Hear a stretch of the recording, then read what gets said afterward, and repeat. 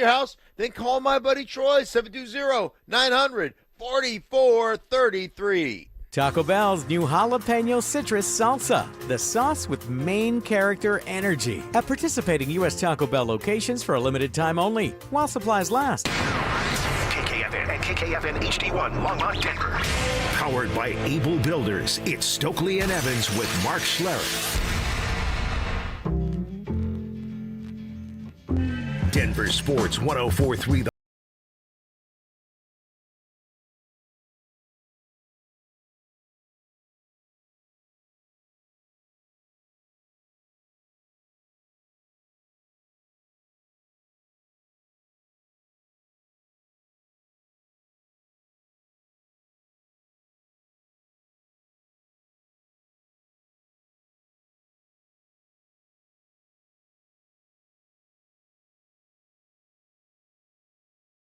Wednesday edition of the program.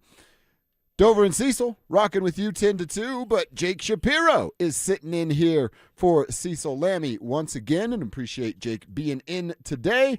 We've got a ton to get into today. We will continue some of our off-season conversations, and including a conversation that we're going to start with that, Jake, you talked about yesterday. You actually alerted me to this, so you get the credit for it. 1 year ago today, there was a trade in Nuggets Nation that a lot of people celebrated. A lot of people thought it was going to change the fortune, the future of these Denver Nuggets, and it didn't necessarily do that. 1 year ago today, the Denver Nuggets traded Michael Porter Jr. and a draft pick, a first-round draft pick, to Brooklyn in return for Cam Johnson. So we're actually going to start with that. A little look back at what that trade was, who won that trade, and how we now feel about it 365 days later. If you go back and look at the stats, you're going to go, well, Michael Porter Jr. averaged more points. Oh, my God, the Nuggets trade they lost the trade. That's not necessarily what you have to look at with just the points per game. It took Cam a little bit of time to fit in. And then throughout the season, he was just inconsistent. Cam is actually one of the players that Cecil and I sort of disagree on.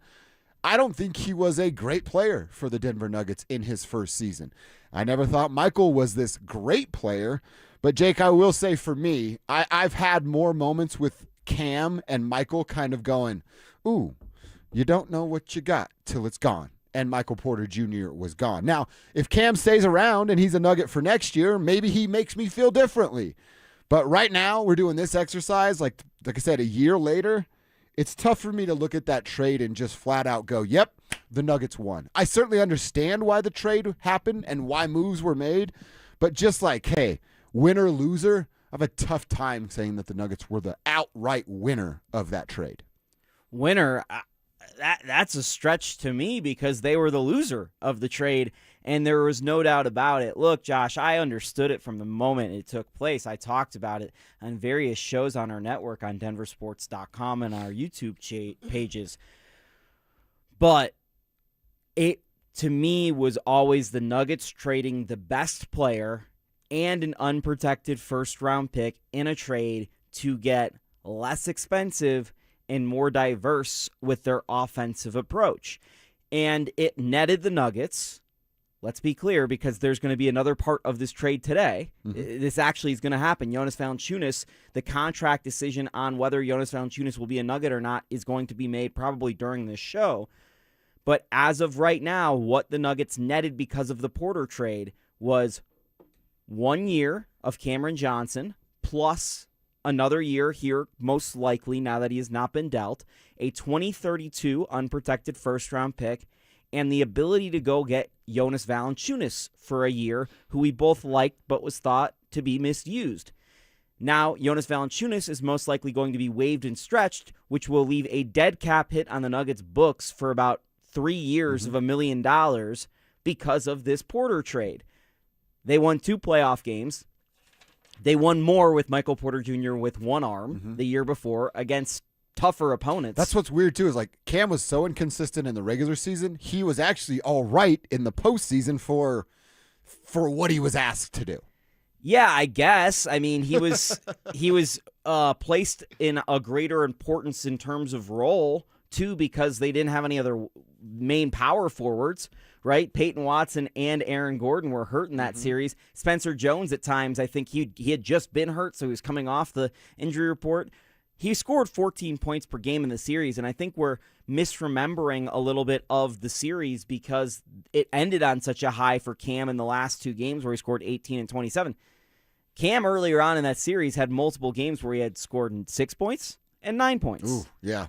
And Recency bias, right? right, and that's why we're all sitting here going, Tyus Jones, oh, the Nuggets brought him back. He only played in 2 games of that series, the last 2, and he was a difference maker.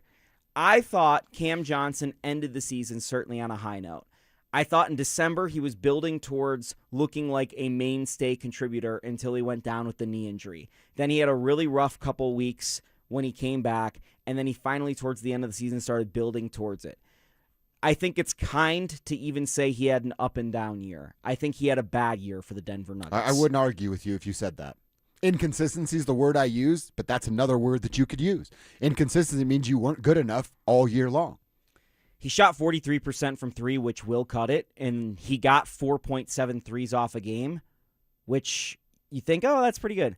He was getting 7 off a game the year before, 6 a year before. Porter for the Nuggets was getting 6 threes off a game, 7 and that's threes with off a Denver? game. Yeah.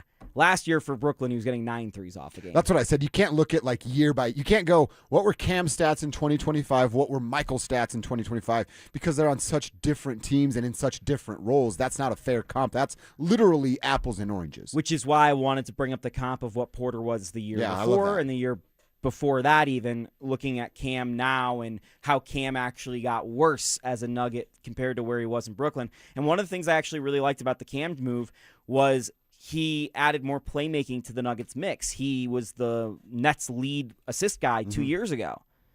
Well, that 3.4 assists per game number actually went down to 2.4. And see, he didn't dribble enough. He didn't shot fake dribble enough, which is something I thought when you get the trade for Michael, you go, all right, there's some financial gain here, which didn't actually help the Denver Nuggets now that we're in the situation. But I'm like, you can shot fake from that corner, put the ball on the floor, attack, shoot mid-range, or create for a teammate. And that's where I would actually say Cam let me down as a basketball fan, a Nuggets fan. Where was your playmaking? Where was a shot fake? One dribble, either a mid-range or you're passing to somebody because the defense came your way. That was very disappointing from Cam. Yeah, I really thought he would be somebody that helped break Jamal Murray free of presses and he would solve that issue. And obviously he did not, based off the fact that they had the exact same failings in the playoff series this past season. But you want to look at Michael Porter Jr. at the rim. Everyone always criticized him for being 6'10 and not getting to the rim enough, which I honestly thought was phooey. I always thought he got to the rim quite a bit. Cam Johnson last year for the Nuggets took 20% of his shots at the rim. Michael Porter Jr. in his last year for the Nuggets took 23% of his shots at the rim. I would have never guessed Michael had 23% of his shots at the rim. Never. Yeah, he was a lot better at getting to the rim than most people think. And, you know, he only had, here's another one. Michael Porter Jr., his last season with the Nuggets had 88 dunks. Cam Johnson had 47 last year. Damn. Literally almost everything Michael Porter Jr. did on a basketball court for the Nuggets, Cam Johnson did half of for the Nuggets the year following. And I know people want to criticize MPJ's games for 88 dunks for Michael? Right. Holy cow. I wouldn't have guessed he had 88 dunks in his career. Porter has 331 dunks in his career. Last 3 years with the Nuggets, 39, 49, 88, and then last year for Brooklyn, 47. He had 24 in the playoffs. The 2 years the Nuggets made deep runs, and then 5 last year with the shoulder injury. Cam Johnson had 3 in the playoffs last year. Obviously, a smaller. I'm sure you watched. We're both junkies for basketball, so I watched some Brooklyn games. He wasn't real interested in going anywhere inside the painted area. Was Michael Porter Jr. Because why would he? He wasn't trying to win games last year. Exactly right, yeah. And that wasn't the thing. And, you know, he upped his shots per game with the Nuggets. He was 13 a game basically his entire career at the Nuggets. He was shooting 18.5 times a game last year. That's what he went there to do. Right. And his three-point number came down from 39, 40% where it was with the Nuggets to 36% with Brooklyn. And part of it was there was a lot of attention being put on him because he was their only chance at winning games. But that is where Cam Johnson was better than him last year. Cam Johnson shot a scorching 43% from 3, which would have been better than any singular season Michael Porter Jr. had except for his sophomore year. I would say that Cam Johnson's shooting threes, generally speaking, his shots were a little more open than Porter's shots. And that had drastic effects. I know the Nuggets offense was technically the best it's ever been last year, and I would agree with that to certain points, but I couldn't recall, and I kept saying this out throughout the course of the year, the Nuggets went like 5, 6, 7-minute stretches through games constantly where they didn't score field goals. That never seemed to be the case before last year. So there were a lot of things that changed dynamically with this team because of this swap, but I think the biggest one for me, and it was an issue that goes back to the Oklahoma City and the Clippers series 2 years ago, is the Nuggets had a rebounding issue. They traded their second-best rebounder, and they didn't replace him, and they got absolutely worked on the glass in the playoffs a year later. And that's one of their biggest holes this offseason is rebounding, and it's because they traded Michael Porter Jr. So we're both sitting here on the year anniversary saying we understand why the trade was made. We got it in the moment. We still do. But player for player, it doesn't look like the Nuggets won that deal. You tell us. We're crazy? You feel the same way? 303-713-1043 is the RamosLaw.com text line. You put your name on the end of your text. Your text has a better shot of getting read. We also, as you know, want to hear from you for Tribe Roll Call. The Tribe is you plus us. And if you're new to the show, hey, how you doing? I'm Josh. That's Jake. Kevin and Alex are here. We love that you're joining us. You're now automatically in the Tribe. Let us give you and your company a little shout out, especially if you own that company. Get a little pub plug on the radio by hitting us up for Tribe Roll Call. Who are you? Where are you? What you doing for $1? You can send that info to 303-713-1043, RamosLaw.com text line. You can also send it over on YouTube. If you're watching at youtube.com/DenverSports, get in on the Dover and Cecil stream and hit us up in the Tribe chat. Thanks to our friends over at Shop Honda. Just like our boy Drake does over at Jimmy John's in Lakewood. We always love hearing from Drake. He says, good morning, beautiful tribal chiefs, Dover and Jake. This is Drake over at Jimmy John's. Been a while, just saying hi. 10-2. We love our guy Jake who's checking in. Joe always checks in. He hates the song, but he's riding with us, so we appreciate that. He's working for AWP. Oh, they bought W.S. Bearcat. I'm like, you got a new job, Joe. He's up there west of Berthoud today, keeping folks safe. We're also got an early don't be that guy from Debo. And it's just a picture of his lovely little dog. And it says, don't be that guy that takes pictures of his wiener. Dog. And that's from Debo right there. Look at his cute little puppy right there. You know, I got Bruce, the wiener dog, right? So that's right in the wheelhouse right there, Debo. I appreciate you sharing that with us. So keep hitting us up. We want to hear from you with Tribe Roll Call in this Michael Porter Jr. trade. 1 year later, did we win or did we lose? All right, let's also talk a little Buffs. Jake, you're here, and Big 12 Media Day was yesterday. It came and went without any real big news or buzz about the Buffaloes. Is it done? Are the Buffs still cool? Do they matter anymore? Let's talk about it next. The Nuggets are making headlines. Payton Watson's contract talks are heating up, while Denver's reportedly exploring a blockbuster run at LeBron James. Can the Nuggets keep their rising young star and add one of the greatest players ever alongside Nikola Jokic? Stay locked in for the latest twists, rumors, and reactions. Denver Sports 104.3. The Fan. Hey, that's not bacon grilling. That's your living room at 2 p.m. If your home heats up every summer, your windows might be the reason. Infinity by Marvin Windows protect your home from UV rays, solar heat, and help lower energy bills all summer long. Colorado homeowners have trusted Gravina's Window Center of Littleton for 50 years. Right now, you can save 25% on Infinity by Marvin Windows. Visit them at windowsforyourhome.com. That's windowsforyourhome.com. Don't worry, Dan, I have full coverage. Did you know that full coverage probably doesn't mean what most people thinks it means? Full coverage is generally just for your car. And if you don't have other coverages to protect you in the case you get hit by somebody else, well, then you're just straight up gambling that the bad driver that hits you has good insurance, and you don't want to do that. 15% of the drivers out there don't have any insurance at all. Others only have the minimum, when for pennies on the dollar, you can have the coverage that protects you in case somebody else smacks into you. Medical payments coverage. I saw a lady come into the office the other day, $25,000 in med pay coverage. Absolutely what you want. It was only $31 for the entire 6 months of the policy. It was another $100 or so for the UIM coverage she needed. She had over $100,000 in coverage there. You definitely want to have that. You protect other drivers if you hit them. You also need to protect yourself in case they hit you. Any questions at all, just call us 303-LAW-4040. Jacob's Law, 303-LAW-4040. the package of seeds you see at garden stores. I just bought a few: lettuce, sunflower, and green beans. This is Jay Rickstrew for Alpine Bank, member FDIC, an equal housing lender. You may be wondering why a banker is talking about planting and not savings accounts. Well, these seeds got me thinking. Growing something new doesn't just happen in the garden. Alpine Bank can help you do that to your life too. Maybe starting a business is on your mind. Is fresh landscaping or a backyard patio something you'd like? When you have a minute, call or visit Alpine Bank. Tell us about your summer plans. Together we can plant seeds and see exciting things grow. Just like my sunflowers. Alpine Bank, committed to Colorado and you.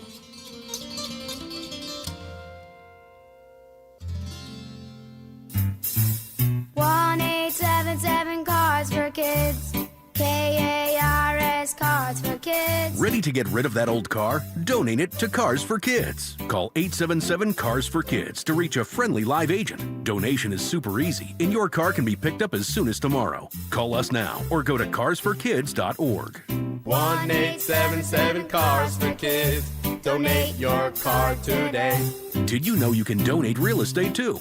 Hey guys, it's Mark Schlereth. I just made one of the best decisions of my life. I got rid of my glasses. I went to Cutarelli Vision and had refractive lens exchange, RLE. I wore glasses for distance vision, but I got to that inevitable point in life where I was always needing those reading glasses just to do about anything, and half the time I couldn't find them. Seeing menus, texting, reading my computer, or studying film, it was a struggle. But now I see the world perfectly, near and far, without any glasses, thanks to Cutarelli Vision RLE, the perfect permanent solution to spending your good active years not needing reading glasses. And here's the cherry on top: you'll never develop a cataract. Dr. Cutarelli is Colorado's most experienced with over 90,000 vision correction procedures. You can trust him to know if it's the right time for you and RLE. Schedule your free Zoom consultation at coloradorle.com. Cutarelli Vision, RLE, no readers, glasses, or contacts, or cataracts. coloradorle.com.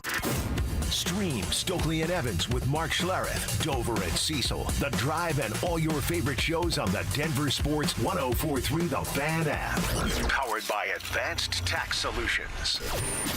Denver Sports 104.3 The Fan. Denver Sports 104.3 The Fan presents Dover and Cecil.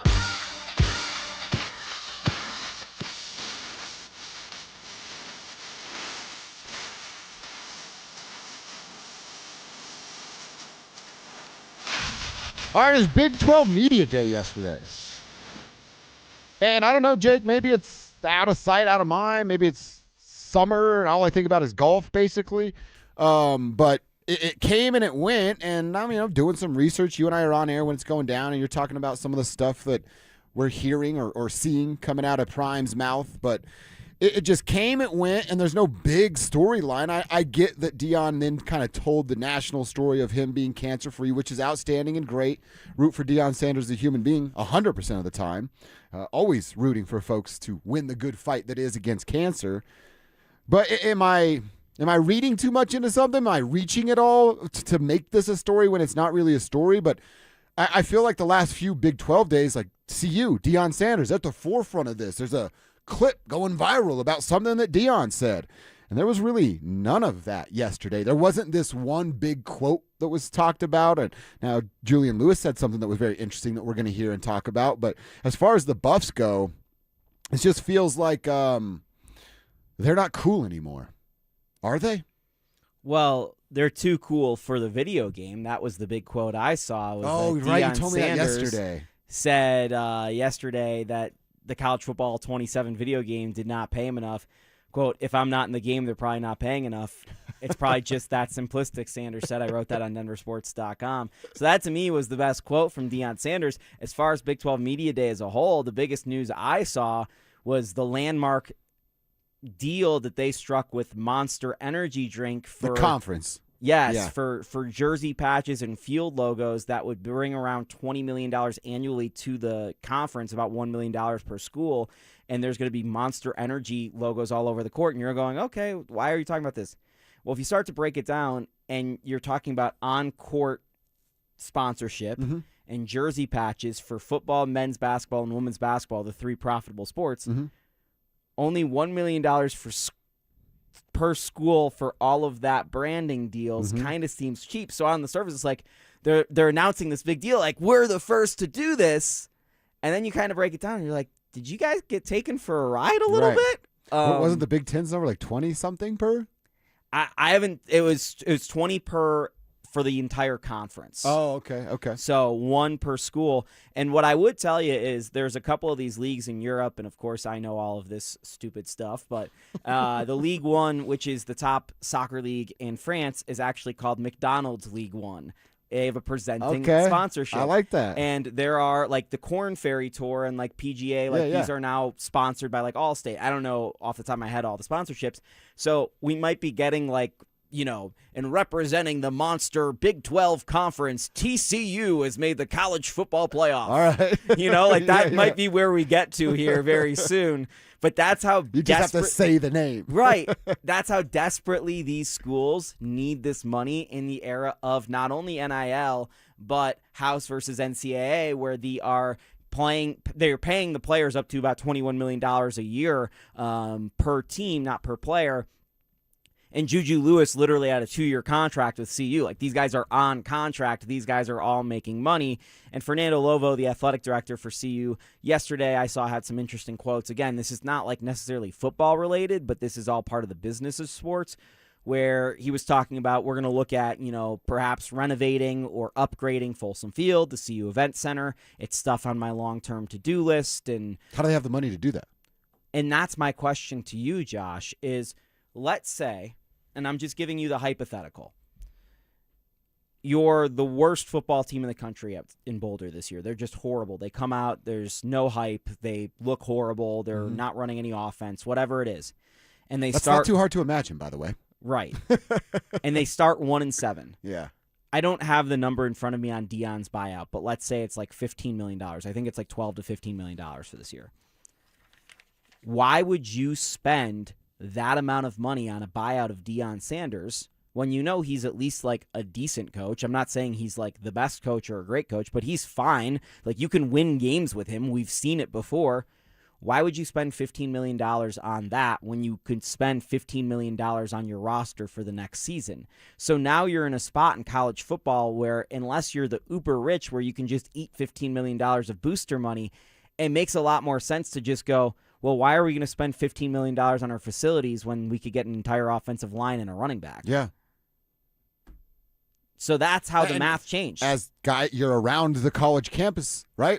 What's a kid want? An 18-year-old kid, a 19-year-old, whatever you're chasing in the transfer portal or via a high school recruit. Pizza, beer, and girls, money. And money. Girls. Right? But yeah, money as well. Guess what Boulder has? Pizza, beer, girls. And if you could give them some money, that's that final little box that you need to check. I always thought it was so stupid of the facilities. Look at the updated facilities. Cool, you got weights to lift? Let them lift those weights. But that made sense in the world where they couldn't pay the players directly. No, I know. I'm saying now, in today's landscape, that's so dumb to even talk about. And that's how it shifted, because right now, at least in this juncture, college football facilities almost across the board are nicer than NFL facilities, because before, all of that money, they didn't have anywhere to spend it, but being like, okay, we can give the players amenities. Now they're all like, we don't have any money for the amenities because we have to pay the players. And now you're going to start to see these NFL facilities like the one the Broncos are about to just finish right here in the next month or so. Like, that will completely outclass the one in Boulder. But right now, the one at CU is probably better than the one the Broncos have, which is a crazy thing to say. But now that the Buffs have to pay, one Garrett Bowles to their entire team, that's going to become a struggle. I want to get to something that Julian Lewis said yesterday. We might have to carry this over and talk about it a little bit into the next segment. But this is what he said about what their offense was a year ago. My play, I'm actually looking at the defenses now. Last year we wasn't really looking at defense as much, just kind of high school free ball and just out there playing football. But, it's a lot bigger than that now, so it should be fun. Free ball is an interesting way to describe playground football. But so Pat Shurmur didn't really do anything? Just go out there and, hey, man, wide receiver out there, run a little post over here on the left side. Let's do a quick curl, tight end, just maybe a slant across the middle, and whoever's open, hopefully I'll get it to you. I can give you the headline from DenverSports.com Sure. on the story. Juju Lewis tells us what we already knew about Colorado's coaching staff. That's the other thing. I hear this yesterday, and then Dion, I hear it afterwards going, I think this is the best coaching staff I've ever heard. Well, no bleep, Dion. Your quarterback just threw the last offensive coordinator completely under the bus. So, of course, this is your best coaching staff. And you can't forget there was a switch midseason, and they not only switched quarterbacks, but offensive coordinators and play callers. This is the least surprising thing of all time, given what we already knew about Pat Shurmur. And I'm just going to give the benefit of the doubt here, by the way, to the kid and to the Buffs.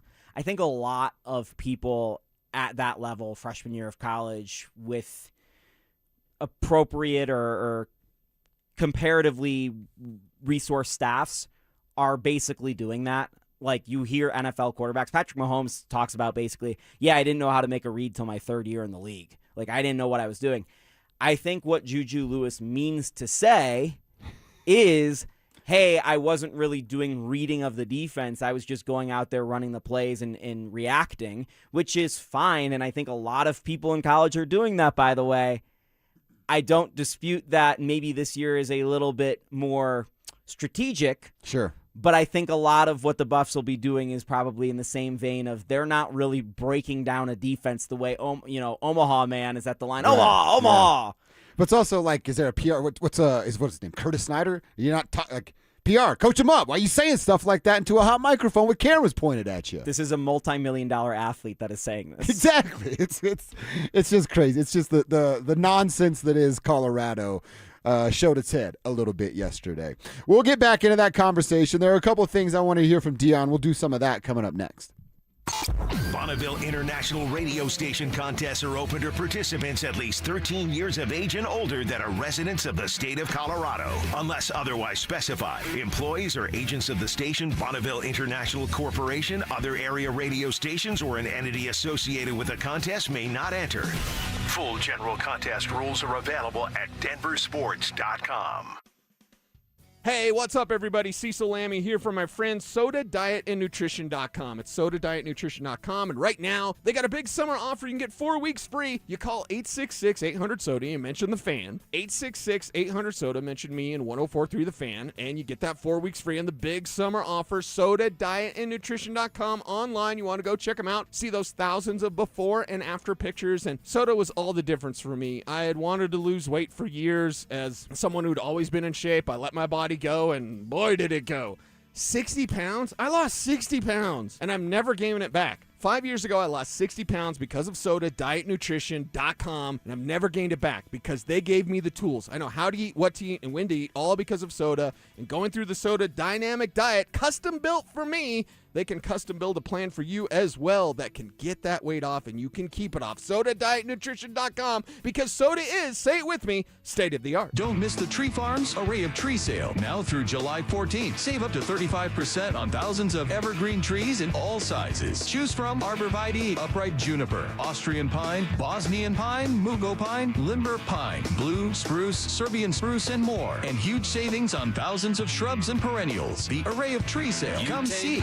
I-25 to exit 235, then 5 miles west to the tree farm. Performance matters in intimate moments. Don't let ED ruin them.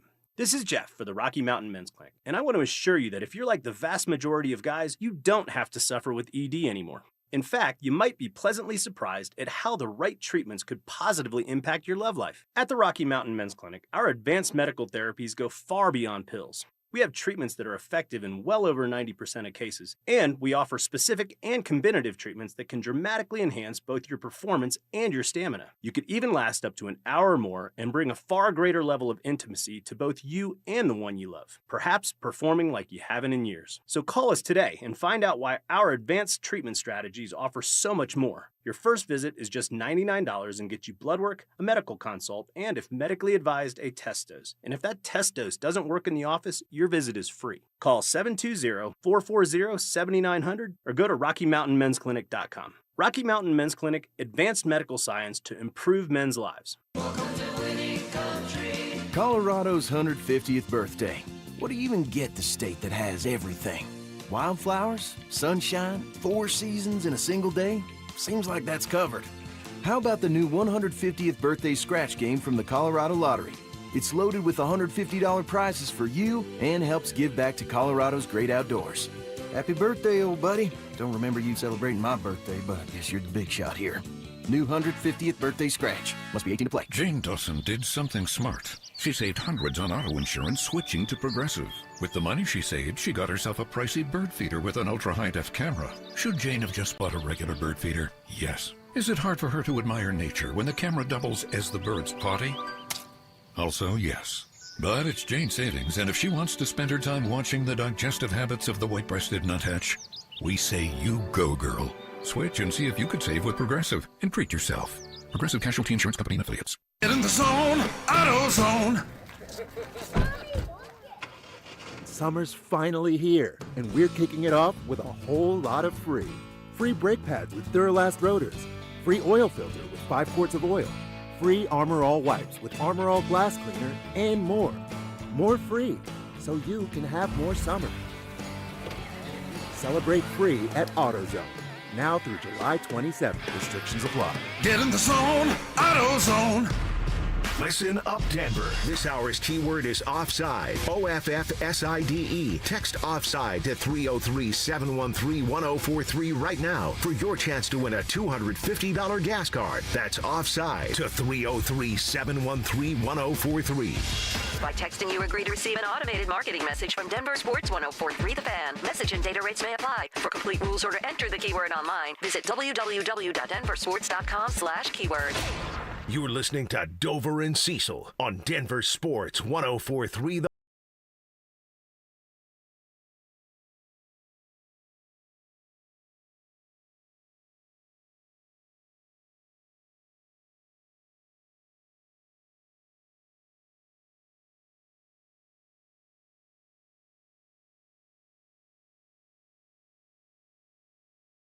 Line at 303-713-1043.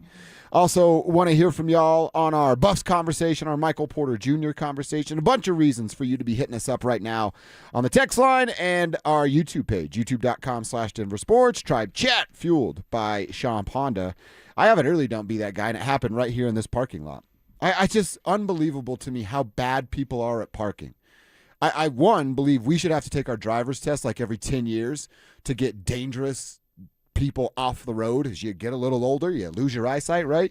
There's a white Tahoe right now in our parking lot. I wish I wrote down the license plate number because I'd rattle that bad boy off.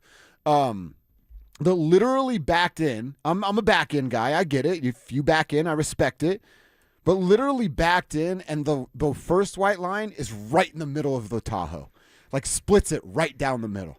How do you get out of your car, see that, and then not get your lazy ass back in the car and fix the way you parked? I came in after you, so you're going to love this. I was waiting for you, too. I'm like, where's Jake at? I parked as close as I possibly could to that guy. Oh, really? Yeah. Yes. I saw that guy was parked like that, and I was like, I am going to make this guy annoyed. I love that you did that. Yeah. Also, 289ers calling me out on some of my BS. I'm sure you heard the story. I parked here once and ripped off our coworker's bumper, Ty Fuji, on his truck. So I get it. Maybe I'm not the best parking guy, but I also alerted Ty that day, had our insurance file claimed by the time this show was over, and he got his truck fixed on my tab. So, yeah, I screwed up, but I took care of it. Yeah, that seems like the proper thing to do. I got to tell you, people come from all around the country to see my wife and hang out with my wife. My wife's a very popular woman with friends everywhere. The thing they come away most impressed with Denver is Jake Shapiro's parking space. Nice. You need to parallel park that sucker anywhere downtown. I got you. One take, no problem. Like, that is a top skill of mine. That's when you parallel parking the first time. You're like, y'all see this? You see what I just did? I had such a good parallel parking job like 3 years ago in front of 16th Street Mall that I had to take pictures of the front and the back, and I started sending it out. I'm like 6 inches most to spare. Look at my work. Like both sides combined. Yeah. Look at what I just did. And you know what? My lady is from New Jersey and lived in New York for 5 or 6 years before she came to Colorado. So she's the same way. She's like, I'll take care of this. Watch me parallel park. And she's pretty damn good at it, too. Another don't be that guy. I was downtown driving this morning on my way here, and there's a guy, dropping some things off at his business or whatever. He's got the 18-wheeler pulled up. They're pulling out stuff of the truck to put in the business.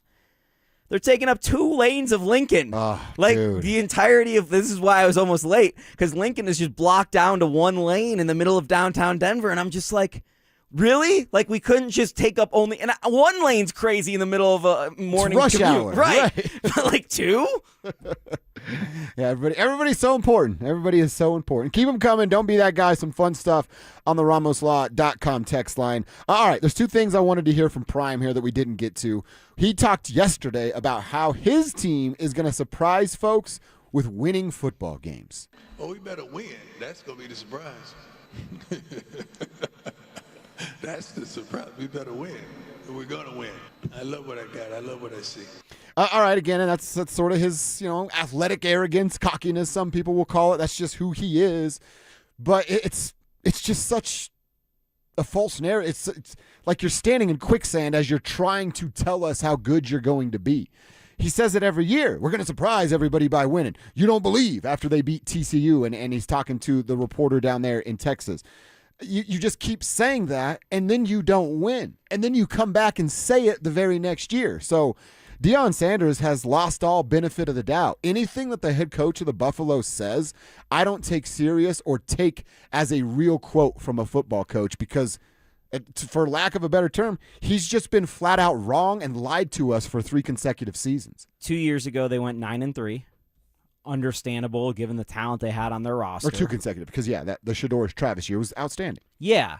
Not outstanding. It was fun. It was fun. It was good. They should have made more with that. They should have won more games, but 9-3 in the context of CU football, great. Yeah. The year after, going into that year, which was last year, Deion tells us, yeah, we lost some great players, but we're going to be even better this year. They had the exact opposite record of 3-9. Yeah. And we're embarrassing. Right. And Deion was telling us before the year, and all of us were laughing, going, that's not going to happen, and we were all right. But Deion was going, yeah, this team's going to surprise some people. This team is better than people think. At Big 12 Media Days, he was saying the exact same thing, and they went 3-9. So what's me to believe that Deion, who is towing a very similar line going into this season, that they're going to be anything better than 3-9 or 4-8? That's kind of where I thought they were going to be. Look, they lost a lot of talent. They brought in a lot of talent, too. They brought in a really good wide receiver, but they lost a lot of talent to the portal.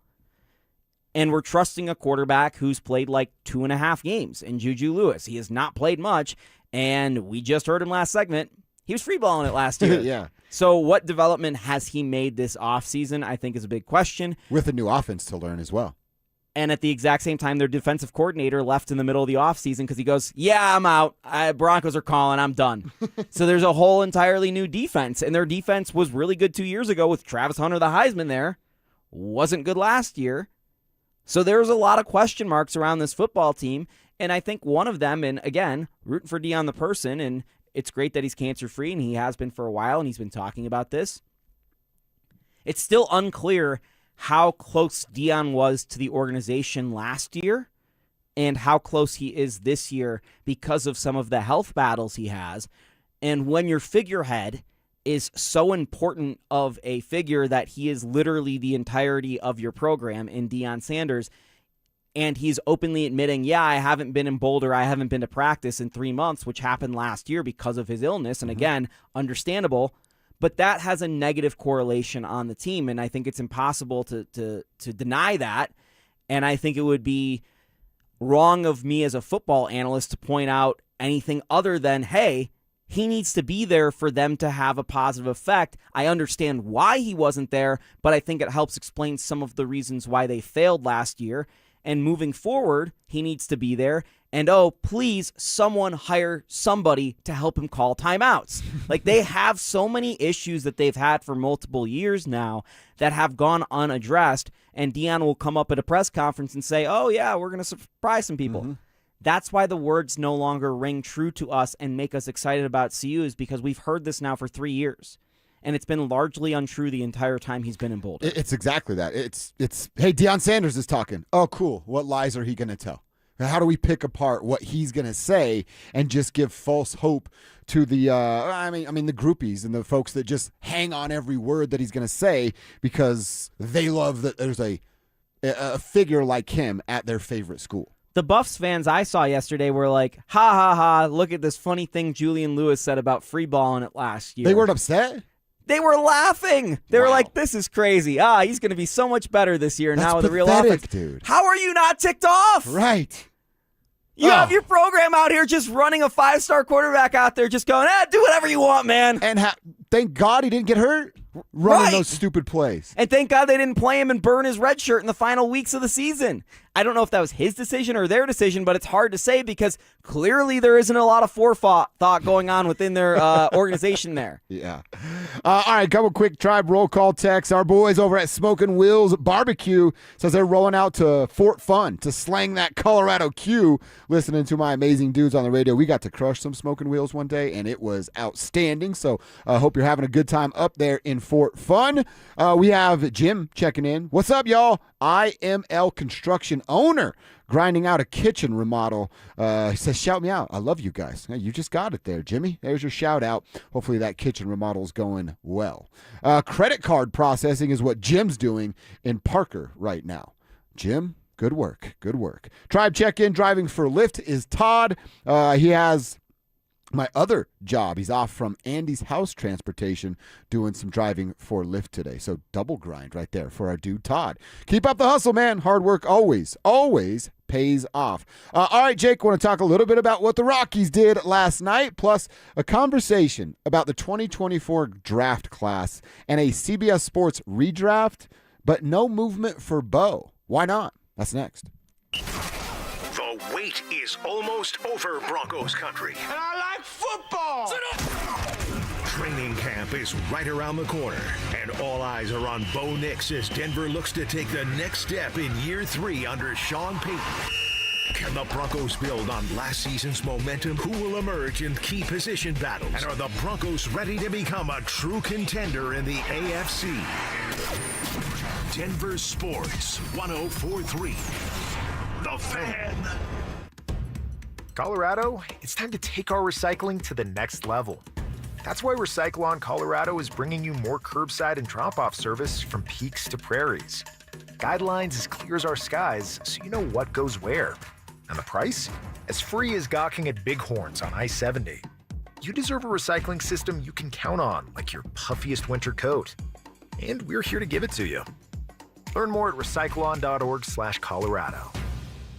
Gebhardt BMW, your trusted family dealership since 1975 in Boulder, has a championship-level lineup ready for you to test drive and take home today. They currently have specials on both the BMW X3 and X5 models. The BMW X3 model is a luxury compact SUV that offers balanced handling and a powertrain variety. The BMW X5 model is a high-performance powerhouse luxury model that offers you a thrilling driving experience. They also have a great pre-owned BMW lineup as well. Schedule your test drive today. Go to GebhardtBMW.com. Gebhardt BMW, your trusted family dealership since 1975.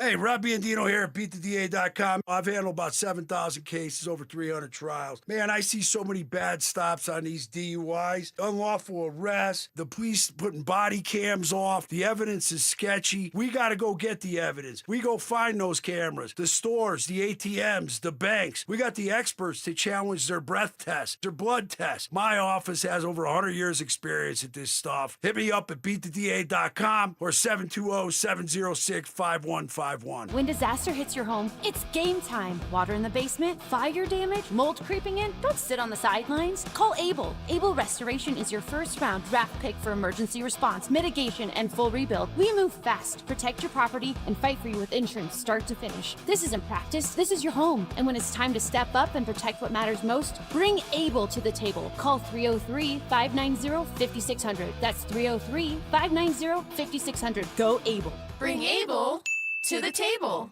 It's home selling season. And what's the biggest mistake you can make when selling your home? Settling for less money. That never happens with Orchard. Low ball offers can wear you down, causing you to settle for thousands less. You don't have to settle when you sell with an Orchard agent. Orchard reinvented the real estate industry by guaranteeing your home sale. Their local agents help you sell on market for top dollar.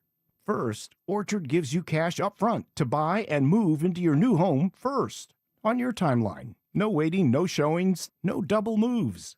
Then, once you're settled in, your Orchard agent helps you sell your home on market for top dollar. Here's what one customer said. I went under contract within 24 hours of my home listing, which was amazing. With Orchard, you never have to settle for less. Buy before you sell and get top dollar for your home with Orchard. Curious how much your home is worth? Visit Orchard.com to get your free home valuation. That's Orchard.com. This is Todd Whalen, founder of Advanced Tax Solutions. I'm here with Wes. Tell me what happened between you and the IRS. I ended up owing $55,000 on unpaid taxes. I hadn't filed for several years and ended up settling for $25. Hold on. So you went from owing $55,000 to $25? Now that's a great story. How did that happen? Well, it's rather amazing, I guess. It got to the appeals officer. The appeals officer signed off on it, and obviously we accepted it. Wes, what made you come to Advanced Tax Solutions? You hear of many different firms or whatever on the radio, some local, some not, and I felt confident from the radio spots I heard about Advanced Tax Solutions. So how do you feel about Advanced Tax Solutions now? Very, very lucky and very grateful. And would you recommend us to your friends and family who are in the same situation? Yes, I absolutely would. Thanks, Wes. You know, if you're listening, be our next great story, 303-753-6040 or advancedtaxsolutions.com. Need better rest? Let Mattress Firm's sleep experts match you with the perfect bed at the July 4th sale. They make sleep easy. Want real Broncos talk? Cecil Lammy and Andrew Mason bring the heat on Orange and Blue today. The most passionate intelligence and in-depth Broncos coverage in the game. Weekdays at 5 p.m. on the Denver Sports 104.3 The Fan YouTube channel. Hit subscribe at Denver Sports 104.3 and never miss another take. Orange and Blue today, powered by Ramos Law, official injury law firm partner of the Denver Broncos. Denver Sports 104.3 The Fan. It's Dover and Cecil on Denver Sports 104.3 The Fan.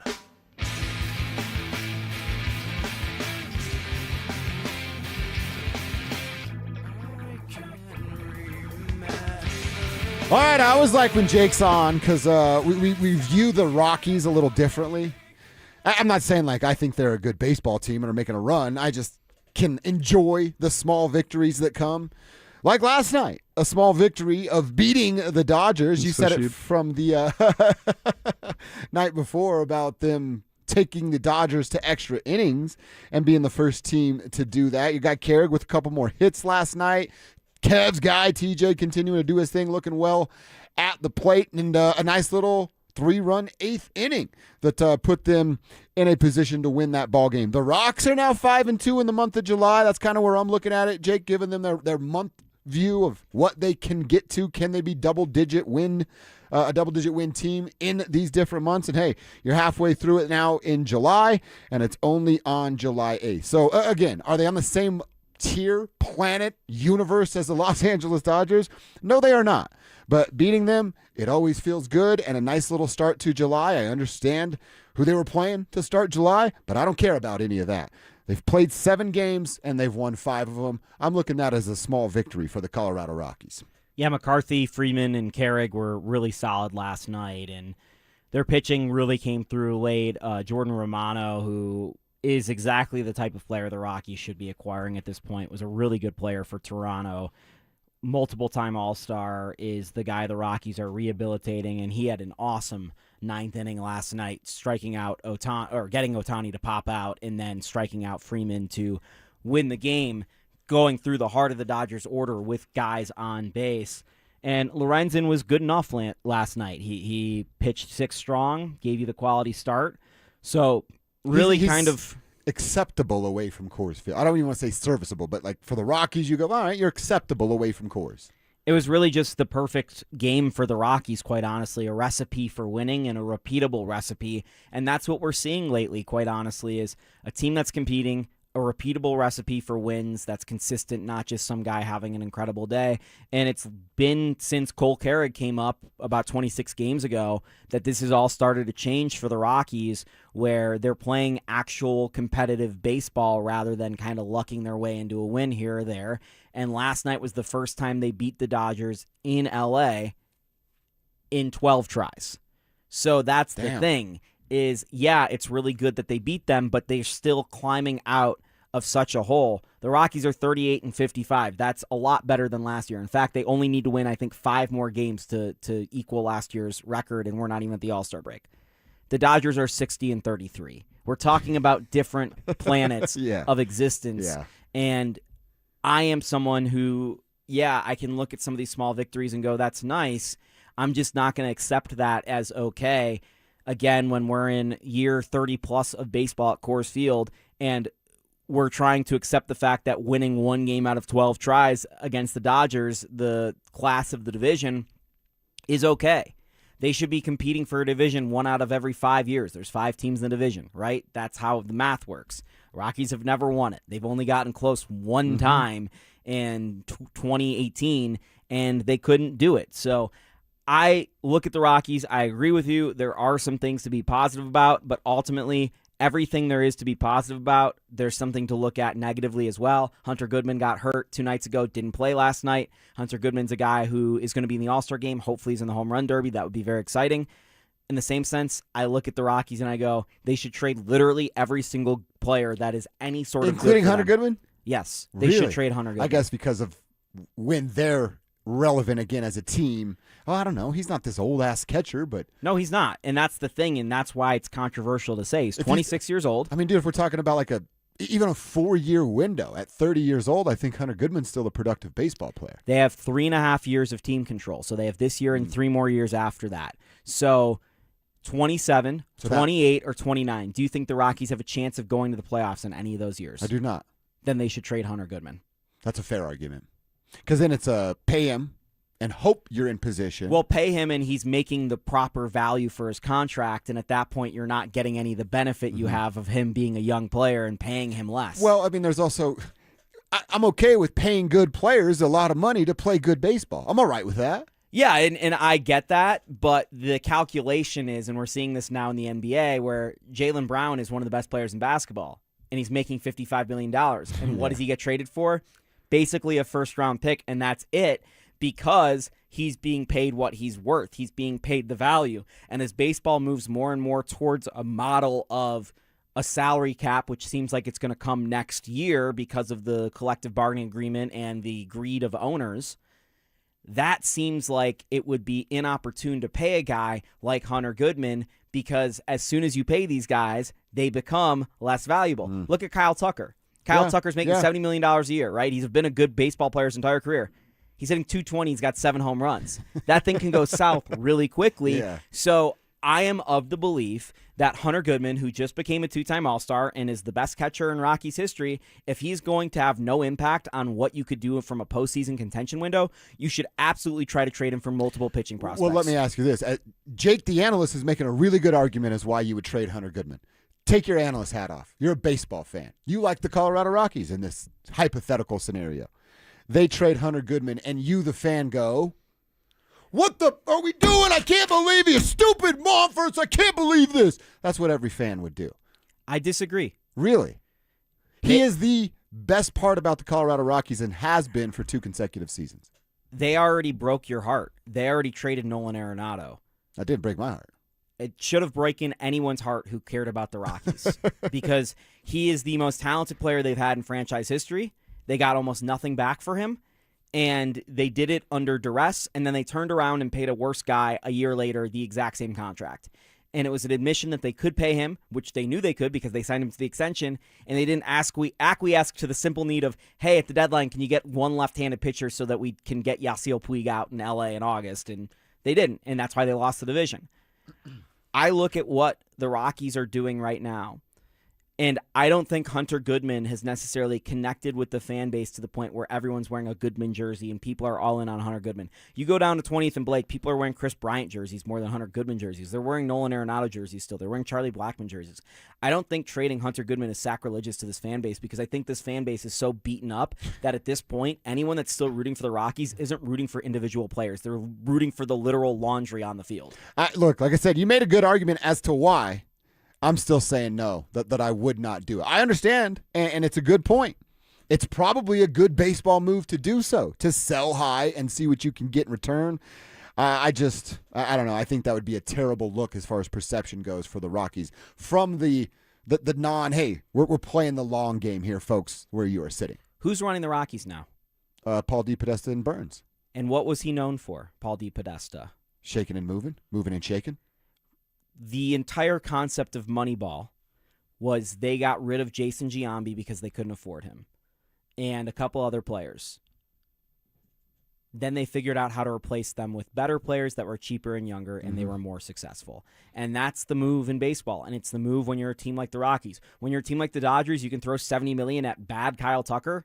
Like, you might as well because you're not doing anything else with the money, right? Like, and I could have told you, I literally, as a Cub fan as well, I was sitting there last year going, that's the best thing that could have happened to the Dodgers this offseason. They paid Kyle Tucker. What a mistake. Because he stinks. I just saw it. He stinks. But I am also of the belief that the Rockies need to build around this Cole Carrick kid, and I am signing myself up for another year of Warren Schaefer, what he's instituted in the running game, the defensive stuff, and, giving the pitcher some leeway, but also being strict about some of the other stuff with the pitching. I'm signing Schaefer up for another year. I'm seeing what I really have in Cole Carrick, and I'm calling up Charlie Condon at the trade deadline because he's been absolutely on fire in Albuquerque. I think he has 20 home runs this season already, and Zach Veen was just named the AAA Player of the Month for the month of June, so I'm calling those guys up. I am seeing that outfield of Condon, Veen, and Carrick over the next couple months. I'm losing a lot of games because I'm trading literally everyone at the deadline with the idea in the future of, hey, these guys that we get back at the deadline, they might actually help us in 2029. I want to revisit this. We'll do it a little later, probably in our noon hour, because I want to talk about those four guys specifically that you're highlighting right there. And we'll do that coming up in our lunch hour. Meantime, let's get into a quarter two conversation. Going back to that Seth Wickersham article about Sean Payton and the Broncos, he joined the drive on yesterday's show to talk about it and his time being spent around Sean. So let's hear about that Belichick story, the argument between Bo and Sean, coming up next.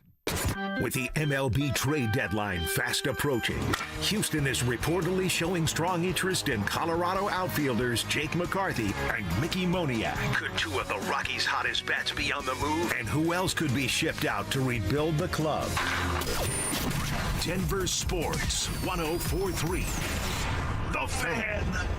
Summer is a time to feel and look your best, but I'm not talking about your tan or abs. Guys, I'm talking about your hair. Restore that bald spot, reverse your receding hairline, or add volume to decades of thinning during Advanced Hair's once yearly summer savings event. Advanced Hair's simple one-day treatment begins to regrow your own natural hair the very next day, and it can even grow for life. Did I mention Advanced Hair even guarantees your new hair will grow? Take advantage of your flexible summer calendar and get the most hair for your dollar during Advanced Hair's best offer ever. The summer sales event is on for a limited time, so schedule your free consultation and get the details today. 720-459-HAIR. One-day treatment, life-changing results with Advanced Hair. Your new hair is guaranteed to grow. Check out the incredible before and afters and get your savings details while still available. That's 720-459-HAIR or advancedhair.com.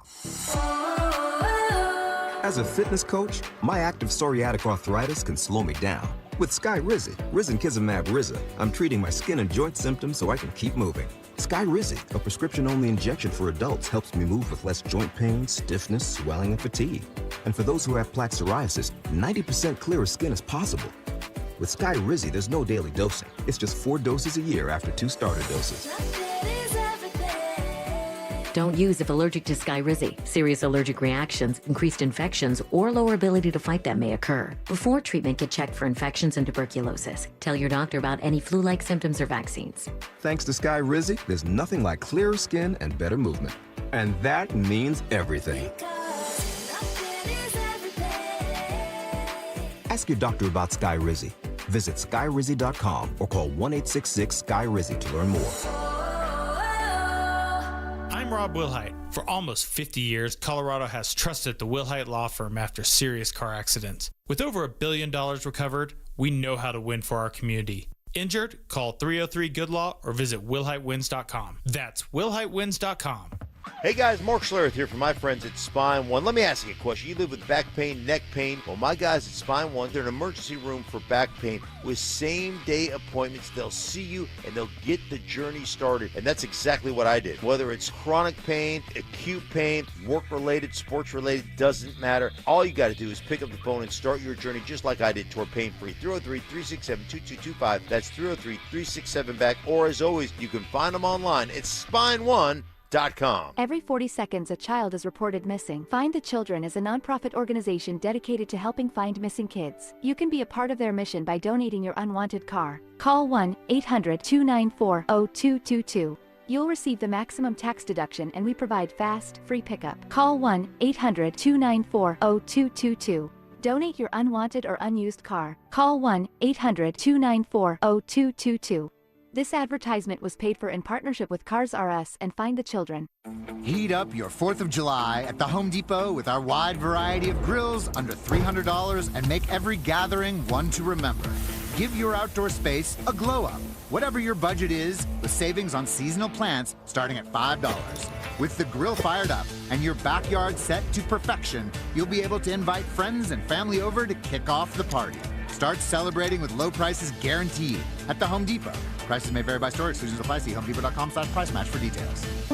Indeed presents hires you can't afford to get wrong, like public works supervisor. Hey, this water main is under a ton of pressure. Did you ever fix it? Yeah, 3 layers of duct tape. Wait, should I have added a 4th layer?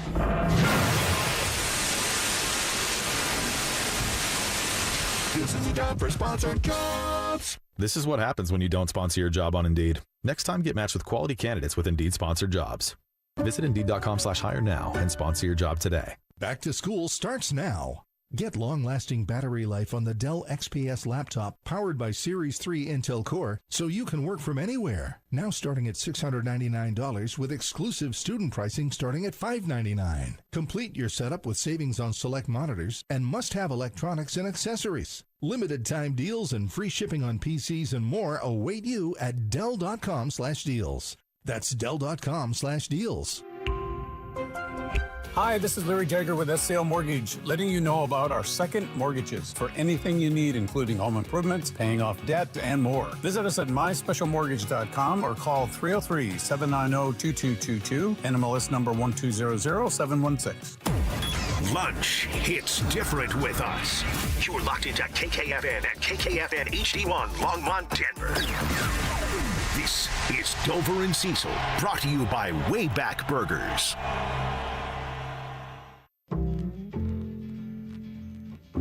Denver Sports 104.3 The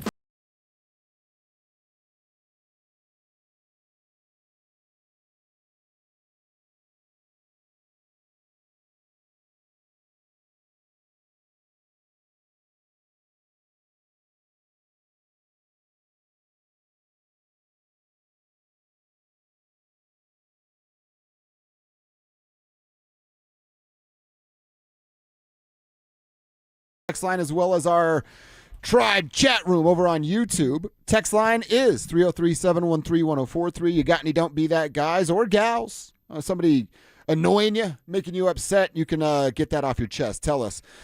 And put your name on the end of your text there on the text line. Over on YouTube, the Tribe chat room is brought to you by Sean Ponda. Just get in. You got your screen name and hit us up over there as well. Jake Shapiro sitting in for Cecil today. Jake, you and I were together yesterday, and we talked a lot about the Seth Wickersham article and his big 20-page piece about Sean Payton, the Denver Broncos, his time being with the team through their playoff run. And there was a lot to take away from it. We had some fun with it. One of the bigger things we talked about, and both of us were kind of like, did this actually happen? Or Sean just kind of saying stuff, was this Bill Belichick thing. And the whole Bill Belichick, Sean saying, I was going to present a scenario to Greg Penner where you'd hire Bill Belichick, he'd be the coach, he'd get the all-time wins lead, and then I would take back over. We were both like, I don't know if I'm buying that at all from Sean Payton. Can I ask you a question on that? Yeah. Do you think Greg Penner found out about that yesterday? I would believe so, yeah. Yeah, me too. That's like a crazy. He probably woke up, saw the Schefter tweet, and was like, "What?" Mm-hmm. Right? Like all the rest of us. Like, wait, what? Let me rub my eyes real quick. Did I just wait? What? Bill Belichick was going to be the head coach of my football team because my head football coach was like, "Hey, this might be a good idea." But for that story to come out yesterday, I think that was definitely the main takeaway, at least for the national audience. Locally, it was a lot of more in the weeds stuff. Nationally, that was definitely the headline people were following. Yeah, that's the big story coming away from it. And I believe we have a cut about the Wickersham stuff with Bill Belichick. If you guys can check that out, because I want to know now Seth saying like, hey, it's come out. We weren't the only ones. There was I forgot his name, a big-time NFL national reporter that quote tweeted the Schefter thing and just wrote, "This is dumb." Like, so it's not just Jake and I on the local level saying, like, this probably never happened. It's also national reporters going, I'm not so sure about this one, Seth. So this would have been Sean's first season or second season? I think Sean's second season. Because he played against Belichick with the Patriots his first season in Broncos. Yes. He did. So the second season, the year they ended up going to the playoffs, right, with Bo as a rookie. So let's just play out the scenario. Broncos draft Bo Nix, realize Belichick, probably right around that time, they're like, oh, Belichick's not going to get a job. Let's name him the head coach. Sean's the offensive guy. Sean's the quarterback coach for Bo. Belichick's running this awesome defense. They win the proper amount of games needed, which I think was 11 or 12 games for Belichick to get that record, because I think that's what the Broncos won. The Broncos won right around the right amount of games for that record to be fulfilled. And then the playoffs come around. Does, like, Belichick move to the side and Sean's the coach now? Like, how would that have worked? Did Sean in his brain, that's what I'm saying. Like, Sean didn't even think about this. No. Sean was just like, would have been cool. Could be cool. Mm-hmm. Could work for Bill. Who's ever wanted to work for Bill, by the way? Josh McDaniels. And his sons. Yeah, that's what was the pencil guy, right? Matt Patricia. Also, yeah. He was a part of that. Think about the workplace environment with Sean Payton and Bill Belichick both walking through the halls. Like, that's just set your team up for failure is exactly what that is. Here's what Seth told The Drive about this Belichick rumor. No, it wasn't in jest. And, two of the things from the story, first of all, thank you guys for having me, but two of the things from the story that have gotten kind of the most attention are the Belichick anecdote and then obviously the fake punt that he called against the Bills. And both of those pieces of reporting and those sentiments that he expressed are actually born out of respect. I mean, he was just pissed off that Belichick wasn't in the NFL and that all these teams passed over him. He did not understand it. And he thought it was a shame that Belichick wasn't in what he says our league.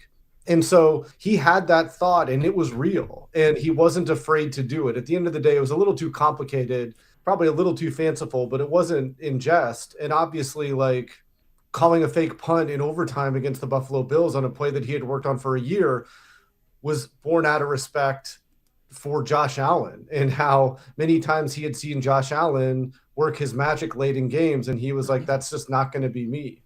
So those were kind of the two things that kind of popped so far. There's a lot of layers to the entire story, as you guys know, but those things were born out of respect for the people that he competed against. All right, so the rest of it, the 4th and 11, we can talk about, but it almost sounds like I think you hit it on the head yesterday. It's Sean, like, the term of him saying he belongs in our league. That's just the ultimate sign of respect for Bill Belichick from an old school kind of coach that I'm sure is going, that could have been me. I could have been in this same situation where I'm now out of the league and nobody hiring him.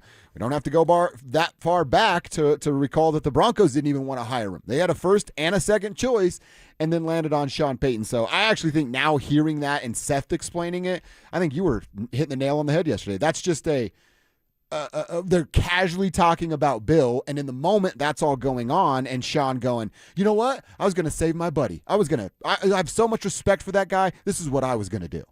That's all it was.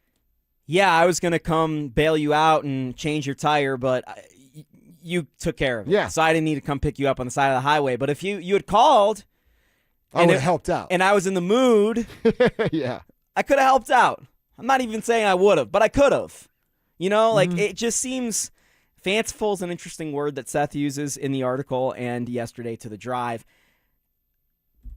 I think he had the idea. I think it was in earnest. I think he thought about it a second time and said, that's ridiculous. Such a bad idea. I'm not doing this. And then to look cool to Seth, he was like, this is how much I respect Belichick. Uh-huh. He should be in the Hall of Fame, and he should be the NFL leader and coach. Look, if I thought of this and I could have figured it out, he would have been coaching the Broncos last year, and I would have been the assistant. Mm-hmm. Like, that's how that played out. I get how it played out, but it's a ridiculous thought to even have.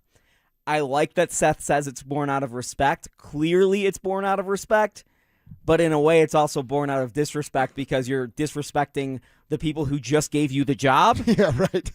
And you're also disrespecting the fact that you are one of the few people that have been a very good NFL head coach, and we all respect you for being a competitor, not for a guy that's like,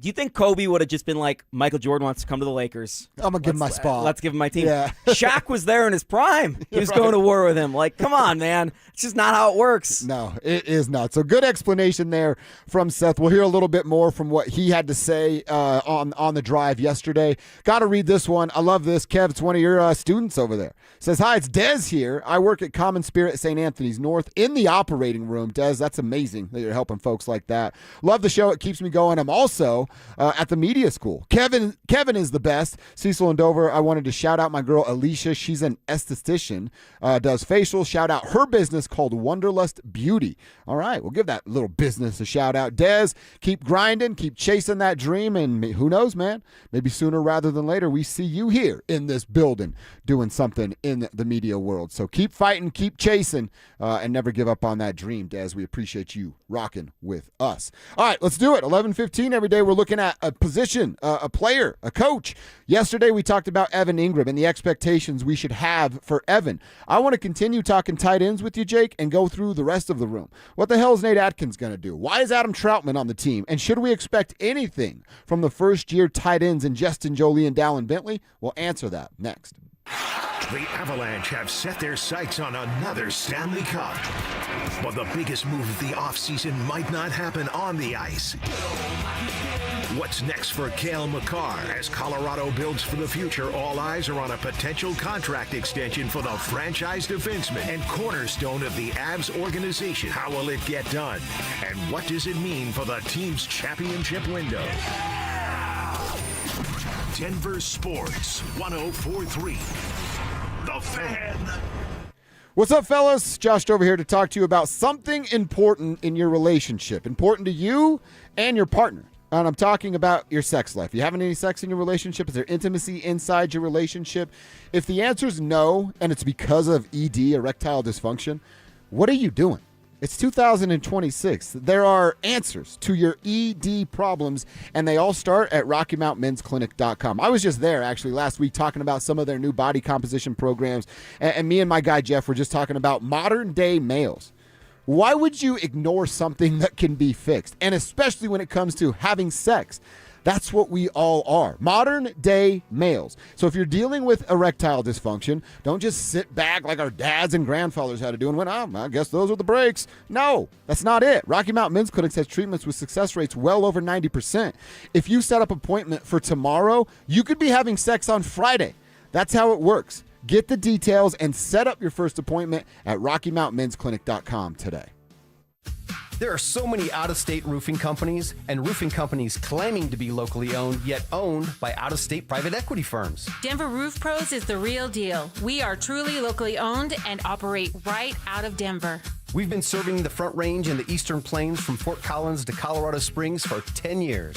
Choose local. Choose DenverRoofPros.com. No matter if it hails, rains, or snows, nobody knows your roof like the Denver Roof Pros. Hey! Rob Dino here at BeatTheDA.com. I've handled over 7,000 cases, 300 trials. Let's face it, divorce is really impactful. You may have a controlling spouse. You may have a violent spouse. You may have been a victim of a domestic violence. You may be wrongfully accused of domestic violence. This all affects parenting rights. And let's face it, the kids are the most important. These are the things that need to be handled. They need to be handled appropriately by someone that's going to protect your kids and protect your rights. Hit me up at BeatTheDA.com, 720-706-5151. Hey, it's Mike Evans with all these Bluebird days in Colorado. Enjoy the view through energy-efficient windows from Bluebird Windows and Doors. Through July, it's their Buy More, Save More event. Save up to 20% on your window and door projects. And when you mention you heard it from me, you'll save an extra 5%.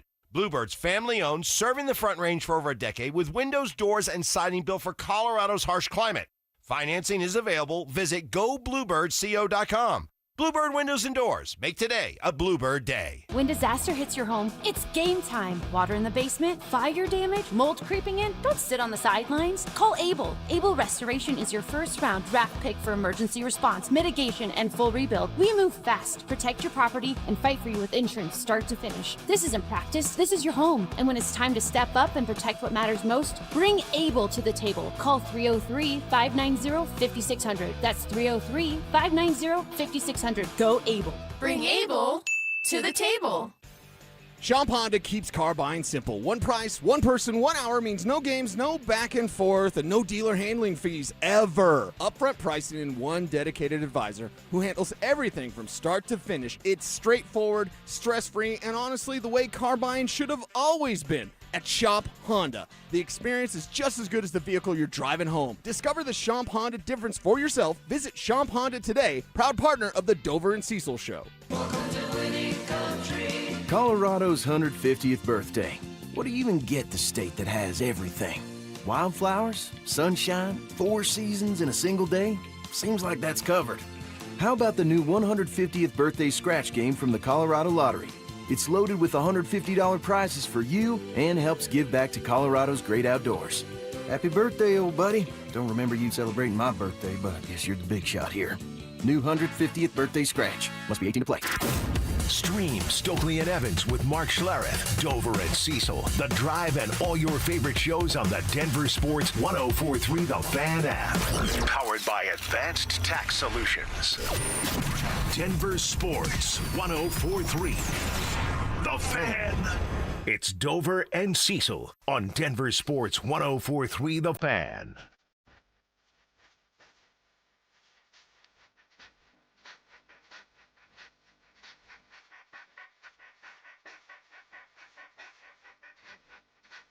Seeing some good Don't Be That Guys on a Don't Be That Guy Wednesday. Luke and Aurora, I feel like we've all dealt with this, and certainly our ladies that have to deal with us being idiots and gross humans. Don't be that guy that pees on the toilet seat and then doesn't clean it up. That's just disrespectful. Common courtesy, folks. I know it's not common these days because I don't know who are raising you folks, but Luke and Aurora, that should be pretty easy. Guys, we don't have perfect aim. Just wipe it up when you're done. It's all good, right? Yeah, I was explaining this to someone the other day who is the sister-in-law's boyfriend, okay? And, like, I'm now an established member of the in-laws family. Yeah. And I could tell he was uncomfortable with the fact I was talking about this. I'll talk about it on air. I'm just like, yeah, man, like, you ever not, like, finish and, like, you walk, you know, like. Yeah. You pee your pants a little bit, you know? You walk in and you're like, that kind of stinks. And he's like, that's never happened to me. Like, how dare you? I'm like, you're lying. You're lying to me, bro. Like, I know you've had a or drop he's or 18. two. As you get older, it gets worse. Right. I was just like, there's a drop or two that comes out. Like, you just got to live with it. That's why we wear 2 layers down there. You know? Yeah.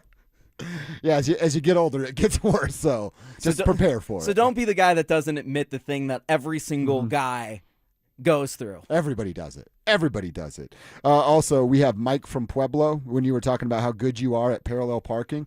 So, right. So Jake's the George Costanza of the Fan when it comes to parking. Not when it comes to parking. When it comes to everything.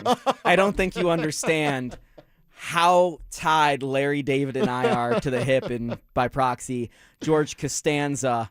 I mean, I was sitting here with James on Monday filling in for you, and this Mike over here on our side. I don't know if you've noticed this, Josh, but yeah, I keep seeing you need to see my friends at Rocky Mountain Men's Clinic. That's just I was in the pool. Yeah. I don't know what's going on over there. It's just been that one the whole time The whole you've time. been here. I don't know if I said something. All right, so yeah, keep it coming with your Don't Be That Guys. Those are always fun stories. All right, yesterday we went over Evan Ingram, and I had a projected stat line. And look, I think you were right in the conversation, if I'm being honest, Jake. I think you said, hey, you probably have those numbers a little bit too high when I'm talking about like 65 catches and 650 yards. And the touchdowns, I think we were kind of agreeing on of like you should score 4 or 5 touchdowns and be more of a red zone threat, although Kevin hit us with some of his Kiss My Stats numbers and showed us that Evan's never really been a threat inside the red zone. So now I want to talk about the other guys here. I think you and I feel the same way about guys like Adam Troutman. Nate Atkins, I've kind of seen like flash at moments of if you need a blocking tight end that also can catch the ball and maybe make a guy miss, well, Nate is that and better at it than that of Adam Troutman. I look at Adam Troutman and I honestly wonder, I get what Sean says. It goes back to what I've been telling you over and over and over about how often they throw the football. Jake, please help me understand for the third year in a row why a coach that only wants to throw the ball has a requirement to have multiple blocking tight ends. I'm being completely serious, and I hate to be the like call for the guy's job. Why is Adam Troutman on this team? Why is Nate Atkins on this roster? And damn sure you don't need both of those and a fullback that can do the same exact job.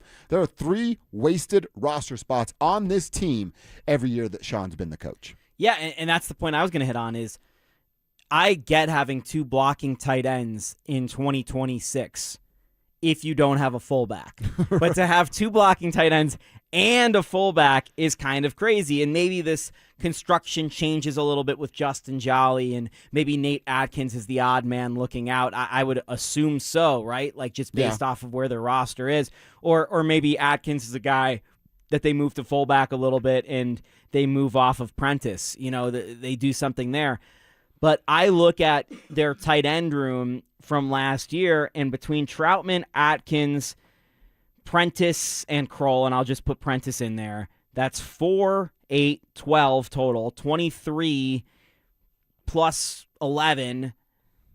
That's, about 45 targets for your tight ends that aren't your number one tight end, and that's a lot for your non-catching tight ends. Yeah. And it also goes to show you, by the way, that Adam Troutman is probably a fine third tight end to have because he is versatile. So in the world where Justin Jolly, and I think Cecil really likes Justin Jolly. That was me that liked him. Okay. I was a big fan of him. Yeah, I was hearing you guys talk about him. I didn't recall which one was, high on him. But let's say Justin Jolly's an impact, his tight end his rookie year, which is a lot to ask of a tight end especially. But let's say he's high impact. He's really good in 12 personnel as a secondary guy that can go out and catch passes.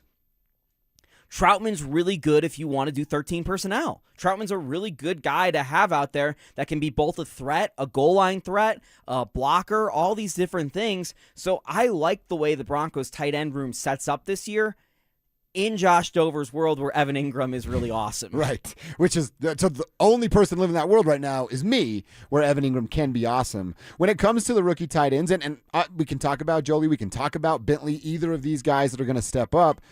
The concern is you're kind of laying it out, depth chart. How can a rookie pass-catching tight end leapfrog the blocking tight end that Sean Payton seems to require on a roster that doesn't run the football? I just don't know if that can happen. So then I started last night to look at some of these rookie tight ends from a year ago. Any of these guys going to have a Tyler Warren year? No. Any of these guys going to have a Harold Fannin Jr., who Kevin and I both loved in last year's draft? No. They're not even going to have the Colston Loveland type of year. I'm looking at guys like Gunnar Helm, even a guy like Mason Taylor, who had 44 catches, each of those guys a year ago. Gunnar had 357 yards, Mason with 369 yards, and 2 touchdowns for Gunnar Helm. I'm not even sure that Jolie or Bentley will get enough reps to make that kind of impact on the team because of who their coach is. I'm going to give you a name that's going to make you really excited. Okay. And then I'm going to give you a couple names that won't. All right. But Jolie was drafted where? 4th round? Fifth round. Last year, and this is, again, just looking at their rookie years, there were 4 tight ends drafted in the 5th round of the draft. One of them was by the Chargers, Aronde Gadsden. That name makes you excited. Yes, I know it does. Yeah. 49 catches, 664 yards, and 3 touchdowns. He was good. If we get that out of Jolly, oh my God. But Rondé was on the field a ton. Will Justin be on the field? Right, because I think their starting tight end, at least at the start of the year, got hurt, and it led to Gadsden playing a lot. The other tight ends, by the way, on this list is Mitchell Evans for Carolina, who caught 19 passes for 171 yards and 2 touchdowns, which is, I think, would be a really good year from Jolie. Like, first year, right? Like, that would be something I would okay take with that. Yeah. Yeah, you get on the field, you make 20 catches, you have about 200 yards, score 2 touchdowns. Jackson Hawes from Buffalo. He was their third-string tight end. Again, similar situation to Jolly because there was 2 good tight ends there with Kincaid, and I'm forgetting the other one off the top of my head. Dawson Knox. Yeah. Dawson Knox. 16 catches, 187 yards, 3 touchdowns. That'd be a pretty solid season as a 5th-round pick, rookie tight end. And then there was Robbie Orts for Seattle playing for the Super Bowl winner, did not get on the field last year. And I think that goes to show you there is a non-zero chance that Jolly, let's say in the world, Evan Ingram gets hurt, and we don't want that.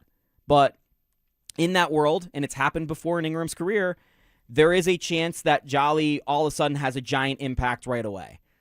More likely, he comes on towards the end of the season, makes probably 20 catches across the year, and has 100 yards. Now, if I even go back to tight ends from 2 years ago in the draft that were picked in the 5th round or later, you're looking at Tanner McClain. If you've never heard that name, it's because he's never had a catch in the NFL. Jaheim Bell. If you haven't heard that name, it's because he has 2 catches in the NFL.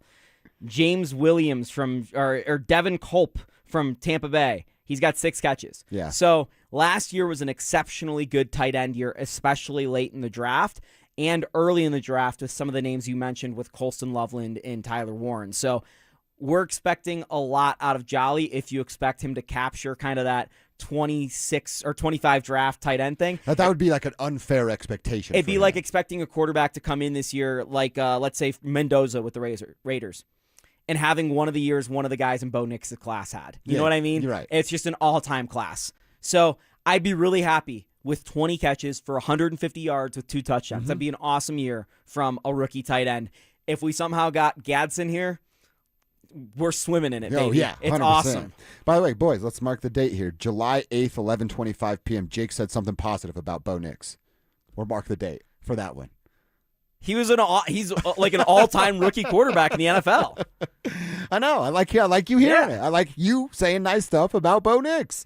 It's a nice little addition to the program here. Aren't I supposed to say bad things about him later in the show? Yeah, probably. Don't we get to that? Yeah, we'll get to that a little bit later on in the program. Great. I'm sure the comments will love that. We'll check our X coming up in about 20 minutes from now. In the meantime, let's go over ESPN talking about their projected starting lineups. They did it for every NFL team. We care about the Broncos, then listed out strengths, weaknesses, and X factors. We'll tell you what they said and if we agree with them coming up next. You're not getting that space. I mean, I'll sleep in my car if I have to. I'll die out here. The Nuggets are making headlines. Payton Watson's contract talks are heating up while Denver's reportedly exploring a blockbuster run at LeBron James.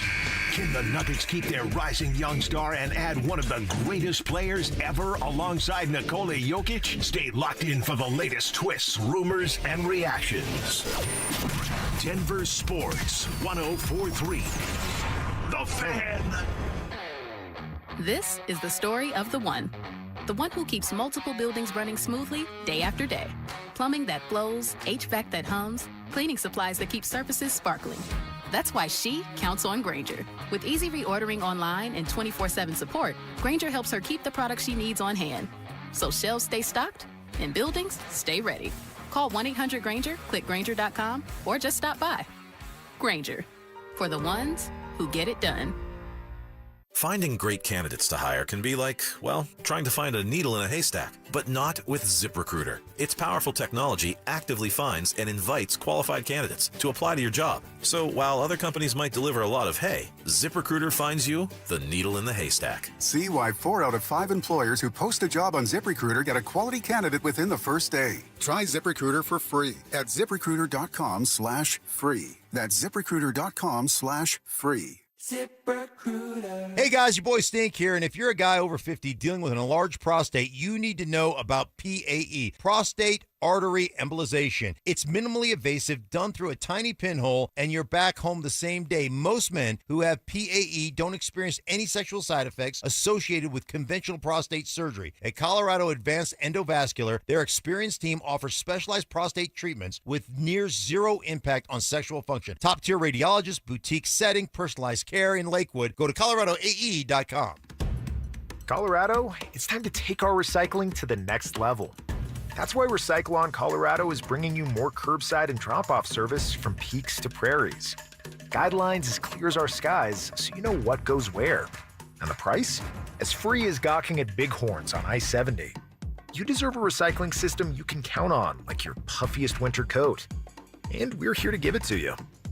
Learn more at recycleon.org/Colorado. Most families get their financial advice in pieces. A financial advisor here, a CPA there, an estate attorney somewhere else. Everyone means well, but nobody's talking to each other, and those gaps can work against you. Trajan Wealth's family office brings wealth management, tax strategy, and estate planning together, not as separate conversations, but as one coordinated system built around your life, your goals, and the people who matter most. Ours is a true family office, not one that refers you out because it's convenient. This kind of dedicated collaboration used to require a 7-figure net worth, but here's the game changer. Trajan kicked that door open. Trajan advisors are fiduciaries, always obligated, always honored to act in your best interest. Unlock your Trajan family office at TrajanWealth.com or call 1-855-TRAJAN-1. That's 1-855-TRAJAN-1. Advisory services through Trajan Wealth, LLC, an SEC registered investment advisor. Other services through Trajan Estate and Trajan Tax. Walk into the back office of most small businesses and you'll see an old DVR humming on a shelf and a camera over the register the owner isn't even sure is recording. They got that like 10 years ago, and the company that installed it doesn't pick up. Vantage can repair or replace all of it. Cameras that read a face in the dark. Access control, network, intercom, AV. One company, one number. Invest in real security for your business or property. Call Vantage at 720-366-7759 or visit business.vssicolorado.com today. Hey, Mr. C, it's me. Well, I just picked up the ring. I actually went to Hellsberg. Thanks for that recommendation. Kate's gonna love that hers is from the same jeweler you got Mrs. C's ring from. They were so helpful throughout the whole process. They even knew your family by name, and the ring looks great. Anyways, I just couldn't wait to let you guys know. Call me back and wish me luck. Hellsberg, designed with care and craft since 1915. Shop in store or at hellsberg.com.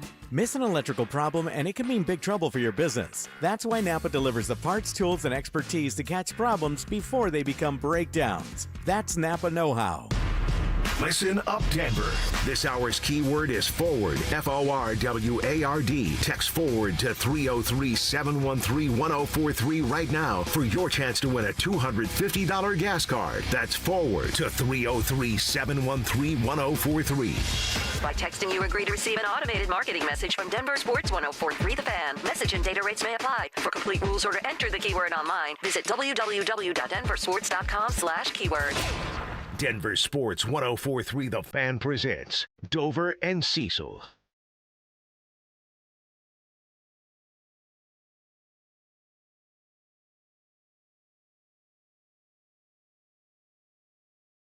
All right, we're going to talk about the Broncos' starting lineup on both the offensive and defensive side and figure out where ESPN thinks that those 22 players would rank amongst the NFL starting lineups. We'll do that in just a couple of seconds. Before we dive deep into it, let us give you another reminder about our keyword contest that's happening right now. You fired up for a summer road trip, but questioning whether or not you should go because of gas prices? Let us help you out. You can enter for a chance to win a weekly $250 gas card that could equal a grand prize of $1,000. All you have to do is listen for the keywords we're giving out every hour. When you hear it, text it to 303-713-1043, and you have until that hour ends to send the word in. The more keywords you enter, the more chances you're giving yourself to win a $250 gift card for your gas tank. For complete rules, visit our website. That's denversports.com/keyword. We're always rooting for someone from the tribe to win. Let's hook one of you guys up with $250 for gas. All right, Jake Shapiro sitting in for Cease. Jake, I'm looking at an article from ESPN.com, and they're just ranking every starting lineup, both offensively and defensively. And they go 1 through 32 with every NFL team. You got to scroll not even too far down to number 8 to find the Denver Broncos. ESPN believes they have the 8th best starting lineups on both sides of the ball. Real fast to go through the teams that are in front of the Broncos, and then we can debate whether or not any should be. 1 is the Rams. I don't know of anybody that should argue that. 2 is Philadelphia. There might be some question marks there, but you got a good quarterback, you got the best running back, and you still have some playmakers on the outside with an outstanding defensive front and second level. So I wouldn't argue too much there about Philly. Seattle comes in at number 3. Know that they lost a running back, but are going to get Zach Charbonnet back, and they still have JSN. Number 4 is the Buffalo Bills. Really good roster. Josh Allen just seems to find a way to lose games when it matters the most. Number 5 is the Baltimore Ravens. Number 6 is the Detroit Lions. We might be able to have a conversation there, but again, Amon-Ra St. Brown, Jahmyr Gibbs, they're all pretty good on the offensive side with the stud tight end in Sam Laportier, as Stokely calls him. Number 7 is New England. I'm sure that would make Kevin a little upset in front of the Broncos, but they did beat the Broncos and were in the Super Bowl. And then we get to number 8, Jake. That's where the Denver Broncos live. So I might push back a little bit on that Detroit Lions conversation. But outside of that, I would go, yeah, I think ESPN actually got this right with their ranking of what the roster is right now. You have to stack this against the Super Bowl odds, which currently have the Broncos tied for 12th. Okay. So ESPN's actually higher on the Broncos than the money right now. And I would agree with you that I think the Broncos are better suited with their starting lineup than the New England Patriots and maybe the Detroit Lions. So I would have them climbing to that top 5-ish area. I think they're behind Baltimore. But then you look what's behind them on the list with Houston at 9. I think Houston's a better team than the Broncos. You do? I think Houston would have beat the Broncos in the playoffs last year. I don't see it. Well, they also added David Montgomery, so what does that look like now from their starting? They had, was in a bunch of trouble. I can't remember. Nick Chubb? Well, they had Nick Chubb last year, and he got hurt. Yeah, and then they went and got, why can't I think of the former Cincinnati guy? Oh, Joe Mixon. Joe Mixon, and then they had and then he got himself yeah. in some trouble. But their defense was fantastic last year. I think Stroud cannot get worse than he was last year. I expect him to take a step forward. Their wide receiver room is really good with Collins, Higgins, and Dell. I like that team a lot. I really like Houston. You can debate me on that. It's fair. 10 is Green Bay on this list. Didn't Denver beat Houston in the regular season? It didn't. Was that 2 years ago or last year? It was last year, Sure November last 2nd. year. Yeah, November 2nd. They won 18-15. Well, but that was the game that CJ got hurt. Oh, and you're they had right. to play. You're right. They brought Davis back, Mills in. Right, Yeah. and it was looking like the Texans were turning the tide in that game until CJ got hurt. Yeah. So that team, I would debate, is a little bit better. Another team that lost to the Broncos last year here at Empower Field, and I think might have a better roster than the Broncos, is a darling of everybody, apparently in the media, for 2 years.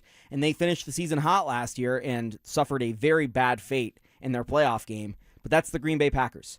I think the Green Bay Packers have a better starting lineup than the Denver Broncos. 11 at San Francisco, I would say no. A lot of big names. If they're healthy, you can maybe make an argument. Same with 12 with Kansas City. You could make an argument. 13 with LA. I think that's where it gets interesting again, because the Chargers, you look at it on paper, and they're never healthy, but you could make a really good case that offense is better than the Broncos offense. The defense is definitely worse, but... Better quarterback. I don't know that I can say better running back, but healthier running back, better tight ends. I'm not going to give them the wide receiver nod. I'd give that to the Broncos. But quarterback, running back, tight end, you could probably argue for the Chargers. And the offensive line, if it's healthy, is actually really good. Mm-hmm. The problem is it's never been healthy, and Herbert's on the ground all game. So with the Broncos at number 8, I would disagree with maybe the order, but I would say, yeah, that's probably a fair spot for them to come in, somewhere between 7 and 10 in the NFL. And I think that's kind of where we all expect the Broncos to be, contending for the AFC West this year, hopefully hosting a first-round playoff game.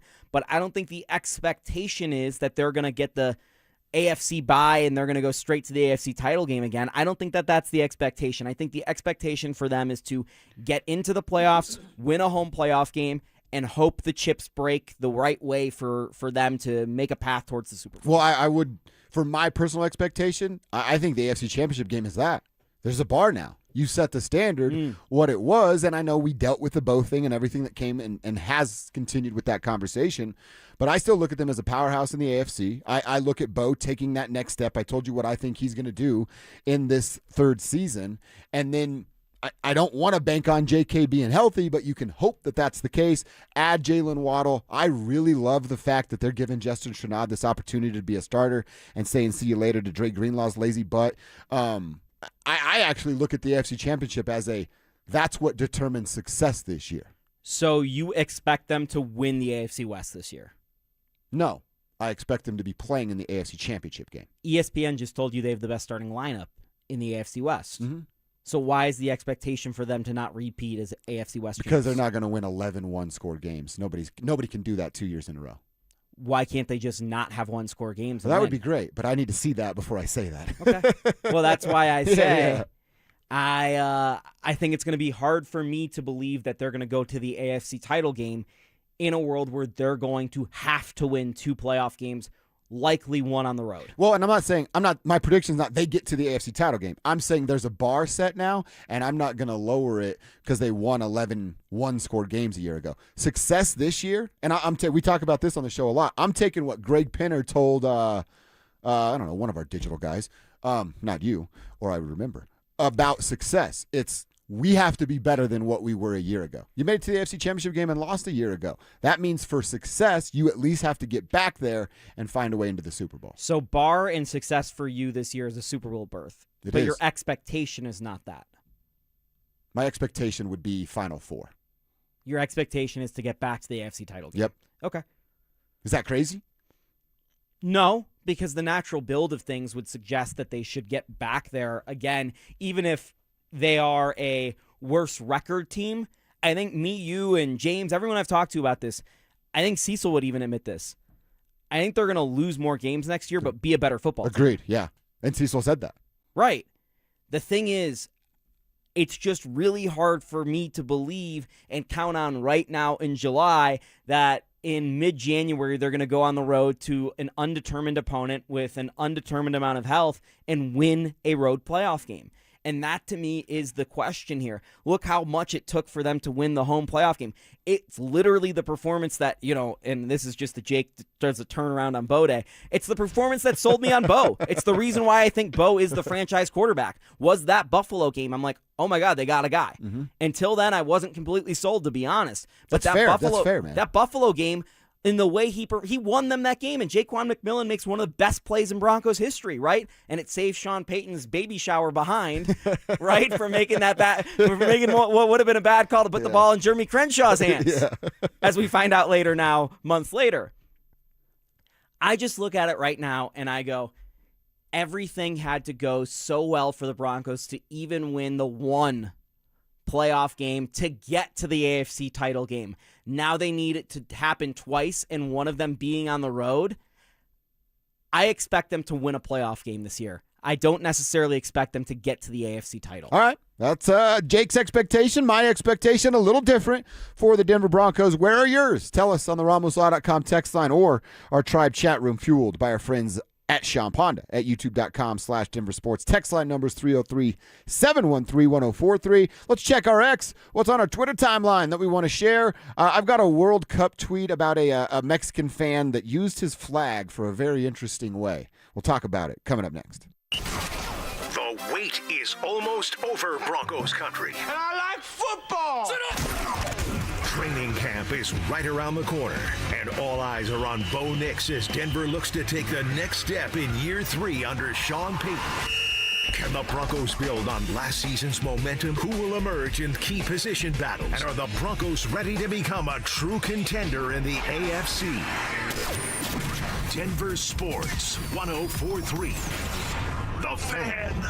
We wouldn't be celebrating America 250 if it wasn't for a strong foundation set by the framers. Hamilton built America's financial foundation on sound money, later embodied by the gold standard. But we abandoned that discipline in 1971 and have seen inflation erode the dollar's value. What's the foundation of your savings? Is it gold or something that can be devalued? Hi, it's Dr. Ron Paul, and I encourage you to speak with my friends at Birch Gold Group about diversifying an existing IRA or 401k into a tax-sheltered IRA in gold. Learn more by requesting a free info kit on gold IRAs. Just text the word SECURE to the number 989898. Let Birch Gold help you build your foundation with gold. Text the word SECURE to the number 989898. Text SECURE to 989898. Hey guys, it's Mark Schlereth. I just made one of the best decisions of my life. I got rid of my glasses. I went to Cutarelli Vision and had refractive lens exchange, RLE. I wore glasses for distance vision, but I got to that inevitable point in life where I was always needing those reading glasses just to do about anything, and half the time I couldn't find them. Seeing menus, texting, reading my computer, or studying film, it was a struggle, but now I see the world perfectly near and far without any glasses thanks to Cutarelli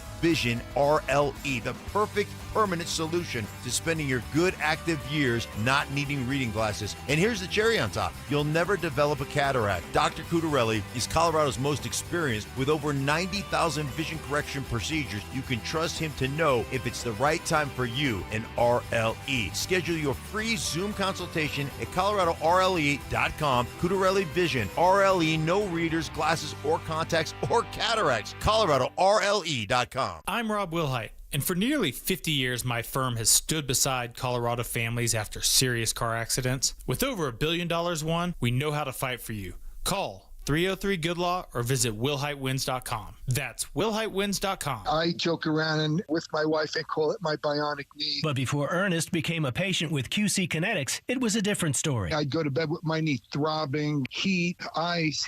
I would get up in the middle of the night to get a drink or something, and I would just be hobbling. He wasn't able to play on his rec basketball team or work in the yard. But QC Kinetics regenerative treatments turned around the situation without surgery or downtime, using Ernest's own healing properties to help restore his aching knee, now known as Ernest's bionic knee. I am really happy because I am playing the game that I love so much, and I'm playing with my granddaughter, and I'm gardening, and I'm on my knees, and I'm jumping up. I have a 200-pound dog, and I'm playing with my dog. Now Ernest is living his best life thanks to QC Kinetics, and so can you. Call today for your free consultation. Call QC Kinetics, 303-900-8986. That's 303-900-8986. 303-900-8986. Hi, this is Larry Jager with SCL Mortgage, letting you know about our second mortgages for anything you need, including home improvements, paying off debt, and more. Visit us at myspecialmortgage.com or call 303-790-2222, NMLS number 1200716. Don't care for my local hometown team, ROX rocks heating and air. Don't get fooled by out-of-state private equity corporations that are buying local HVAC companies, offering higher prices, bad service, and shady sales tactics. Don't trust your home to someone out of state when you have the best company right here in town. ROX are experts in local energy rebates and tax credits to save you money only at ROX rocks heating and air. Now play that jingle. HVAC service, installation, repair. ROX rocks heating and air. This segment on The Fan brought to you by Denver Roof Pros. Want real Broncos talk? Cecil Lammy and Andrew Mason bring the heat on Orange and Blue Today. The most passionate intelligence and in-depth Broncos coverage in the game. Weekdays at 5 p.m. on the Denver Sports 104.3 The Fan YouTube channel. Hit subscribe at Denver Sports 104.3 and never miss another take. Orange and Blue Today, powered by Ramos Law, official injury law firm partner of the Denver Broncos. Denver Sports 104.3. The Fan. Don't at me, bro. It's time to check your ex. Why are you stalking me? No, not that ex. Twitter, unfollow. Here's Dover and Cecil to help you swipe, scroll, and screenshot your way through today's top headlines. Power of social media. I'm on Team Gets It. All right, I got a couple quick tweets, and I just found out one of them you already talked about, but just to reset it real fast. This is me not being on social media as much. I miss all the cool stuff, and I'm 2 days late. But I think that's officially being an old head. The Twitter account, Cleverly Day for You, it's just that Mexico fan. So he's using his flag as a straw to take a free sip of beer from the beer vendor that's walking by. By the way, a lot of people in the comments thinks Mr. Beast was there. Mr. Beast walked in front of it. Looks exactly like him, but I'm sure there's several white guys with that color hair and a beard that might look like Mr. Beast across the world. Here's my question. Is this clever, gross, or both? Because I think it's sort of gross. Of like, maybe not for that guy. Plus he like drools the foam out at the end, that's gross. So if you're the next person that buys that beer, there could be some backwash there from Mexico fan getting a free sip. Have you ever drinking beer out of a straw? I don't think so. Because that in itself is gross. yeah, right. But in the scenario that you're at the World Cup where you paid thousands of dollars for a ticket, even in Mexico City, that was the most expensive sporting event ever, according to Darren Rovell. Wow. I'm trying to save a couple bucks on beer. I get it. It's gross, but you do what it takes. So just a quick sip and, hey, wet my whistle, right back to watching the match. Right back to going, bollocks, Harry Kane, bollocks! All right, so a clever but also kind of gross fan at the World Cup. All right, last one for me. I want to know what's on your timeline. This is just a random that was on my For You, and I thought, wow, this is a pretty accurate text. Being naked while wearing shoes feels more naked than being naked. So if you're butt naked, right, but you have your shoes on, you feel more naked than if you didn't have any shoes on because it's so awkward. Like sandals, maybe, because you're like, oh, I was on a beach, have a little fun real quick, whatever. Shoes, tennis shoes, while being naked is probably the strangest thing a person could do. With the socks, too. With the socks. Like, not just flip-flops. Like, because I'll wake up in the middle of the night, like, have to go to the bathroom and put my slippers back on or whatever. That's one thing. But to put the socks on and the tennis shoes while you're butt naked, that's diabolical. And you just, like, I don't know. It'd be a weird feeling of free, but yet shoes. So I'm going to tell you a crazy Boulder story real quick. This could be fun. So do you know how in Boulder, technically you're allowed as a woman to be outside without a top on? I didn't know that. Okay, but you can't get undressed. That would be because stripping in public is illegal, but being outside without a top on in Boulder is technically legal. So my dad, when he was teaching me how to drive, there's a famous gardener in Boulder who gardens without a top on. An older lady. Okay. And she is wearing tennis shoes because she's gardening and nothing else. And I got some respect for this gal. My dad made me drive through the neighborhood that she was working in to teach me how to drive as a lesson on distracted driving so that I would keep my eyes on the road and not look over at the old lady. That's good work from Pops. Also, like, his age range, get a little look going on. Yeah. Sorry to say that about your father. I don't know if there was an ulterior motive for him, but for me, it was a pretty clear lesson. Yeah. Oh, anyway, I'm going to go to Boulder later today. These machines can only make so much Mountain Dew. All right, Jake, what's happening on your Twitter timeline? Okay, do you know who Clairo is? No, I don't. Okay, Claire Contrail. She's a fantastic indie rock artist. Okay. Like his Sold Out Mission before. I'm a big fan of hers. Yesterday, Pop Bass tweeted out, Peppa Pig shades Clairo during her Pitchfork interview. Quote, I don't know her. So Peppa Pig was interviewed by by Pitchfork yesterday and was commenting on Peppa Pig's favorite artist. Like, I like Megan Thee Stallion or blah, blah, blah. They asked about Clairo. I don't know her. Okay. Clairo responded, oh my God. Okay. Clairo then gets a text from Charlie XCX, who's one of the biggest pop stars in the world. And she screenshot it, posted online, said, let's mess her up. Then Clairo posted on Instagram a picture of her cooking bacon and said, let's go, Peppa Pig. I love this. So we got a little beef going on. In this case, a little pork. A little pork going on. That's exactly right. Peppa Pig. You have the Peppa Pig Jokers, don't you? I do have the Peppa Pig Jokers. One of my favorite things of all time is that Pitchfork gave Peppa Pig's big album like the big children's album, a 6.7 on Pitchfork, and then one of Kanye's like top ranked albums of all time is like a 6.4 on Pitchfork. It's one of my favorite pieces of lore ever. Peppa Pig is all the rage. I was just in Indiana, and coming back at the airport, my nephew watches the most ridiculous things on his iPad on YouTube, and one of them were two grown males going to, like, they were cutting scenes from Peppa the Pig and figuring out if they could find the real correlation in the world to where they drew that inspiration from. It was one of the dumbest videos of all time, but my nephew was all over it because it was Peppa the Pig involved in it. The dude's all the rage. And these are two adult males with hundreds of thousands of views on this video pretending to search for where Peppa the Pig may live. You know what? I like it. That's a good use of time. I guess so, and they're probably making money for it, so good for them. All right, you got one more thing on your Twitter timeline? I do. Just a guy on Twitter who says, you can always tell which gate is going to Portland. Yeah, you probably can, right? So, do you remember? There's a extra few piercings, perhaps a smell or two that you can recognize, and they're on their way to Portland. Some tats. Some tats, yeah. Not calf tats, but there's some weird tats going on. So remember that guy when the Nuggets played the Blazers in the playoffs? I want to say this was 18 or 19. He posted on social media, I'm in the Denver airport. No one here is wearing Nuggets gear. Do they even know they have an NBA team? And I got to be honest, this is the only person who ever has lived rent-free in my head. And You never stopped thinking about that? I've never stopped thinking about it, to the point, Josh, where every time I fly, I wear a piece of Nuggets memorabilia because I'm like, I need this guy to know that there is people at the airport that knows about the Nuggets. And I went after him, and our old buddy Ryan Edwards went after him. Like, we were going after this guy on social media. It's like, sorry, you're a hodunk town in Portland, but from now on at DIA, there will be somebody wearing something Nikola Jokic because of this guy. I'm gonna jump on that bandwagon with you. I will only wear Nuggets gear to DIA from now on to represent this city.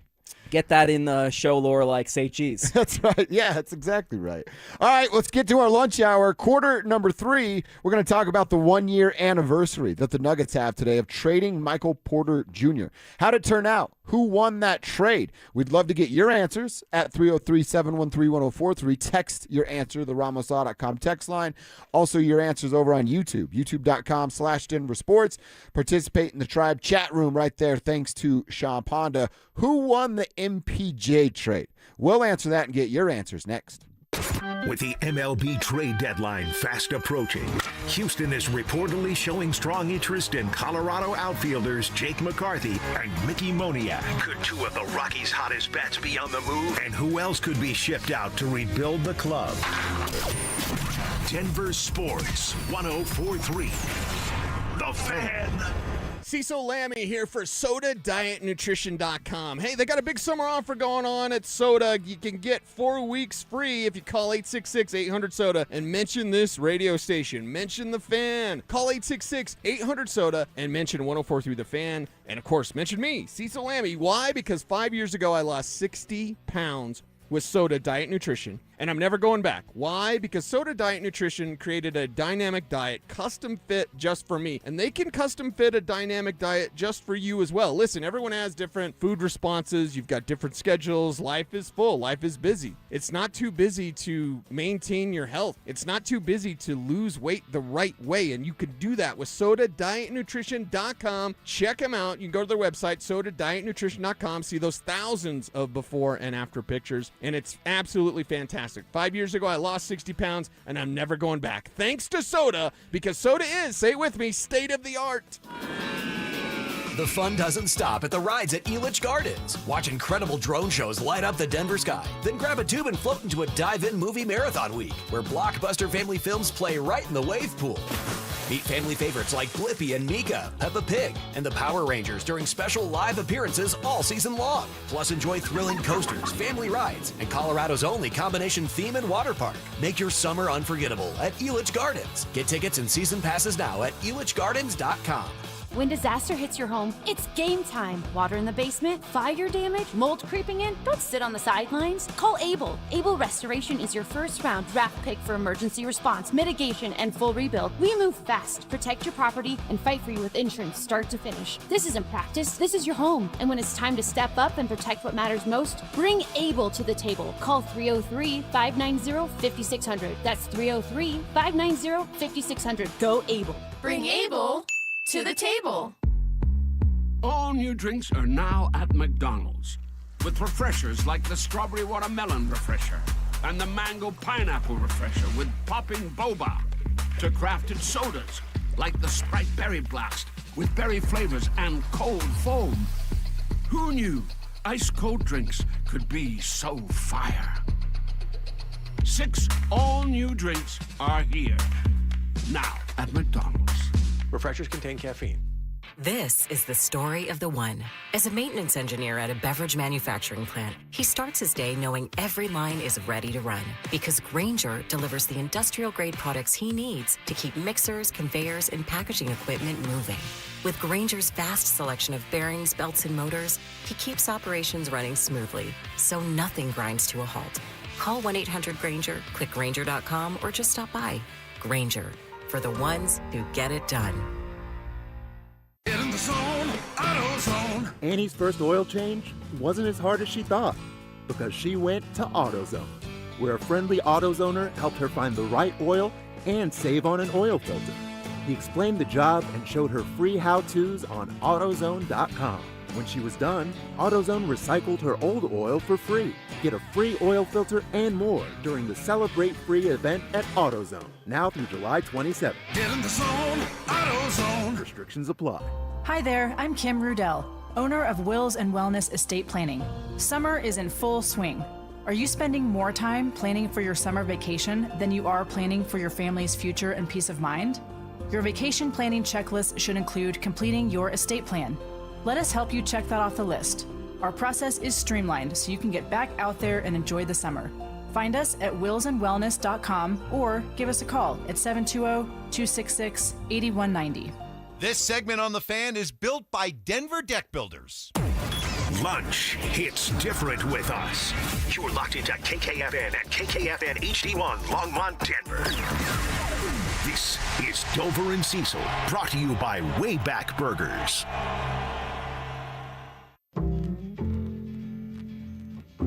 Denver Sports 104.3 The Fan.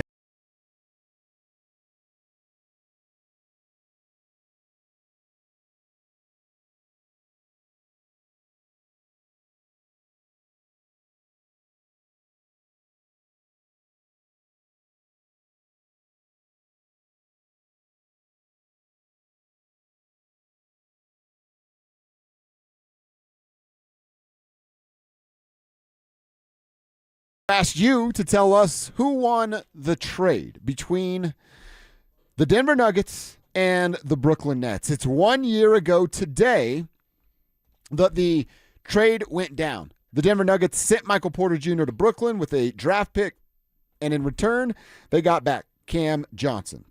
So, who won? Who would you rather have? Cam Johnson right now or Michael Porter Jr. on this roster? I did see some folks earlier when we told him it was the 1 year anniversary of this, talking about Porter's injuries. Jake, that's actually one of those things. If you go back, Michael's played more games over the last couple of years than that of Cameron Johnson. Michael's body has actually been reliable over the last few years. I know he had the shoulder thing, tried to play through it, but he gets credit for being on the floor, just not the best version of himself. Porter played 52 games even for a bad Brooklyn team that shut him down at the end of the season. And they were doing that for obvious reasons. Cam played 2 more games for the Nuggets. Damn. Yeah. And that's the thing is everyone was like, well, surely we're getting this guy who won't be as hurt as Michael Porter Jr. 81, 77, the last 2 years as a Nugget. Cam Johnson, last 2 years in Brooklyn, 58, 57. Of course, was not playing any playoff games for Brooklyn, and Michael Porter Jr. was playing about 20 a year for the Nuggets as well. It's just in every way, Josh, it was a bad trade and a failure of a trade because to me, the upside of Cam Johnson versus Michael Porter Jr. was a little bit maybe more movement on the shooting, which we saw a little bit. Yeah. Whereas Porter was a little bit more turret-like. He was a little more stationary. Though Porter definitely moved around. They always ran that inbounds play where he came screaming towards the corner, and he would hit that fading shot. That was like their go-to with 2 seconds left on the shot clock. The big upside for Cam versus MPJ in reality was dribbling, and it was ball handling. And we saw none of it throughout the course of the year. So for them, what they got in return for Michael Porter Jr.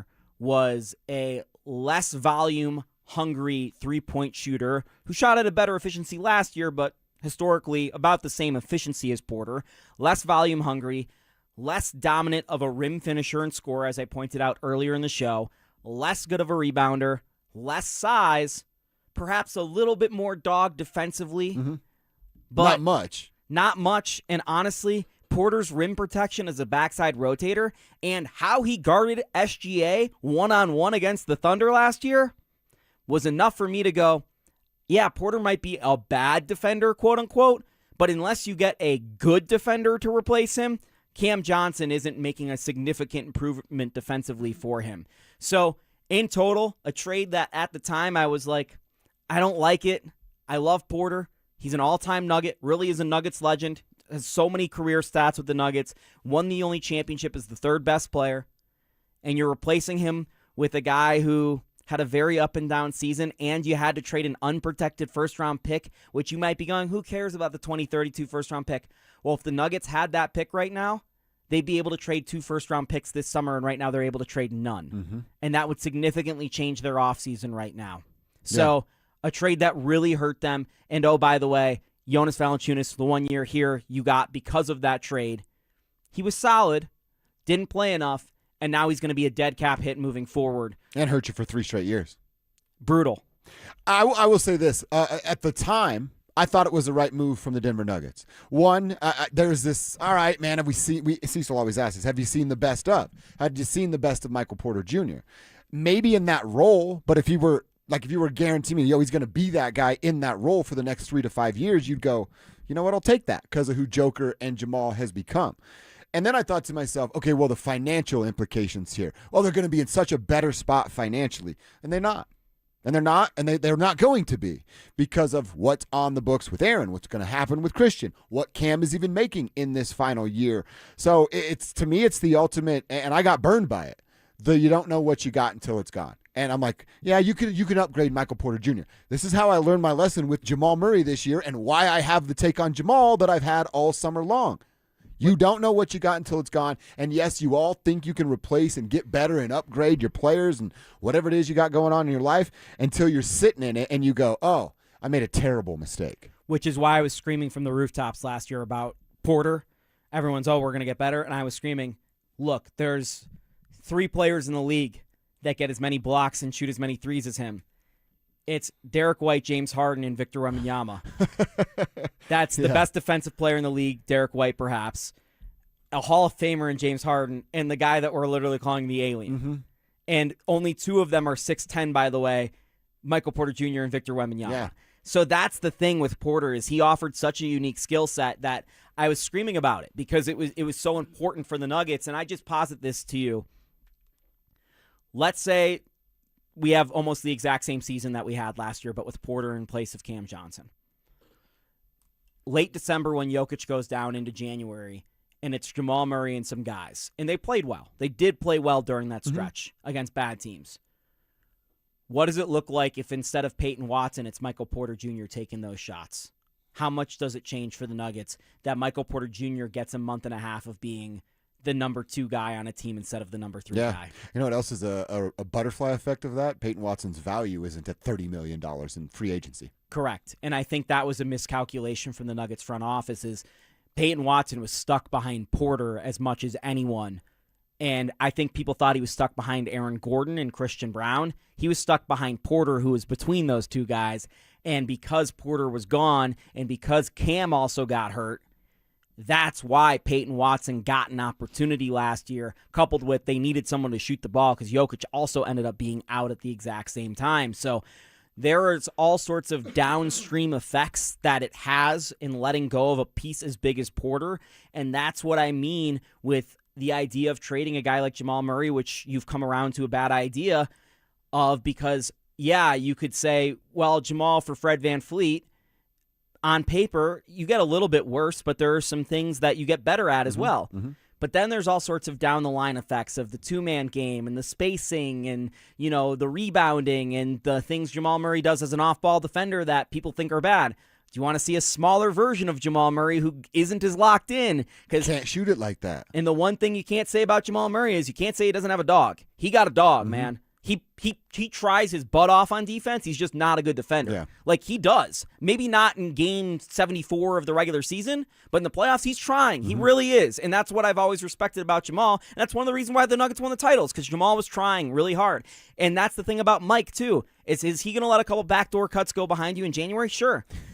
But he had the biggest block of the Nuggets playoff run against the Suns when he came in and blocked DeAndre Ayton on a hard roll and completely shifted, I think, game 3 against the Suns.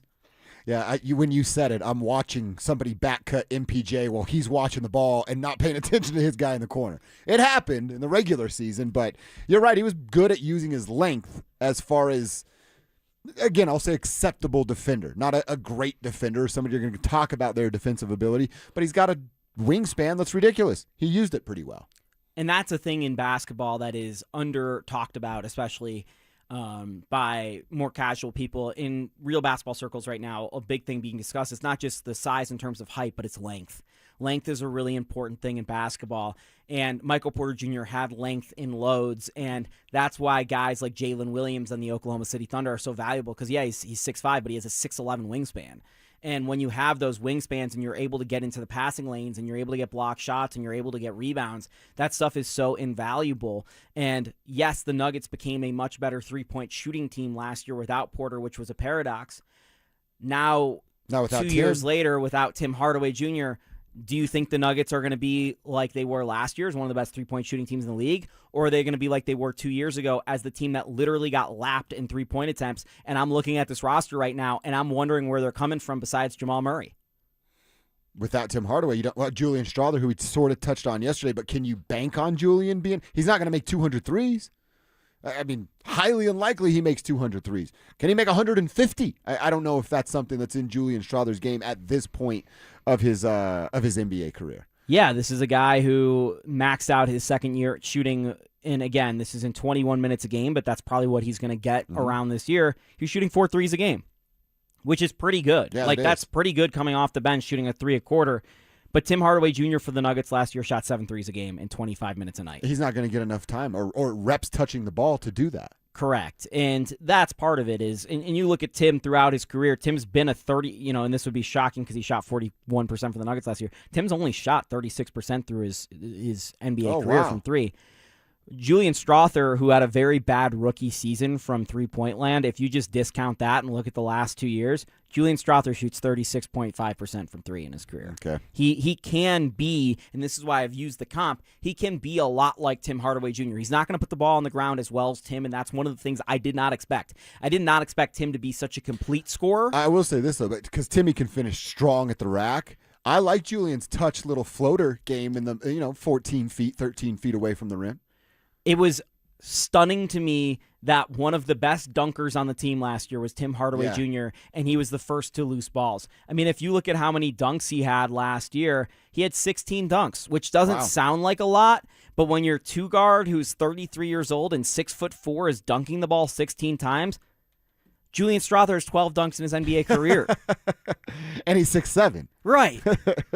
So that just goes to show you the rim pressure, which is something that the Nuggets are missing, is going to be missed even from Tim Hardaway Jr., who in theory wasn't even a rim pressure guy. And that's another part of the Porter thing is Porter provided more pressure on the rim than Cam Johnson. Almost every problem that the Nuggets have right now would be solved in part by simply switching out Cam Johnson for Michael Porter Jr. Yes, they get a little worse in some areas. It's not a like-for-like replacement, but I think because of the trade, at the time, it felt like, oh, there's all this positivity. They have a deeper bench. They would have been able to get Tim Hardaway Jr. and Bruce Brown either way last year if Kroenke had been willing to pay the tax. Yep. That's the key. People kept telling you, well, they got Tim, they got Bruce, they got Jonas because of this trade. Yes, because KSE wasn't willing to pay the tax. They wouldn't have gotten Jonas last year. That's the one guy they were able to get because of the trade. But if I give you a year later if you could have that back because you didn't even use Jonas anyway, Right. you're probably taking that one back. Well, now let's talk about what Cam can become. Can he get to a level where we go, you know what? It took a year, and this might be his only chance because he's going to be a free agent. Who knows what's happening financially with the Denver Nuggets or what the results are of this season with a high school level head coach. Not to disrespect to high school coaches. I apologize. I mean, he did coach in high school. True, right? He got I don't know if you know about his high school days. Oh, I do. Yeah. He didn't last long for reasons. He had some issues driving vehicles. But, like, can Cam Johnson, if Cam Johnson simply shoots the ball at the rate that he shoots the ball from the three-point line and then becomes more aggressive as a ball handler, mid-range jump shooter, or I don't even want to call him like a full-time facilitator, but just adds that element to his game where he's getting the defense to come to him and then passing the ball for the next best available shot. If he simply does that, which is pretty achievable in my mind, do we look at this trade differently? Or is the ship sailed and you can't win it because you've already lost 1 year? I'm the big Porter guy. I get it. And even I would admit that sometimes he disappeared from games. I get it.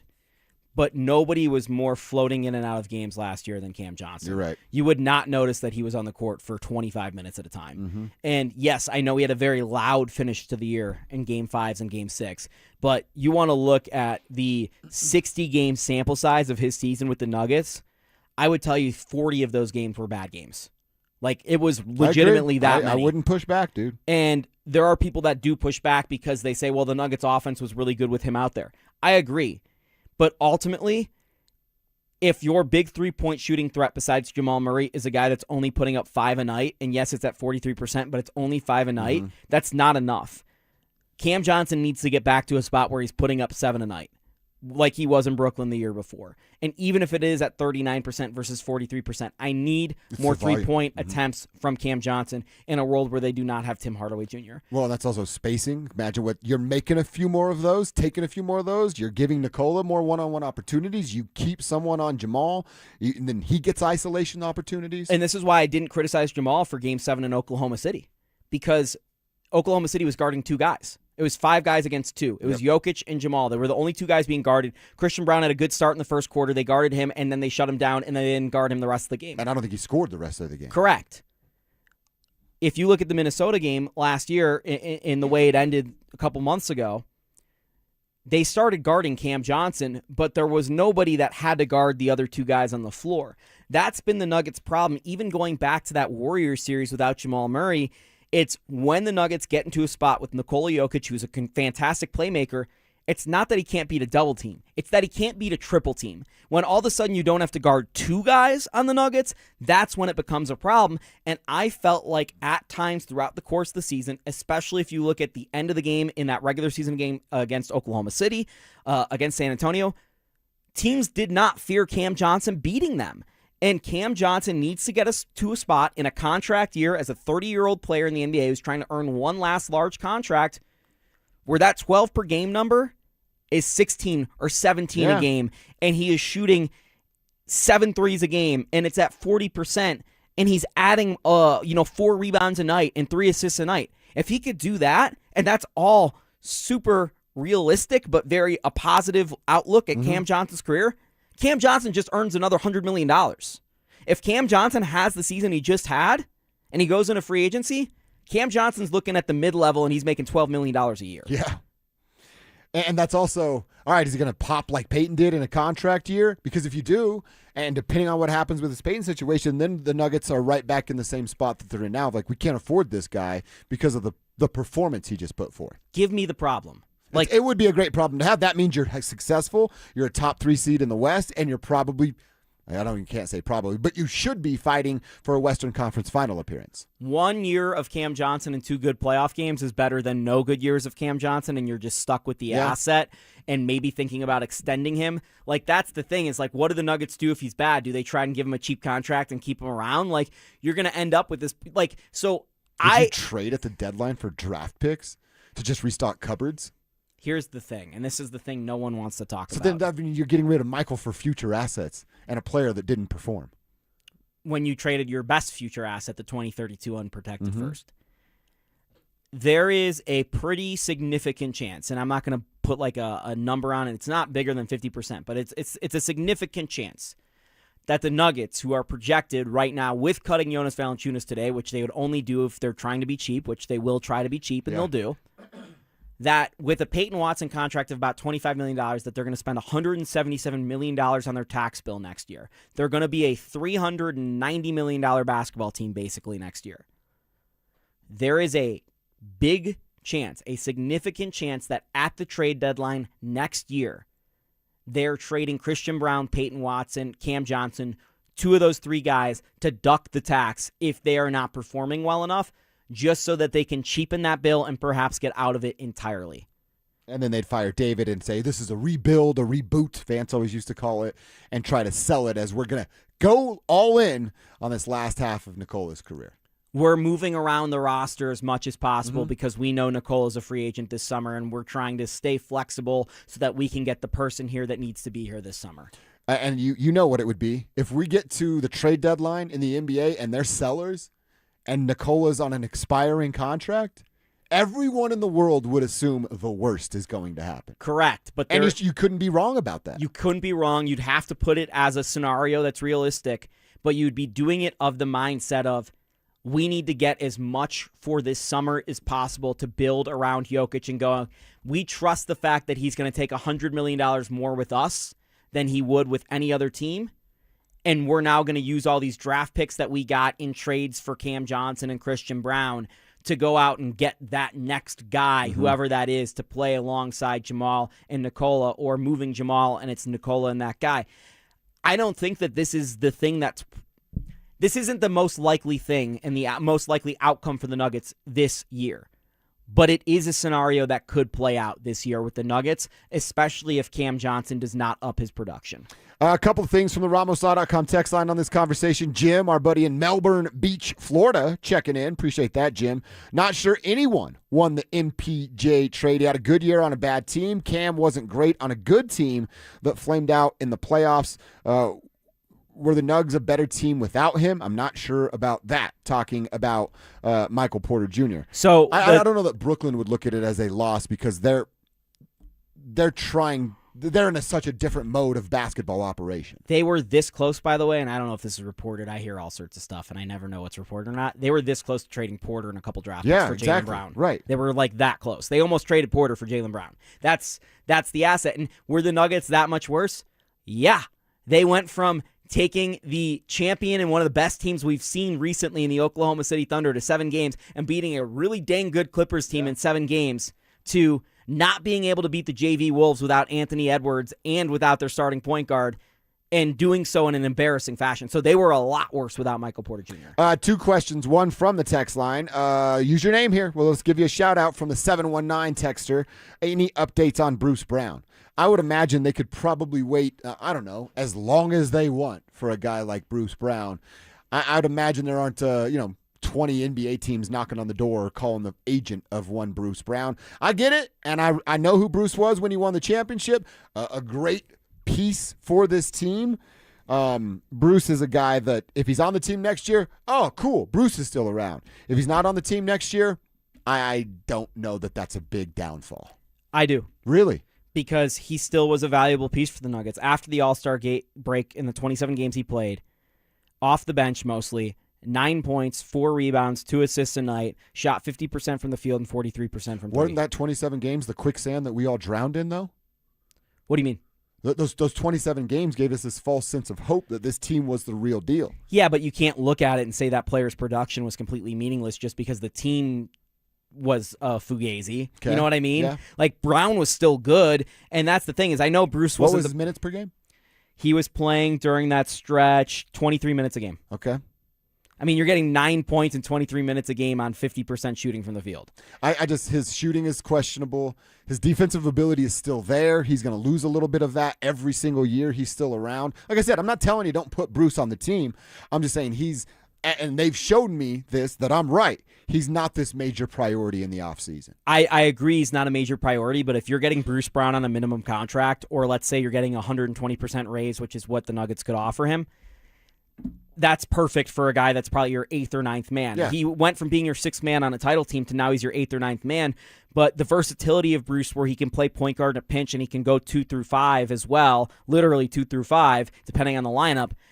I want that guy as one of my back-end bench pieces who can play any position, especially in a world where we're likely going to be trusting either Duran Holmes, Zeke Naji, or Trevin Brazil to play major minutes at the 4 spot. Don't like that at all. Exactly. So I'd rather have Bruce Brown as an option than not have Bruce. All right. What about DeMar DeRozan? He became available yesterday. Yes. Is he just going right back to Toronto? Yes. Because that's a player that would be great coming off the bench for the Denver Nuggets. Give me DeMar DeRozan. Give me him right now. And the thing is, he still scored 18 points a game last year. I was explaining this to James on Monday. It's not like this old guy who's 37 years old who can't contribute. And I know it was a bad team, but look, the other thing about DeMar DeRozan is 21, 22 on. We're going to go 76, 74, 79, 77, 77. He freaking plays the game, man. And on top of that, it's 36, 36, 37, 35, 32. He plays minutes. He plays a lot. And in the world where we're trying to save Jamal Murray's legs, and I'm not saying DeMar DeRozan is in the same class of player, especially now, as Jamal Murray, because DeMar DeRozan does not shoot like that, and he does not play make like that. But he still got 4 assists a game last year and 18 points per game. And if we're living in the world where we're trying to take stress off guys' legs and we're trying to get some bench scoring, I know he's not the three-point shooter Tim Hardaway Jr. He never has been that guy. But they need to score, and they don't have enough scoring off the bench. Me and you just talked about it. There were stretches last year where they go like 5, 6, 7 minutes without scoring any field goals. That had never happened before.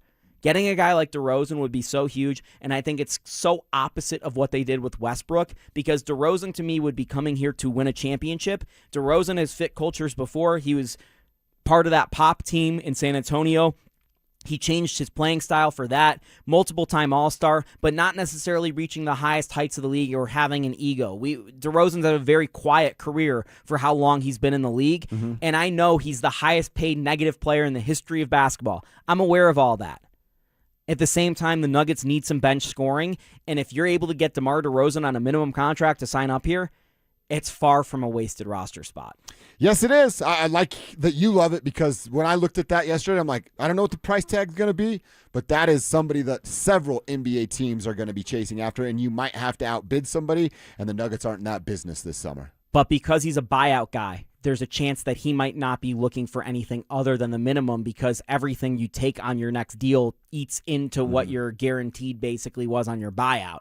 So there's a world in which he takes that. But if you're DeMar DeRozan and there are no real star guards in Miami, the best one is Tim Hardaway Jr., it seems to me like you could go play with, Giannis and Bam, and you could get a lot of shots and a lot of minutes, and you could be an impact contributor. That would be interesting to me. Also, Toronto, where you were basically traded for Kawhi. Now you could link up with Kawhi. You just missed being on a title team. Yeah, wouldn't there be like hey, bleep you, Toronto? That's how I would feel. Yeah, maybe, but the move worked. It's hard to feel bad about it. It worked for them. Yeah. Sucked for him. He had a really good tenure with the Spurs, and people thought his career was over. But because of what the Spurs did, he ended up getting paid giant by the Bulls, and then he got paid giant by the Kings. Yeah. So I think it worked out for him as well, just maybe not in terms of the title. All right, well, DeMar DeRozan's the name we certainly like, depending on the price tag and what it might be. We're going to go to Boulder. Let's hear a little bit from Dion. He talked at Big 12 Media Day yesterday, and he said he's excited about the upcoming season. Is anybody else? Let's talk about that next. The Avalanche have set their sights on another Stanley Cup. But the biggest move of the offseason might not happen on the ice. What's next for Cale Makar? As Colorado builds for the future, all eyes are on a potential contract extension for the franchise defenseman and cornerstone of the Avs organization. How will it get done? And what does it mean for the team's championship window? Denver Sports 104.3. The Fan. Hey, I'm not one to say I told you so, but do you remember last year when I told you that Pure Talk was hands down the best wireless company that I'd ever used? Well, some of you were skeptical, but Consumer Reports just asked 120,000 people to rate every wireless company in America, including the big boys. Well, guess which company was the only company to get 5 stars in every category? Yeah, Pure Talk. Coverage, support, value, data. 5 stars across the board. No service contracts, no cancellation fees, just great U.S. customer service on a crazy fast 5G network for a fraction of what you've been paying. I'm not going to say I told you so, but I will encourage you one more time to dial pound 250, say Mike Rowe, and switch to a 5-star American wireless company that won't let you down.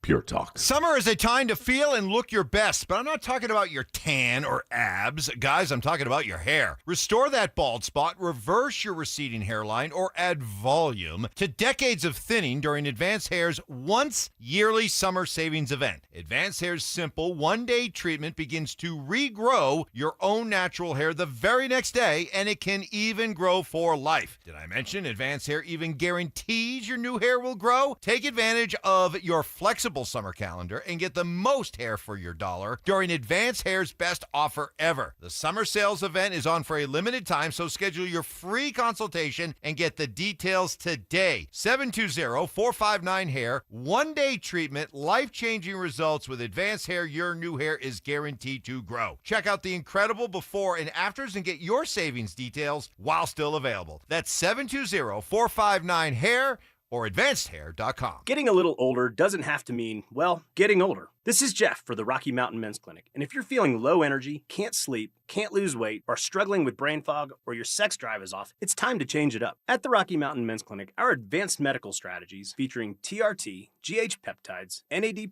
GLP-1s, PDA, and more treat low T and other hormonal issues to help you shed pounds, have more energy, enhance your body composition, improve sleep, increase your sex drive, and so much more, getting you back in the game again. So don't be older. Be stronger in the gym. Be sharper at work. Be better in the bedroom, and be more confident in every part of your life. So call us today and find out how our advanced treatment strategies could change the game for you. Your first visit is just $99 and includes blood work and a medical consult. And if you start on one of our advanced treatment plans on the day of your appointment, your visit is free. Call 720-440-7900 or go to RockyMountainMen'sClinic.com. Featured therapies are compounded and have not been evaluated nor approved by the FDA. Provider prescription required. See website for details. Hey, that's not bacon grilling. That's your living room at 2 p.m. If your home heats up every summer, your windows might be the reason. Infinity by Marvin Windows protect your home from UV rays, solar heat, and help lower energy bills all summer long. Colorado homeowners have trusted Gravina's Window Center of Littleton for 50 years. Right now, you can save 25% on Infinity by Marvin Windows. Visit them at windowsforyourhome.com. That's windowsforyourhome.com.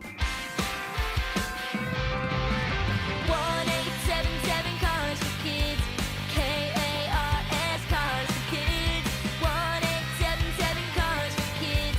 Donate your car today. Call 877-CARS for Kids to reach a friendly live agent. Donation is super easy, and your car can be picked up as soon as tomorrow. Call us now or go to carsforkids.org. Donate your car today. Did you know you can donate real estate too? This segment on 104.3 The Fan is brought to you by TradeGen Wealth, your trusted local fiduciary advisors. Need better rest? Let mattress firm Sleep Experts match you with the perfect bed at the July 4th sale. They make sleep easy. Listen up, Denver. This hour's keyword is single, S-I-N-G-L-E. Text single to 303-713-1043 right now for your chance to win a $250 gas card. That's single to 303-713-1043. By texting, you agree to receive an automated marketing message from DenverSports 104.3 The Fan. Message and data rates may apply. For complete rules or to enter the keyword online, visit www.denversports.com/keyword. You're listening to Dover and Cecil on Denver Sports 104.3 The Fan.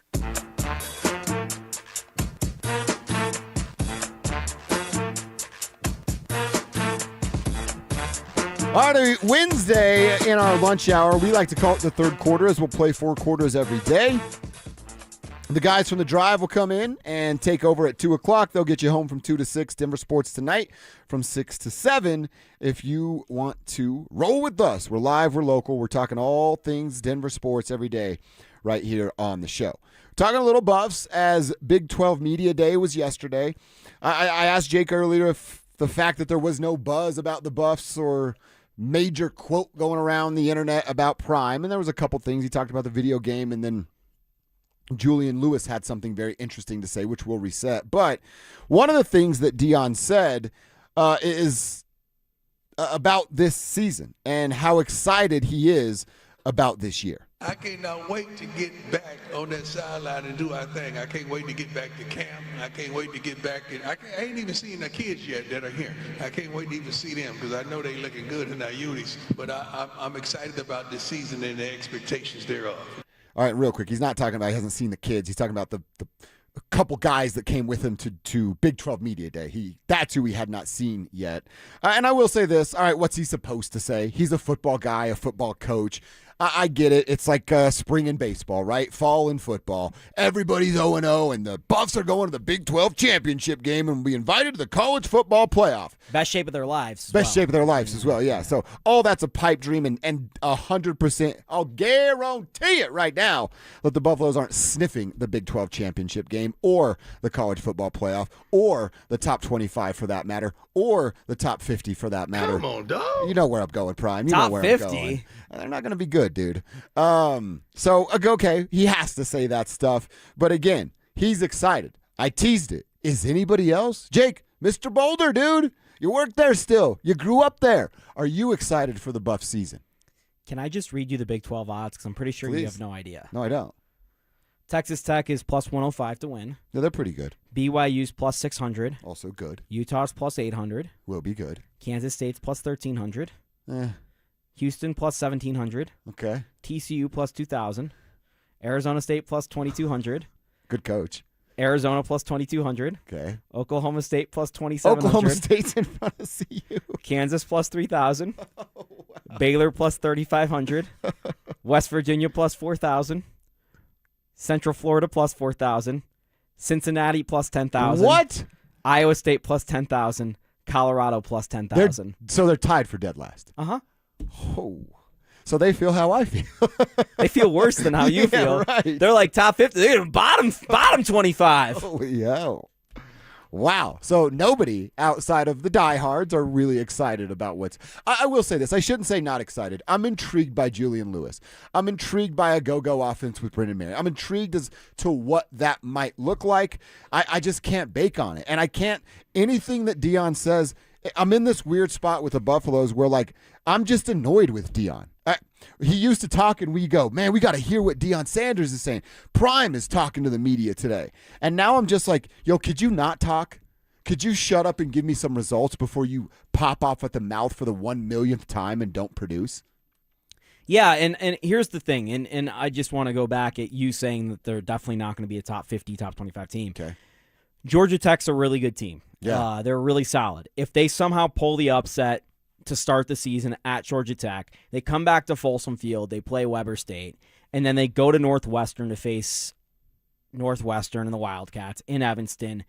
If they somehow won the two games against power conference teams and Weber State at home, which you're asking a lot, but they start the year 3-0 before they go to Baylor to face the Bears, there's a chance they're ranked.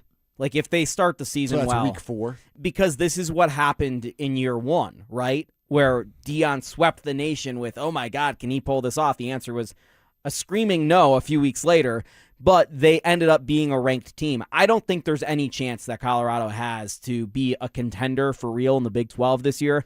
I'm in agreement with the odds, but can they start the season off hot and get some attention?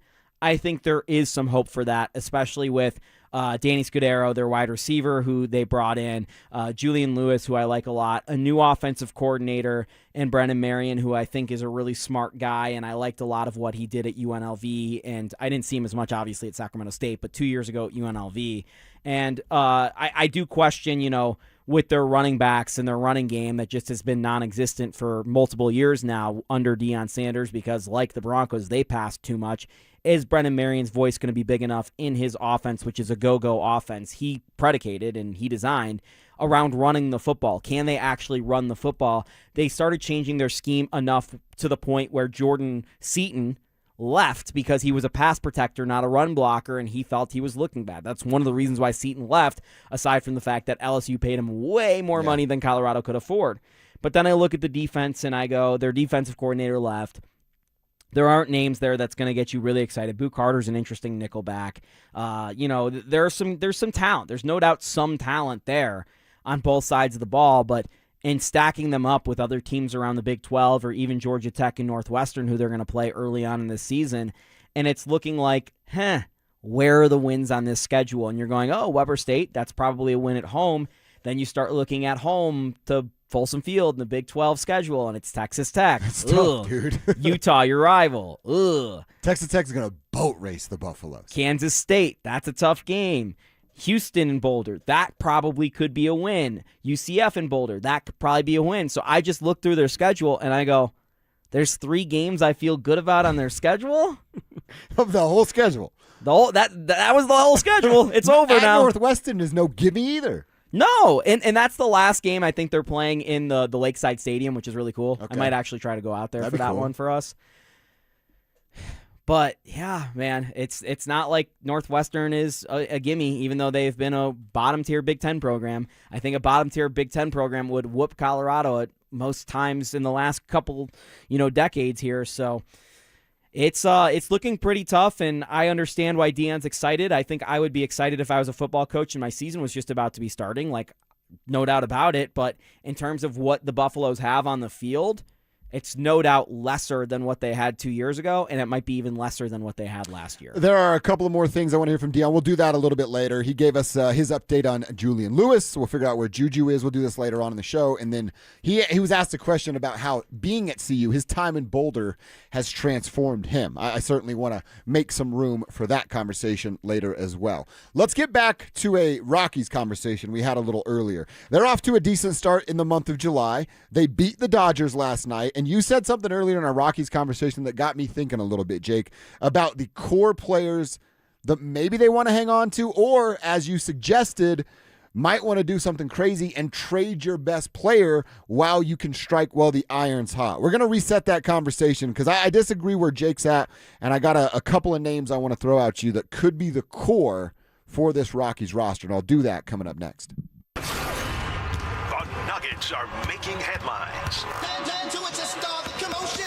Payton Watson's contract talks are heating up, while Denver's reportedly exploring a blockbuster run at LeBron James.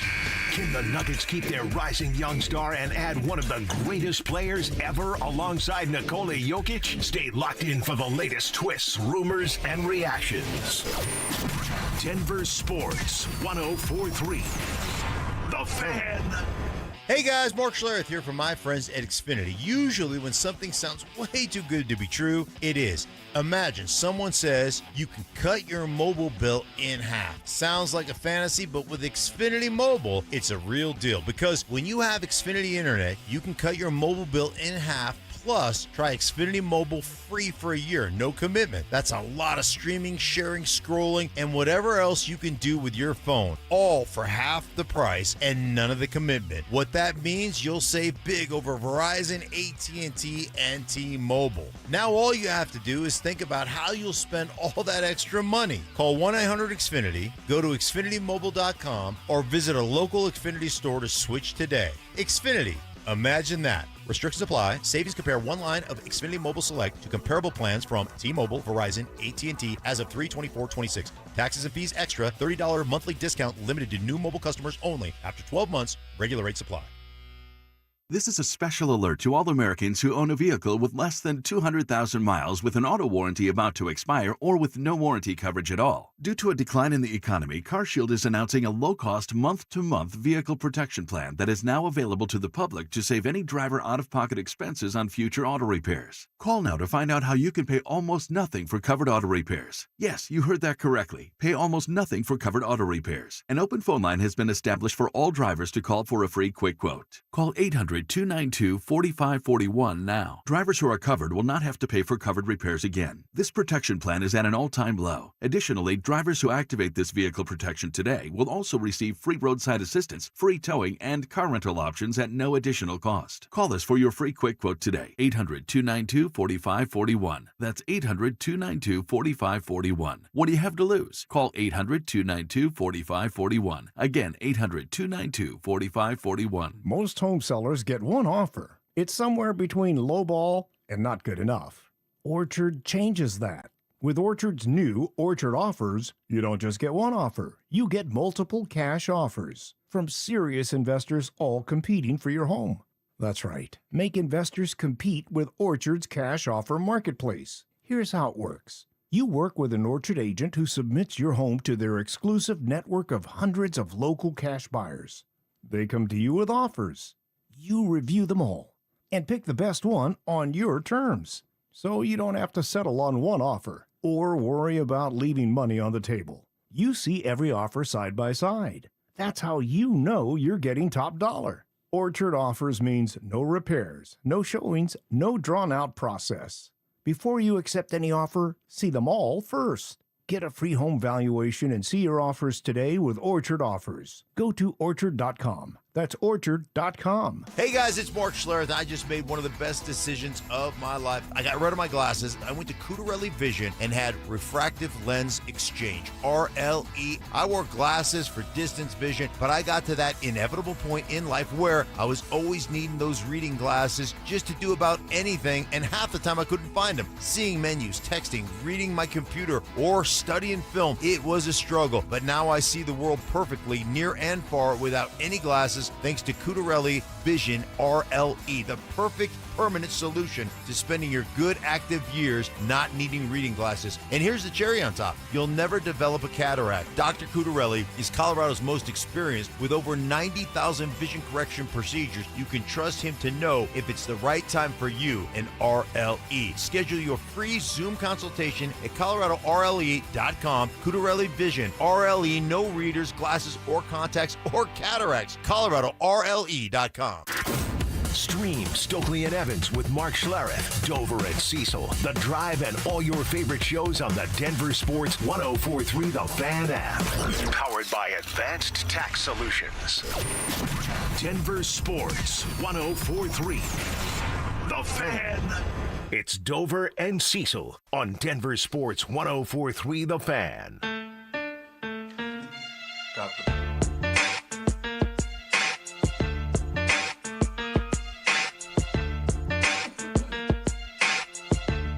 All right, a Rockies conversation coming at you about where they are now in the month of July and the things that they've been able to accomplish going 5-2 so far in their 7 games in the month of July. Beat the Dodgers last night, force extras the night before, but come up short. And we'll see what today brings for this club. But you said something earlier, Jake, that it made me think a little bit about the future. One, you asked me what the timeline looks like.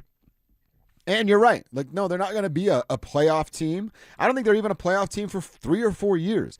Are they a contender in 4 or 5 years? I think that's TBD on how they handle this roster and manage the lack of pitching they have in the pipeline. But you talked about Cole Carrick, you talked about Zach Veen, you talked about Charlie Condon, and them being kind of core centerpieces of what it can be in the near future. And then you said you would trade Hunter Goodman as soon as this year. Well, if I added Cole Carrick, I go Veen, so we're going Condon, Carrick, Veen, Goodman. There are 4 pieces right there that can be everyday players. Even in our timeline that we agreed upon of about a 4-year window for this team to turn things around, every single guy that I just listed off will be either 30 or under the age of. So would you consider, all right, we're going to play the long game. Yeah, you're going to have to pay a dude like Hunter Goodman, especially if he keeps this up right at the edge of this timeline. But I'm talking about 4 everyday pieces that are on the right side of the age of 30 that then could contribute on a team that has some playoff aspirations. I don't think they make the playoffs till 2030 at the earliest. Okay. So that's part of the conversation. Then we're talking about 31 for some of these players. Right. So, and you didn't mention TJ Rumfield, who's been a multiple-time rookie of the month. And it's Kev's guy. Right, and has a chance to be a rookie of the year. Troy Johnson's been good, but he's a little bit older. I think for me, the real core of the Rockies is very simple. It's Chase Dollander, it's Ethan Holiday, it's Charlie Condon, and maybe you can make a case that Cole Carrick is working his way into the conversation. Hunter Goodman, obviously, for now, but I don't think he's going to be that player once they get there. Kyle Karros, I think, has had a really nice season. He's 23 years old. Tovar's already paid to be a core player moving forward. And he's been disappointing. He's been disappointing, but he is he has the makeup of a shortstop that could be a really good player, and defensively he is. Just offensively, the bat's been atrocious this year, which is unfortunate because he was looking like a little earlier in his career to be a guy like who could get 20, 25 home runs a year out of the shortstop position. But this isn't just like a unique Jake Shapiro opinion. Dave Schoenfeld, who is one of the better baseball writers out there, wrote last week every team should trade or trade for one player. And for the Rockies, he noted trade Goodman. Quote, under the previous front office, it always felt like the Rockies were scared to make deals. We don't know how they'll operate under Walker Monfort, Walker DePodesta, and Josh Burns, but it would be nice to see a change in philosophy and the Rockies do something bold for a change. This is an organization that needs talent, and flipping Goodman for 4 or 5 players makes sense, in part because Goodman has turned into a big slugger, but has flaws. Lots of strikeouts, a low on-base percentage, and below-average pitch framing as a catcher. Yes, it would sting to trade your best player, but Goodman could be Colorado's version of the White Sox trading Garrett Crochet to jumpstart their future. And I want to highlight that deal because Garrett Crochet, when he was traded from the White Sox as a 25-year-old, was 4 years into his career, about the exact same time Hunter Goodman is right now. Crochet last year for the Boston Red Sox finished second in Cy Young. He was so freaking good, to the point where the Red Sox rewarded him and are paying him $28 million plus a year through the 2031 season. Hunter Goodman is going to become very expensive very quick for the Rockies, and what the White Sox got back for Crochet was their starting right fielder, their starting second baseman right now, a pitcher, and a reliever. Damn. And the White Sox are one of the best stories in baseball, and they've turned it around. And maybe they won't make the playoffs this year, but they look like they actually have some positivity and hope 2 years after they were the worst team in the history of baseball. And that was 4 for 1. 4 for 1. I think they only got 4 or 5 prospects. Okay. At the time, big prospects for the Red Sox. And none of them have been as good as Garrett Crochet yet, but all of them are rookies or second-year players, and now they're opening up a window where you're not paying these guys much, and you have a future window of performance, and you've got a little bit younger in the process. So when I look at the idea of trading Hunter Goodman, who is the best catcher the Rockies have ever had, who's a 2-time All-Star, you'd be cashing in on his value as high as possible. You're selling on him with 3.5 years of team control. You can get back some big-time prospects around baseball. I'm talking about not only a top 100 prospect. I'm talking about multiple top 100 prospects and likely a top 10 prospect in all of baseball for Hunter Goodman where he's at. If I could get you a top 10 pitching prospect in baseball and another good prospect that's in a top 100, I think you have to say yes to that deal, let alone a couple other pieces you could get to the organization.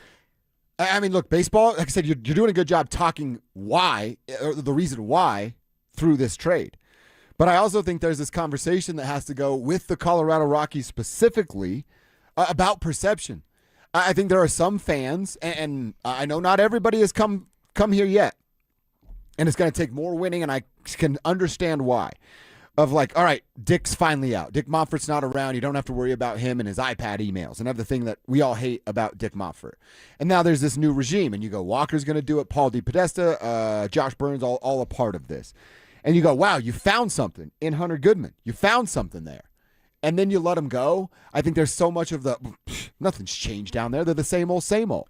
And again, we add TJ Rumfeld to this conversation. Now we're talking about Carrick, Rumfeld, Goodman, Veen, Condon. If you want to put Tovar, just simply for the glove, we have 6 everyday players that are still on the right side of 30 for a young club. That perception matters right now for them. Goodman's the only one that would start for the Dodgers. I mean, come on, it's the Dodgers. Do another team. Okay. Goodman's the only one that would start for the Cubs. Well, that's a little sad. Okay, but that's the point, is this is the worst team in the National League still, Josh. You might think you have 6 everyday players, but look at your competition. San Francisco, who's won 2 more games than you, sure, a couple of those guys would start for San Francisco. But you want to talk about building towards a playoff organization? I think 1 or 2 of them would start for Atlanta. 1 or 2 of them would start for Philadelphia. Even the Mets, who stink but spend a lot of money on the roster, maybe 3 of them start for the Mets. So they're not everyday players on a winning team. They're valuable pieces that you could trade. What about when we're in 2030 or even 31, when they are contenders or could be? Aren't these guys showing you that they turn into that? No. Really? Hunter Goodman right now is peaking. Hunter Goodman will probably not be. But he was this good a year ago. He's doing it 2 years in a row. Correct. This is where Hunter Goodman's at. I don't think Hunter Goodman's going to take another leap forward as a baseball player. He's probably a 4 to 6 WAR guy. He's never going to be an MVP candidate, but he has a chance to be a perennial all-star catcher, mostly because of his bat. So he might age into being a DH at one point in his career, which makes him way less valuable because you're playing an important defensive position and you're hitting 30 home runs a year as Hunter Goodman right now. TJ Rumfield, I've seen this year out of Rockies before. I saw Jordan Pacheco do this. I saw Nolan Jones have a hot year for the Rockies. They would be foolish not to trade TJ Rumfield, who was a 12th round pick and was given up by the Marlins. Like this is a nobody prospect. The Rockies need to cash in on Rumfield. The Goodman thing's another debate because that is really truly the main guy on your team. I didn't know you were talking about Rumfield, but I'm like, I can't put Jordan Pacheco and Hunter Goodman in the same conversation. No. Goodman's in the conversation of Troy Tulowitzki, Trevor Story, Nolan Arenado, maybe not to that level. But the thing with the Rockies is they always waited 1 year too late on Jordan these Pacheco guys. was a decent third baseman that ladies thought was hot. That's why he was popular. Correct. And he had one really good season where he batted like .330. And Nolan Jones did that too. And TJ Rumfield right now is batting .300 with 12 home runs. And he plays a position that you can find a lot of people at, first base. Mm-hmm. He's literally the best Rockies first baseman since Todd Helton, by the way, because they haven't been able to find that first baseman. But see, this is where I think we're going to differ. Is you're going to say all these good things about Hunter, the good things about TJ, and then go, yeah, I don't want him on the team. No, I want pitching. They have no pitching. They need pitchers. So I look at the core of the Rockies and who I would circle moving forward as I need to keep no matter what. It's Dollander, it's Holiday, it's Condon, it's Carrig. That's it. That's my entire list. Everyone else I'm open for business on. And it's going to take a whale to get me to move off Hunter Goodman. Like, I'm telling you I would trade Hunter Goodman, but I'm not just going to give him away. Like, TJ Rumfield, I would be willing to just take whatever prospects I could get. Hunter Goodman? That's Kev's guy. He's so pissed at you right now. I got him at auction, man.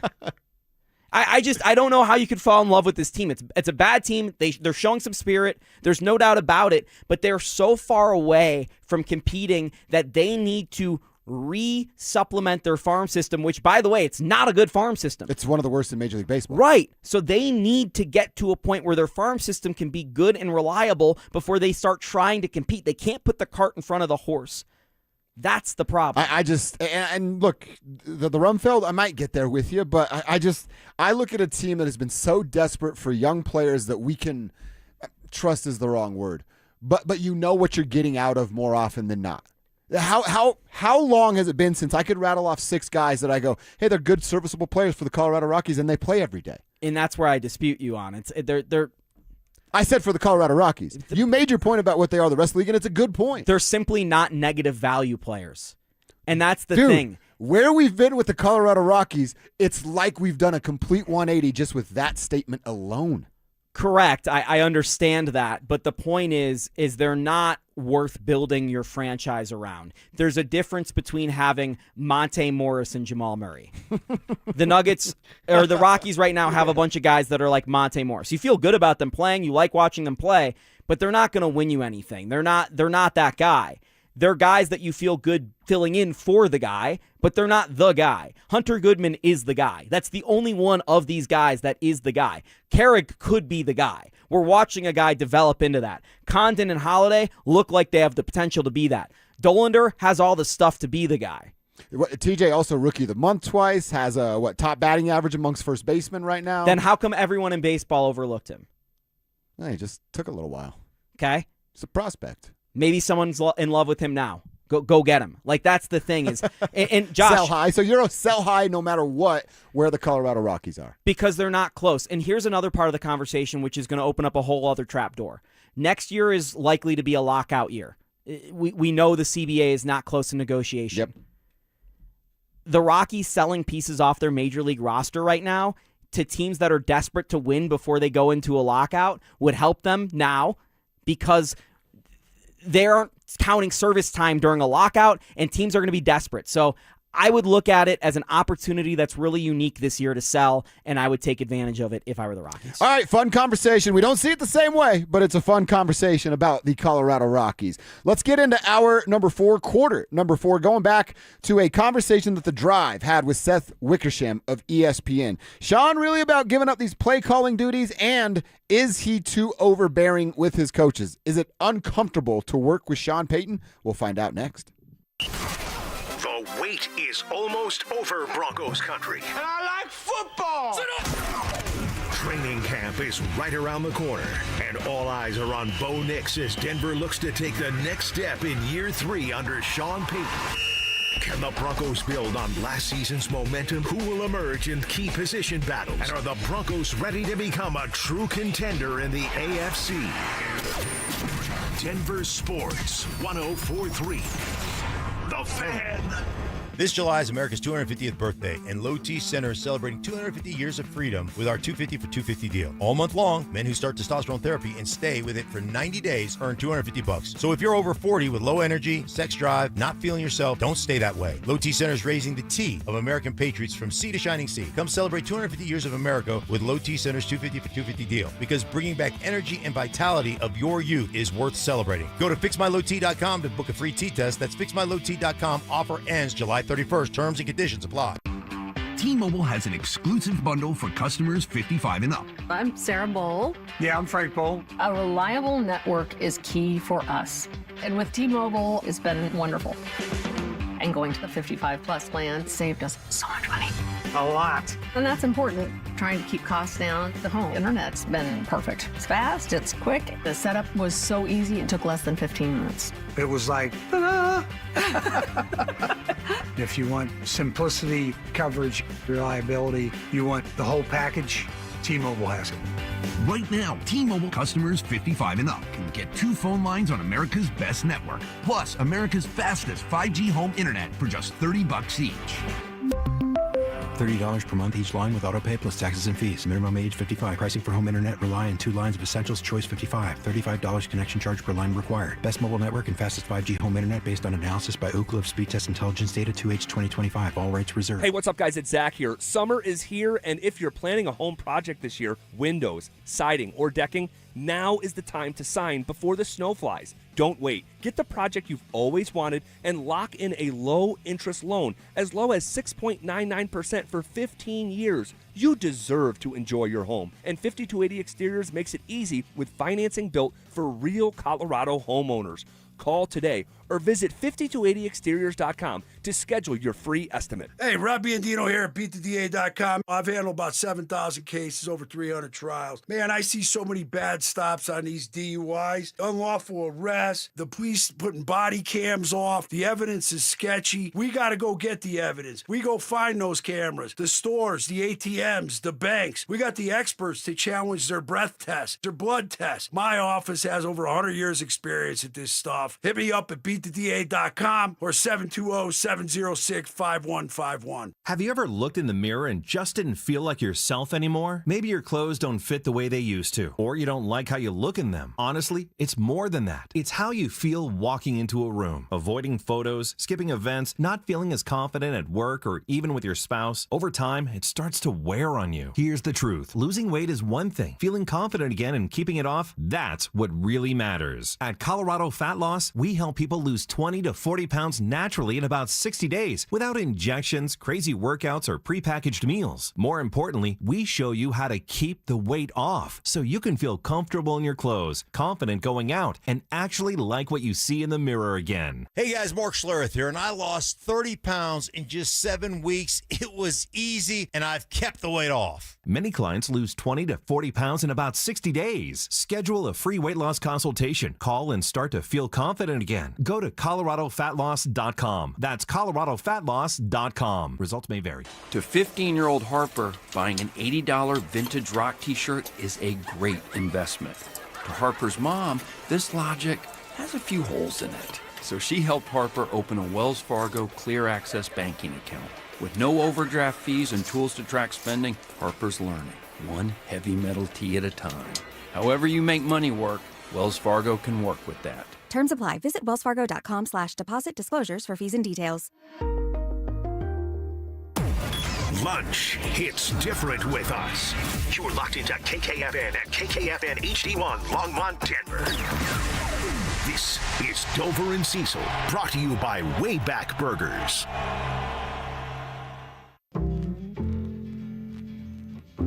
Denver Sports 104.3 The Fan presents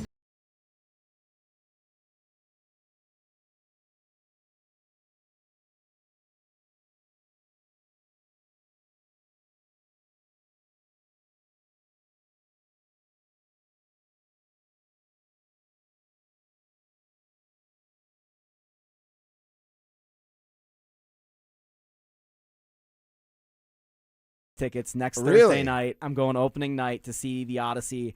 It's Nolan. It's my favorite story ever told. I'm pumped, and I'm a big Matt Damon guy. How could you not Oh, be? yeah, of course. You like Jason Bourne? Of course. So Tom Holland, who He's a plays badass. Spider-Man, very Yeah. excited, also loves Jason Bourne.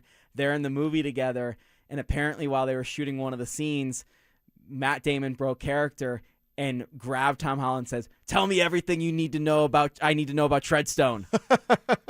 So I'm like hype. You're going to be fired up for this one, going to the best movie theater we were talking about earlier in your old hood? I'm going. I'm I don't breaking wanna out blow up all your the spot, stops. but- Yeah, I'm breaking out all the stops to make sure I see this. Saw the Minions last night. I'm expecting a little more out of the All Odyssey. right. but the I want to Minions know was about the good. Minions at 1:45. We're going Okay. to get Jake's a movie preview. Is it worth me taking the nephew to and him going bananas over? Literally. Yeah, right.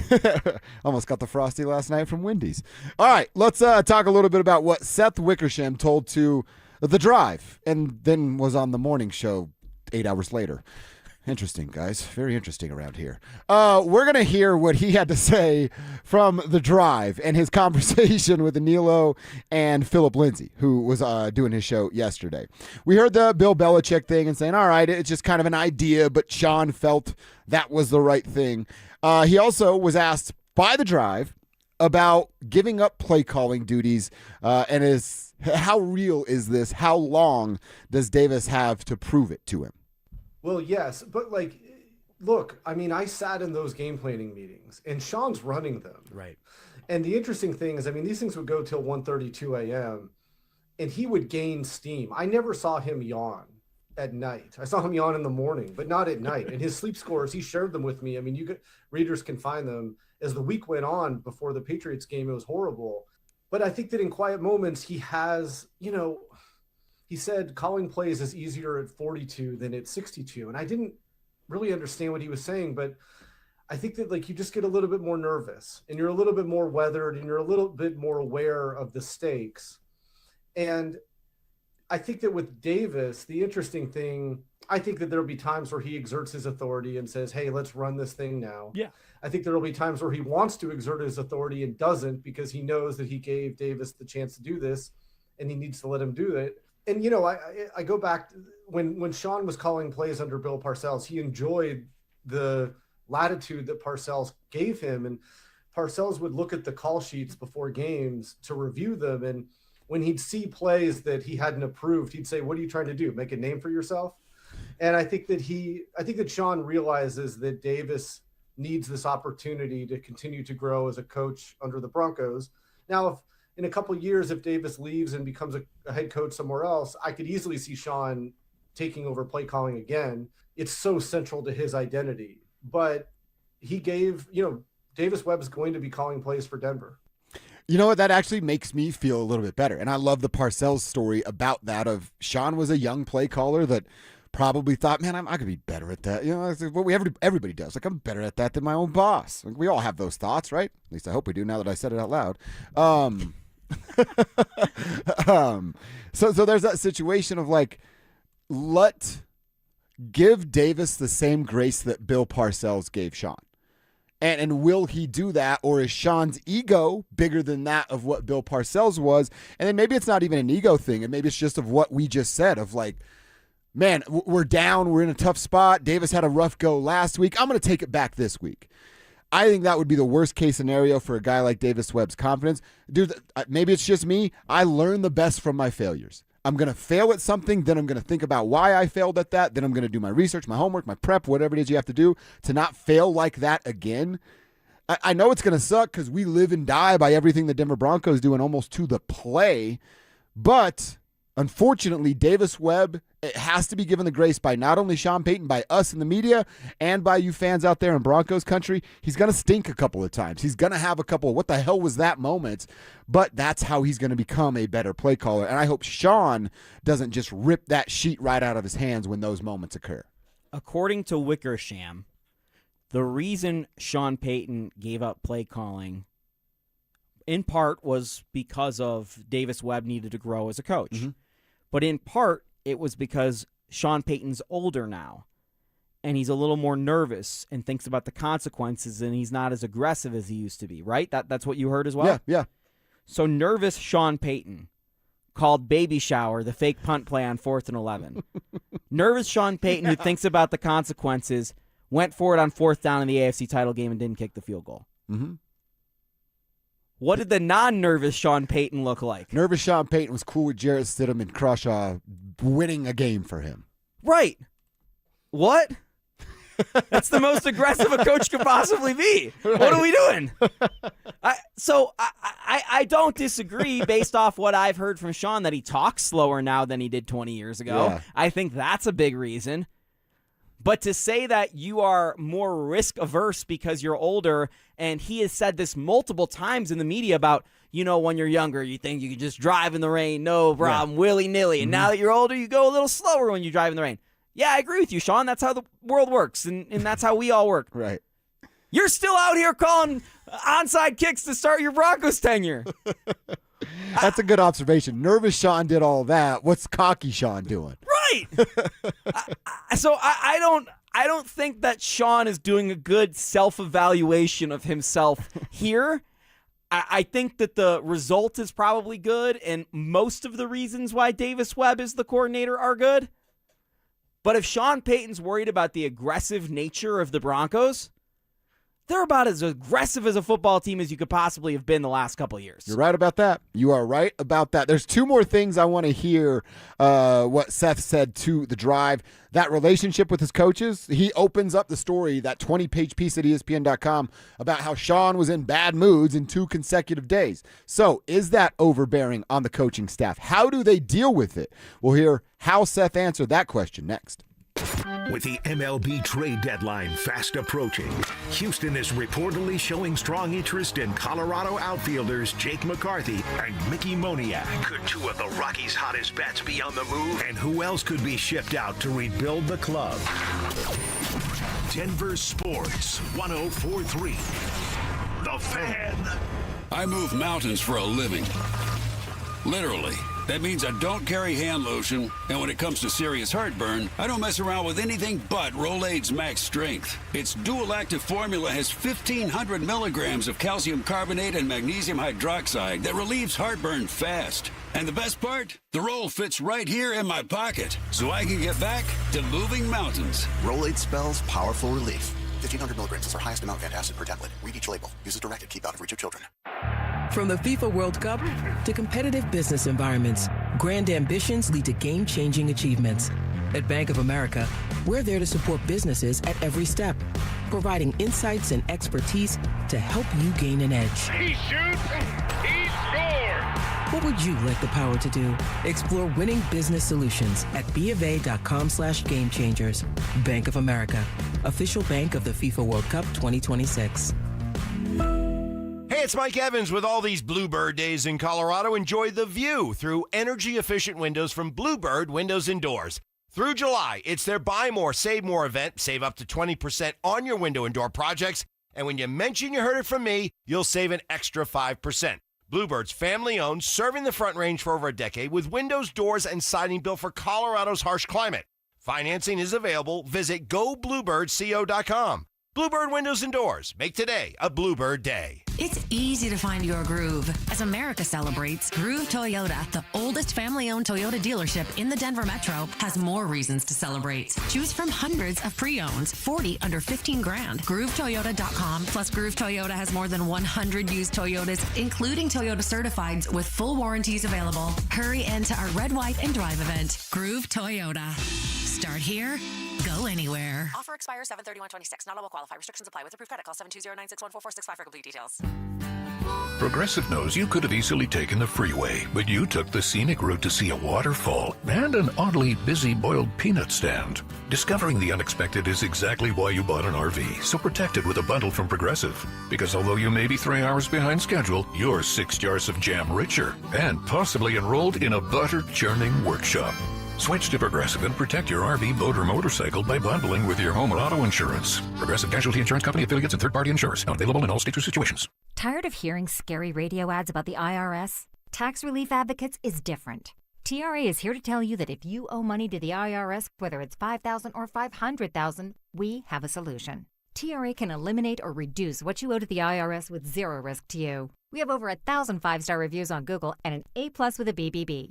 End your tax nightmare today by visiting TRA.com or call 800-583-6681. That's 800-583-6681. Hey guys, Mark Schlereth here from my friends at Xfinity. And when it comes to your internet, you want the most intelligent. And that's what they provide. The most intelligent Wi-Fi that can hunt down and fix problems. Reliability, well, you want the most reliable Wi-Fi for streaming, gaming, working from home, and coverage that goes wall to wall in your home. How about security? Wi-Fi that's security blanket for your network and reliability. Fiber-powered network with 99.99% reliability, built for speed so you can run multiple devices at once, and Wi-Fi that makes everything in your home tie and work together. Consistency, you can lock in 5 years of predictability. 5 years, the most reliable fiber-powered Wi-Fi with our best equipment. Plus, you can get online with minutes, same-day Wi-Fi. Hey man, that's the price lock guarantee. 5 years, same price, no contracts, no commitments. It's all included. Everything you need, including the data and equipment, the most reliable Wi-Fi. That's Xfinity, guys.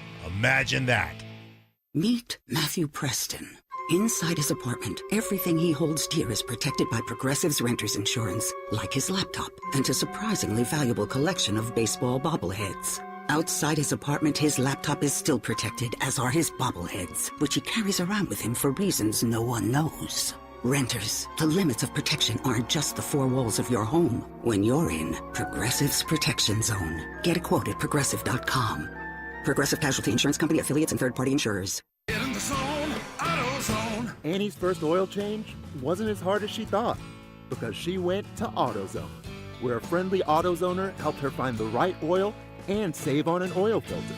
He explained the job and showed her free how-tos on AutoZone.com. When she was done, AutoZone recycled her old oil for free. Get a free oil filter and more during the Celebrate Free event at AutoZone, now through July 27th. Get in the zone, AutoZone. Restrictions apply. Want real Broncos talk? Cecil Lammy and Andrew Mason bring the heat on Orange and Blue Today. The most passionate intelligence and in-depth Broncos coverage in the game. Weekdays at 5 p.m. on the Denver Sports 104.3 The Fan YouTube channel. Hit subscribe at Denver Sports 104.3 and never miss another take. Orange and Blue Today, powered by Ramos Law, official injury law firm partner of the Denver Broncos. Denver Sports 104.3 The Fan. Denver Sports 104.3 The Fan presents Dover and Cecil.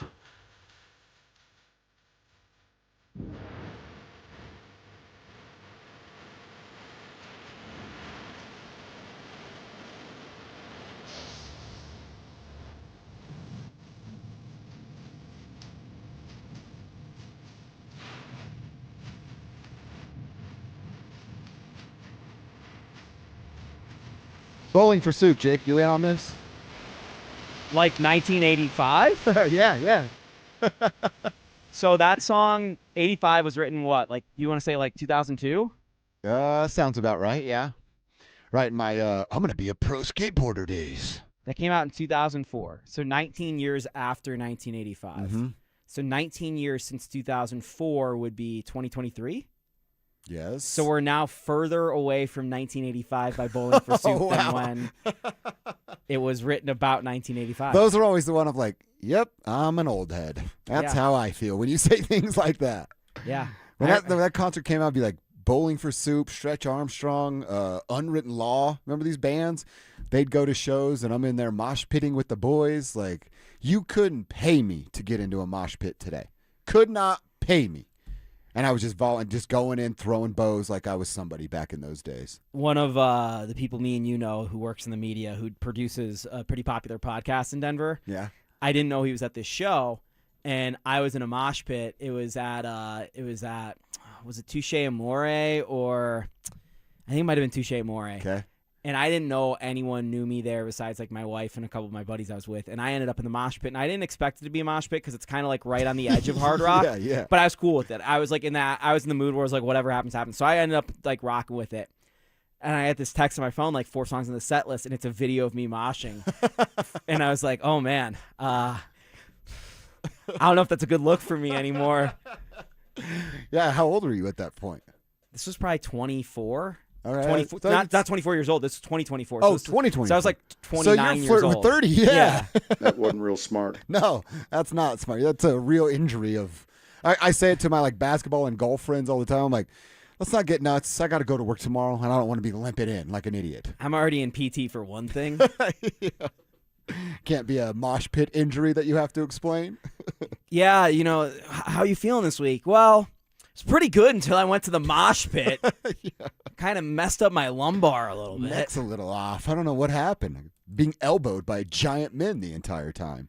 All right, there were 2 more things I wanted to hear from Wickersham, who joined the drive yesterday and then the morning show today. But he told the morning show, one of the questions thrown at him, on the afternoon show, was about that report of just kind of being overbearing, in a bad mood, the first 2 days that Seth was in the building at Broncos Park, powered by Common Spirit. Those are his observations. Well, Sean came in a bad mood. Next day, Sean came in a bad mood. So he was asked the question. It's a little bit of a lengthy answer, but is Sean just too overbearing when it comes to his coaches? Well, it's all the above. I mean, I think he's phenomenally good with the coaches. He can be hard. I'm sorry, and phenomenally good with the players. He can be hard on the coaches, but I think they learn a lot from him. And, you know, I think that for people who read the story, I think you'll see the people who read it carefully, they'll see 2 versions of Sean. The version that was leading up to the Bills playoff game, where his creative stamina was off the charts. Yeah. You know, he's coming up with team meetings where he's bringing out $500,000 in cash and a Lombardi trophy. Crazy. He's coming up with videos, you know, splicing in Josh Allen and, you know, where he's breathing, he can't breathe in the mile high air. He's coming up with these canisters, these oxygen tanks, saying it's going to be an oxygen tank game for the Bills because they're going to run a lot. Denver's going to run a lot of no huddle and weaponize the mile high altitude. They win. Pause it for just 1 second. They didn't do that. Go ahead. That they lose Bo Nix, and you know, he knew the moment he lost Bo Nix that he wasn't winning the Super Bowl that year. I mean, just think about that situation, winning a playoff game and 20 minutes later learning you lost your starting quarterback. And I think he worked so hard and worked the coaches so hard, and at times the players. He had some long practices leading up to the Patriots game that I think that he, you know, I wonder if he wore himself out and wore out everybody else in the process. Like, is that why they lost? I don't think so. But, you know, he didn't have the creative stamina that he had for the Bills. It wasn't quite there with the Patriots. Instead, he tried to channel it into scheme and play calling. And, you know, it was a tough week. I mean, he was there late in the office every day. And there's some quiet moments that, you know, I get at in the story where, you know, he's reflecting about this life that he's built and the way he goes about his work, and kind of wonders out loud about, you know, maybe how much longer he can do it. All right, there's a lot to unpack from that one, and like the overbearing part of it. Like I said, if your boss is always in a bad mood, that's an uncomfortable work environment when you have to let someone else's mood dictate the vibe in the office. If you're that kind of boss, let me just be transparent with you. Your employees hate your guts. They hate working for you, and they're updating their resume daily to try to find a new job. You know how? I know that. I've been one of those employees that was looking for a new job every single day because I hated how my boss was treating folks inside the office. And the other part of they're there all the time. I know that's the standard in coaching, and especially the NFL, Jake. These guys are like, we got beds in there, and we have to stay there. And so I get it. You work really hard. How many of these ridiculous stories does Sean share a day that could cut off about 45 minutes of their day? And then you go, man, we just cut up almost an hour of our day? If none of us shared stories about what we did in New Orleans or about what our kids are doing at school, and we just did work, and your asses wouldn't be so tired come Thursday because you're not in the building until 1 a.m. That's always been one of the dumbest things in the NFL for me, of like, well, we just work so hard. There's no a better efficient way to do this, and you've been playing football for how long? So I don't know. That we work really hard and guys are tired. Everybody's tired. That's not a reason. The sleeve detail is interesting, and I keep coming back to this because the reference you make is a new takeaway for the sleeve detail in this story to me, which is he wasted his assistant's time for an hour by going, can you get Jerry Rice on the phone? Yeah, to be there like, we go. Yeah, man, sleeves caused a fumble one time. In 1986. Right. And it's one thing to be working hard. It's another to be in the office. And we know this very well at our workplace. Yes, we do. There are a lot of people here that show up and are here a lot, and they show face, but that's not necessarily the hardest working people. Some of them are working from home. Mm-hmm.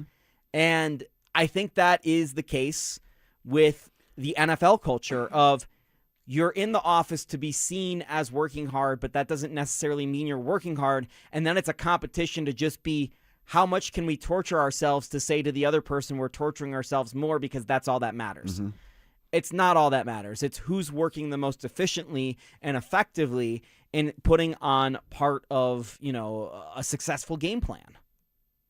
Yeah, that's just, it's always been so weird to me of like, it's just so hard of what we do. I get it. Everybody's doing it. Be more efficient.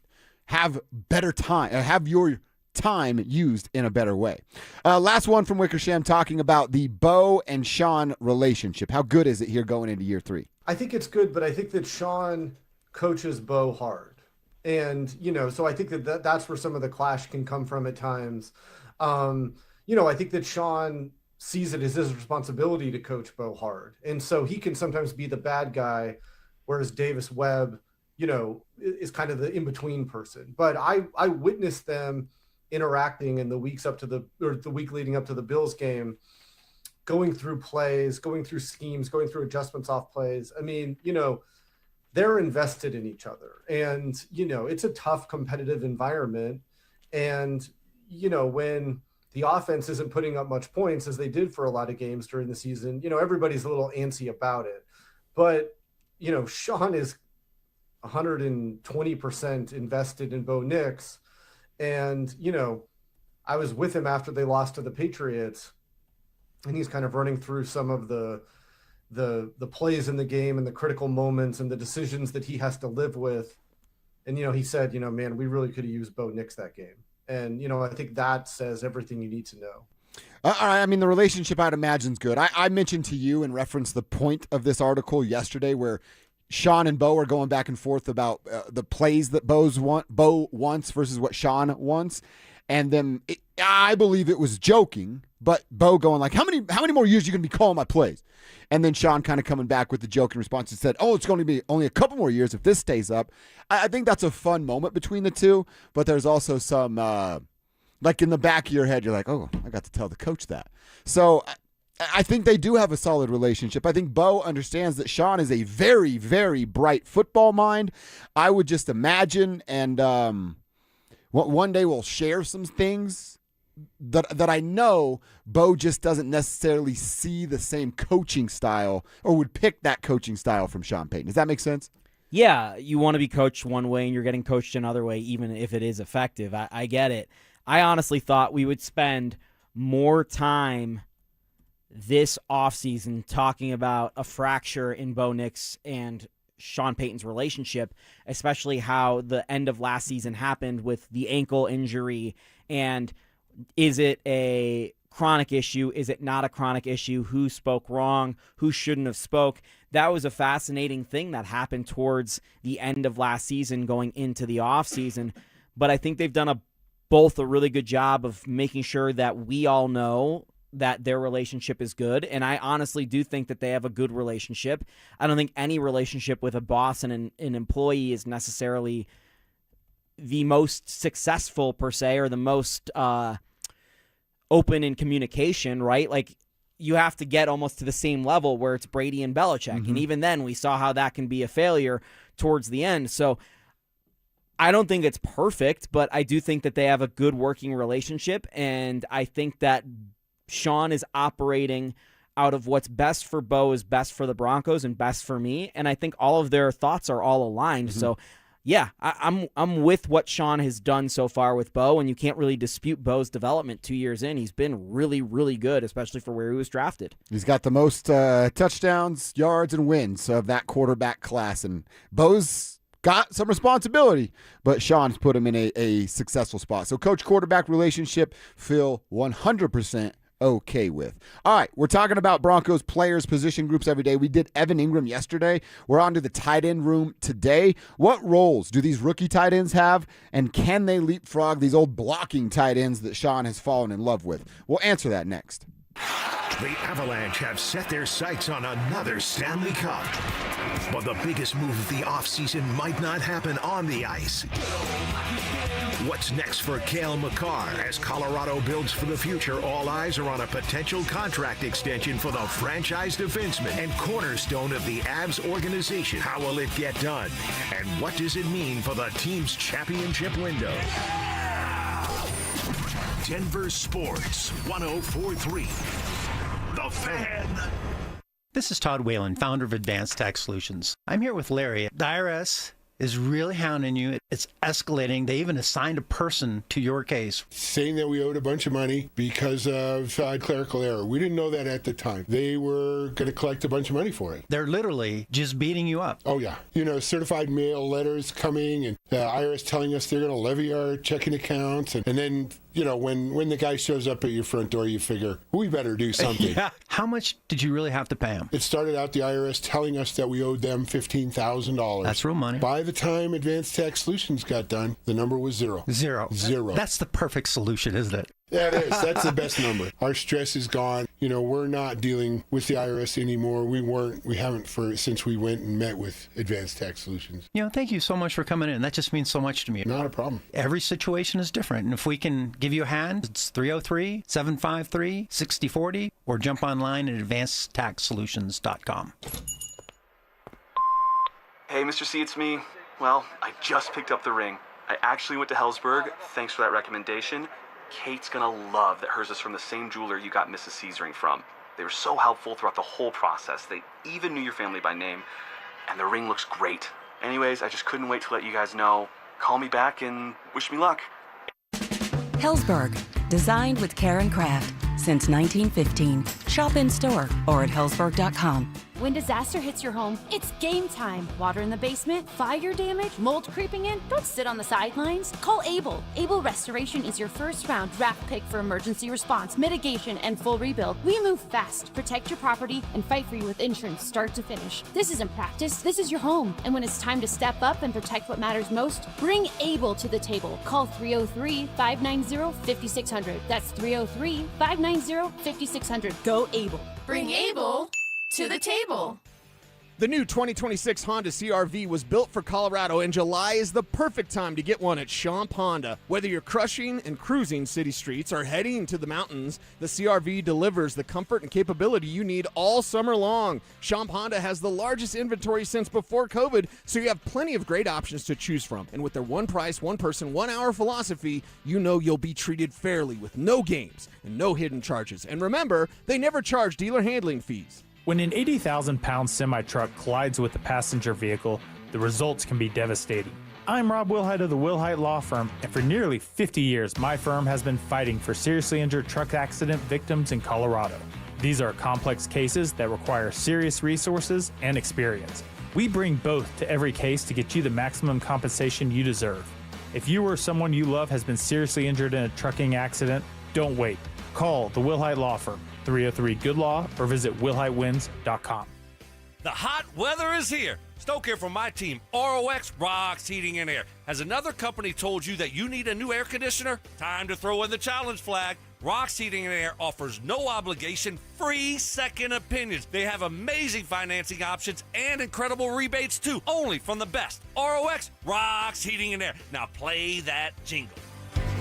HVAC service, installation, repair. ROX Rocks Heating and Air. Switching your account numbers is hard. Being forced to switch, even worse. That's why at Belco Credit Union, we want to pay you to switch. From June 1st to August 31st, we're offering a $300 bonus when you open a new checking account with a qualifying direct deposit of $500 or more. They changed your account number. You can change who you bank with. Go to belco.org/switch for full offer details. Insured by NCUA. Membership eligibility required. Conditions and restrictions apply. Belco. Banking for everyone. Performance matters in intimate moments. Don't let ED ruin them.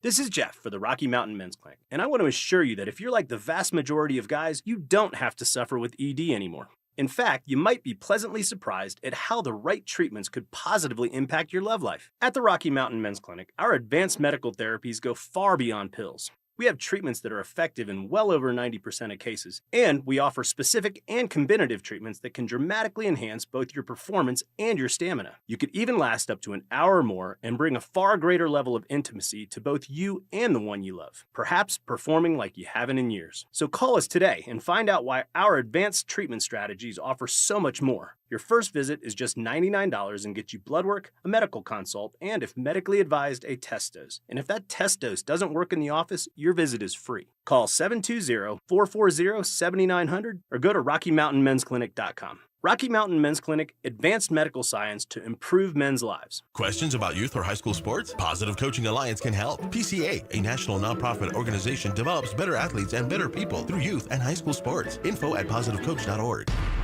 Listen up, Denver. This hour's keyword is strikeout. STRIKEOUT. Text strikeout to 303-713-1043 right now for your chance to win a $250 gas card. That's strikeout to 303-713-1043. By texting, you agree to receive an automated marketing message from Denver Sports 1043 The Fan. Message and data rates may apply. For complete rules or to enter the keyword online, visit www.denversports.com/keyword. You're listening to Dover and Cecil on Denver Sports 1043 The Fan.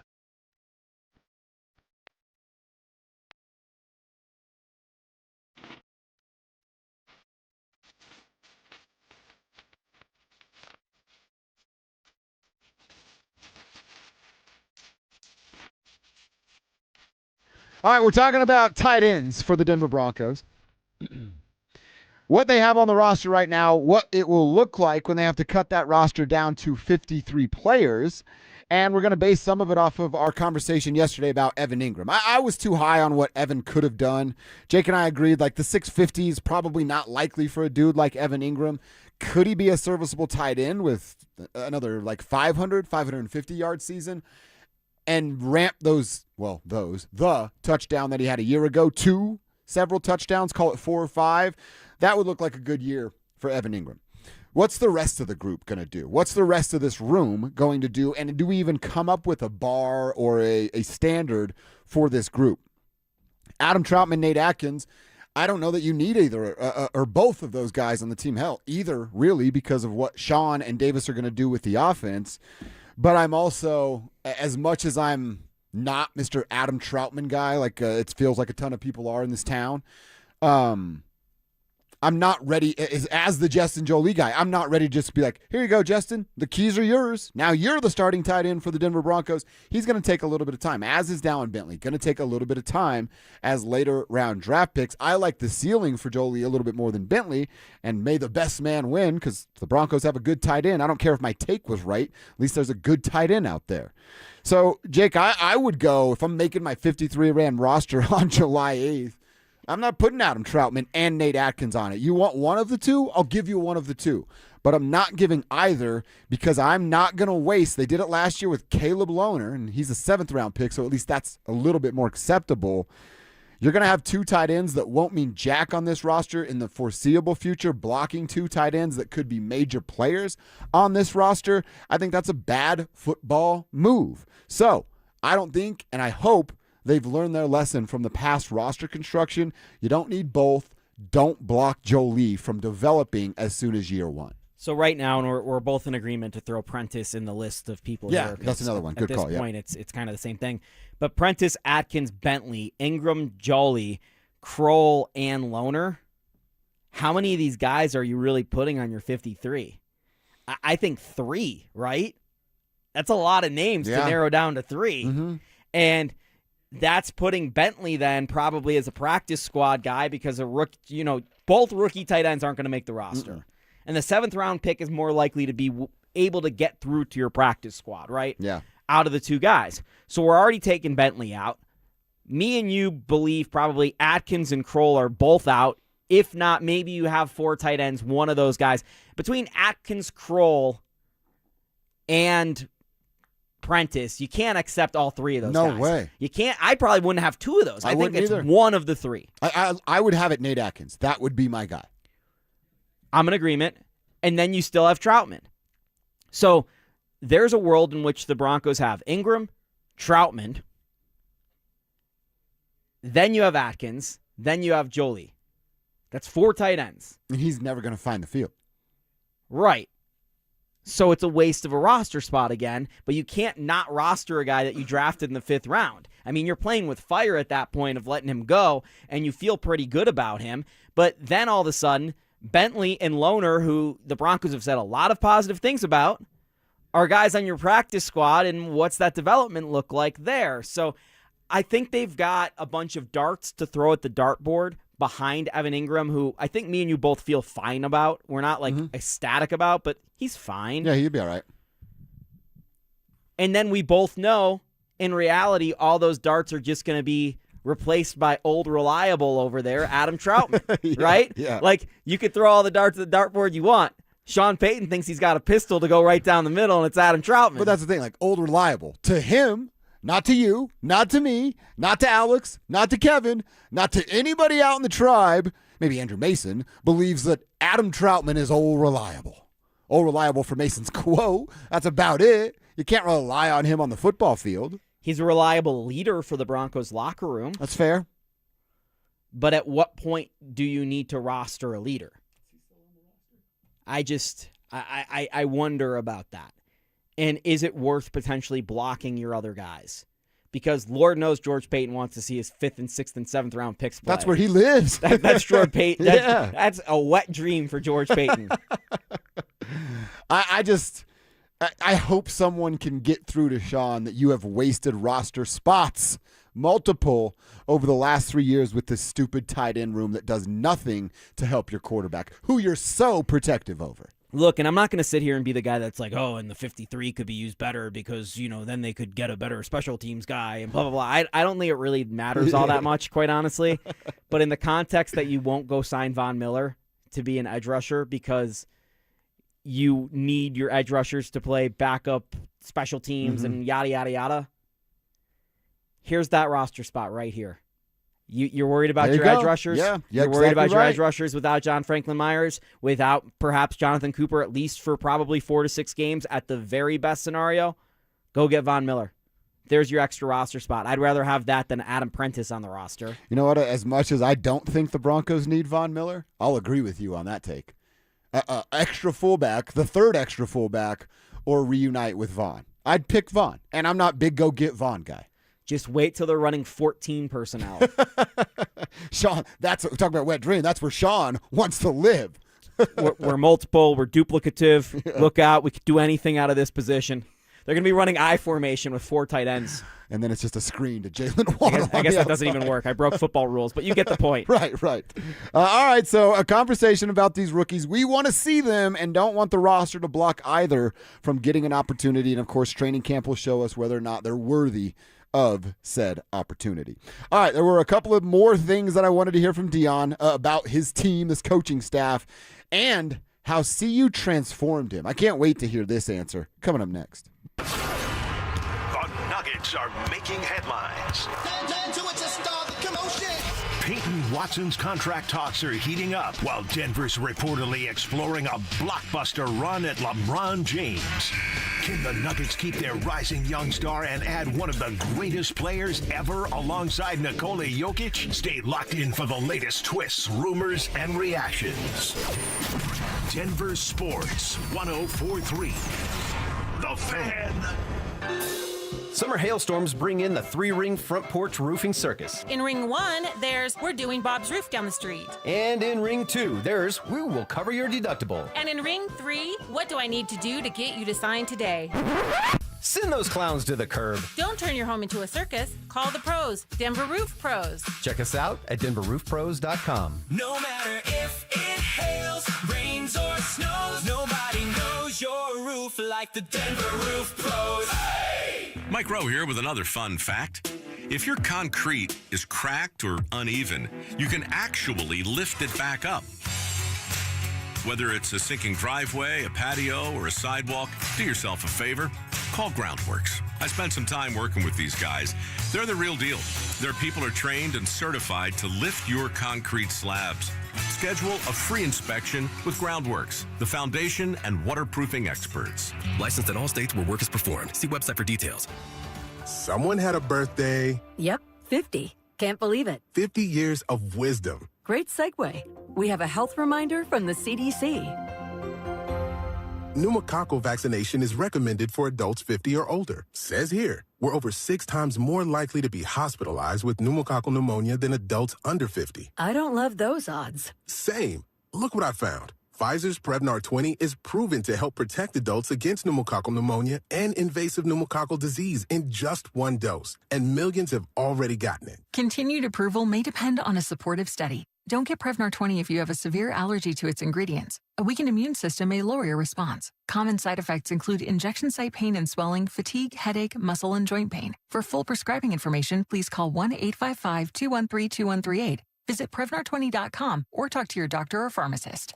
I'm on Prevnar20.com now, scheduling my appointment. Good idea. And happy 50th. All right, barbecue fans, Dan Jacobs with Jacobs Law and 303 Law 4040 with something special for you that we're cooking up for the best free meal in all of Denver. Now, in addition to my delicious smoked pulled pork that we serve on nearly a monthly basis and my copycat Chipotle chicken recipe that has a kiss of smoke and is fantastic. Our friends over at Old Style Sausage, a local company that makes these sausages that are custom made for the smoker.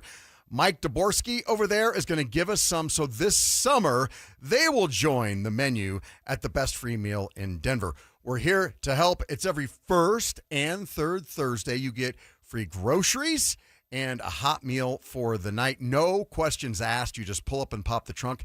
It's every first and third Thursday, Smoky Hill and Arapahoe Road, E Hills Church from 4 to 6 p.m. Help us spread the word. Summer is a time to feel and look your best, but I'm not talking about your tan or abs. Guys, I'm talking about your hair. Restore that bald spot, reverse your receding hairline, or add volume to decades of thinning during Advanced Hair's once yearly summer savings event. Advanced Hair's simple one-day treatment begins to regrow your own natural hair the very next day, and it can even grow for life. Did I mention Advanced Hair even guarantees your new hair will grow? Take advantage of your flexible summer calendar and get the most hair for your dollar during Advanced Hair's best offer ever. The summer sales event is on for a limited time, so schedule your free consultation and get the details today. 720-459-HAIR. One-day treatment, life-changing results with Advanced Hair. Your new hair is guaranteed to grow. Check out the incredible before and afters and get your savings details while still available. That's 720-459-HAIR or advancedhair.com. Stream Stokely and Evans with Mark Schlereth, Dover and Cecil, The Drive, and all your favorite shows on the Denver Sports 104.3 The Fan app. Powered by Advanced Tax Solutions. Denver Sports 104.3 The Fan. It's Dover and Cecil on Denver Sports 104.3 The Fan.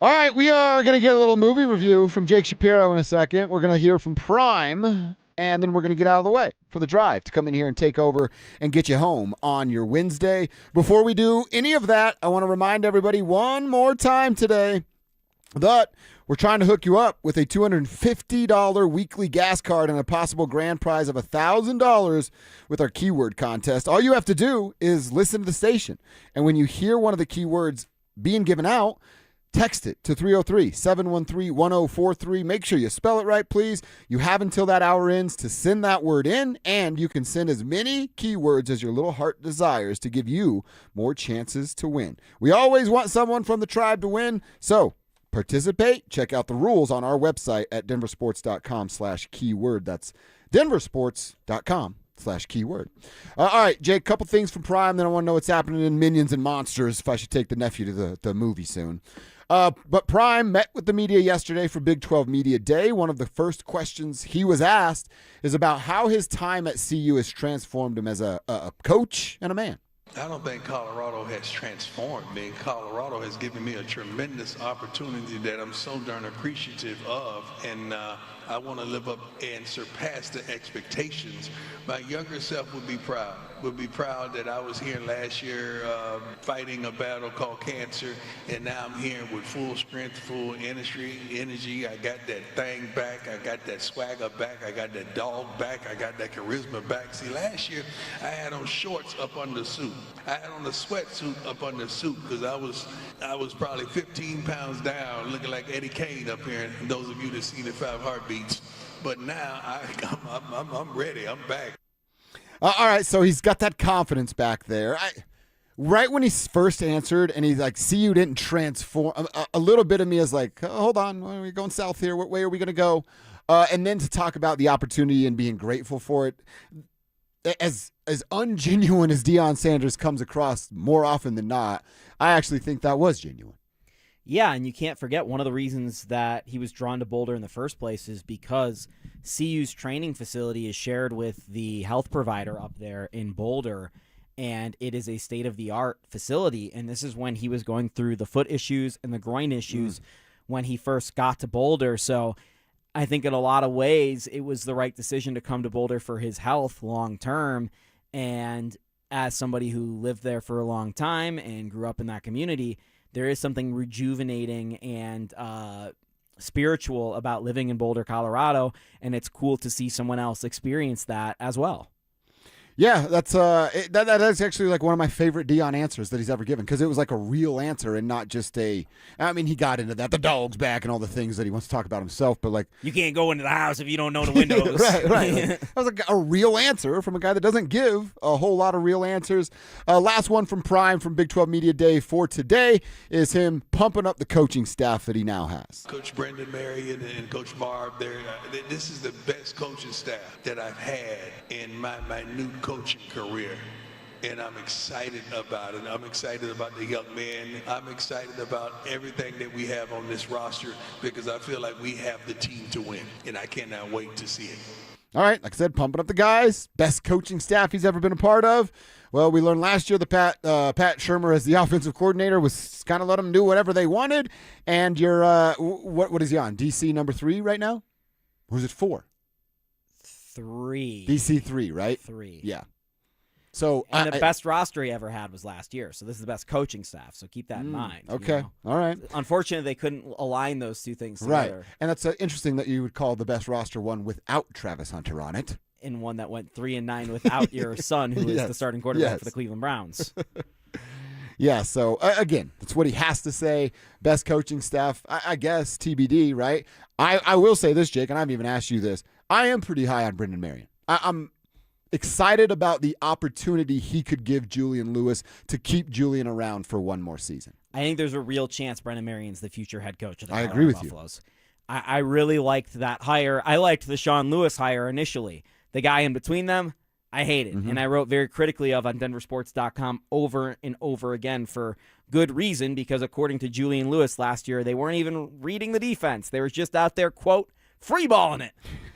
I don't think they're going to be freeballing it with Brendan Marion as their offensive coordinator. If you look at his scheme, what he did at UNLV and later Sac State, it's a very run-heavy, very easy read scheme that is more akin to what they were doing in college football with those spread option type stuff, 15, 20 years ago. Just the boxes and the line positioning is a lot different than what teams are doing now, so it really messes up teams. So I think Julian Lewis is going to get to a spot, especially as an athletic guy who ran the option a lot in high school, where he won state championships at Georgia, where his best skill set is going to be taken advantage of by Brendan Marion. So in that sense, yes, I do think that this coaching staff is improved, but your defensive coordinator walked away from you in the middle of the spring session to say, I just need out of here. I'm going to take a pay cut to go work for the Broncos. I don't think their defense is in a stronger spot than it was last year. And this is also a coaching staff that lost Marshall Falk. Oh, that's right. He's a head coach now, right? And Warren Sapp. Yeah. Warren Sapp. Okay, I'm sure. not sure that's big a but loss. the whole thing before was we've got gold jackets on our staff. Yeah, yeah. So now their staff's better, even though you were telling us before we've got gold jackets. Ain't nothing better than a gold jacket. What is it? Mm-hmm. Is it the gold jackets or is it the people that work in coaching and know how to coach? Well, and this is also what Deion has done, and you know this better than anybody because of access or lack thereof with who he is. He just gets to say that stuff, and nobody questions it. He ain't hard to find. Well, he actually is kind of hard to find. He is almost very impossible much. to find. Very to be much. honest. So he just gets to say this stuff, and then if you question him, he'll take your credential away. Or you don't get the microphone up there in one of those press conferences. So he's very calculated as to what he says and then who can question him. And that's a list of nobody. Nobody can question him. So that to me of like, you're just the best coaching staff you ever heard. Great follow-up questions that you just brought up. Nobody in the world has the right to ask that to him. I was asking that when I was credentialed. And Right. then the microphone stopped finding me. Exactly right. And I, quite honestly, don't have any interest in covering the highest paid state official if they cannot be questioned and they will not tell the truth at any juncture. At some point, it becomes not interesting to hear what they have to say, and you become not interested in what they're doing. Mm-hmm. And guess what's happening in Boulder right now? People are a lot less interested in the Colorado Buffaloes, and they don't take what Prime says at face value. It happened real quick because people out there, our listeners, and, you know, a lot of people make this mistake, people in power, and I'm not saying this is true of CU or Dion, but a lot of people in power make this mistake. They think you are idiots and they think you are sheep. Mm-hmm. I know our listeners are very smart people, and they work hard, and they're honest. And I think that's most Coloradans. And I think people that look down upon the people and they think they're just going to accept whatever they're told, that's not the truth about most people in the world that I've come across. And there are a certain sect of the CU fan base that accept whatever they're told, and they're happy with whatever Prime's doing because it's Prime. But I don't think that at the end of the day, another 4 and 8 year is going to be acceptable to this fan base, especially when the coach is telling you everything's great, everything's gravy, I'm Deion Sanders, I've got the Midas touch. He doesn't. Mm-mm. He doesn't. And has not at ever point of his coaching career outside of time with Shedeur Sanders and Travis Hunter. Well, his son, in a way, this is, I guess, having the golden touch. His son was very good at football. Mm-hmm. His other son was decent. He was a good college player. Yeah. Shiloh was a good college player. And Travis, who he kind of lucked his way into, and, you know, we lucked our way into here in Boulder, was fantastic. Deion, being a good human being, found Travis and did the right thing for a young man that needed some help and guidance. No doubt about that. And Deion's been a good mentor to a lot of people, and I'm not disputing any of this. Like, the only thing I dispute is he the right person to have his hands on everything going on with the Colorado Buffaloes football club? And the answer to me is probably no. Is he the right person to be the figurehead and the CEO if you have strong leadership and strong coaches around? Maybe. He's a really good salesman. Yeah. If Brendan Marion's the actual coach of your football team and Deion Sanders is the guy doing marketing, that could work. That could work. He's your CEO of marketing / recruiting. Yeah. He won't leave the campus, but he'll send a cool video to one of those recruits. You won't believe how awesome it is in Boulder. And then that 17-year-old will show his dad, and his dad will go, I love Deion Sanders. You got to go play in Boulder. It might be his granddad now. Well, it might be. I guess they'd be my age, right? And I'm not a granddad yet, so yeah. Exactly. How much of Deion's career do you remember? A pretty significant chunk. Okay. I mean, I'm in my early 40s. But even for me, 10 years later, it's not much. No. I remember a little bit of Deion's career, but not much. Yeah. And I know Deion's impact because Deion was a large figure, especially on TV.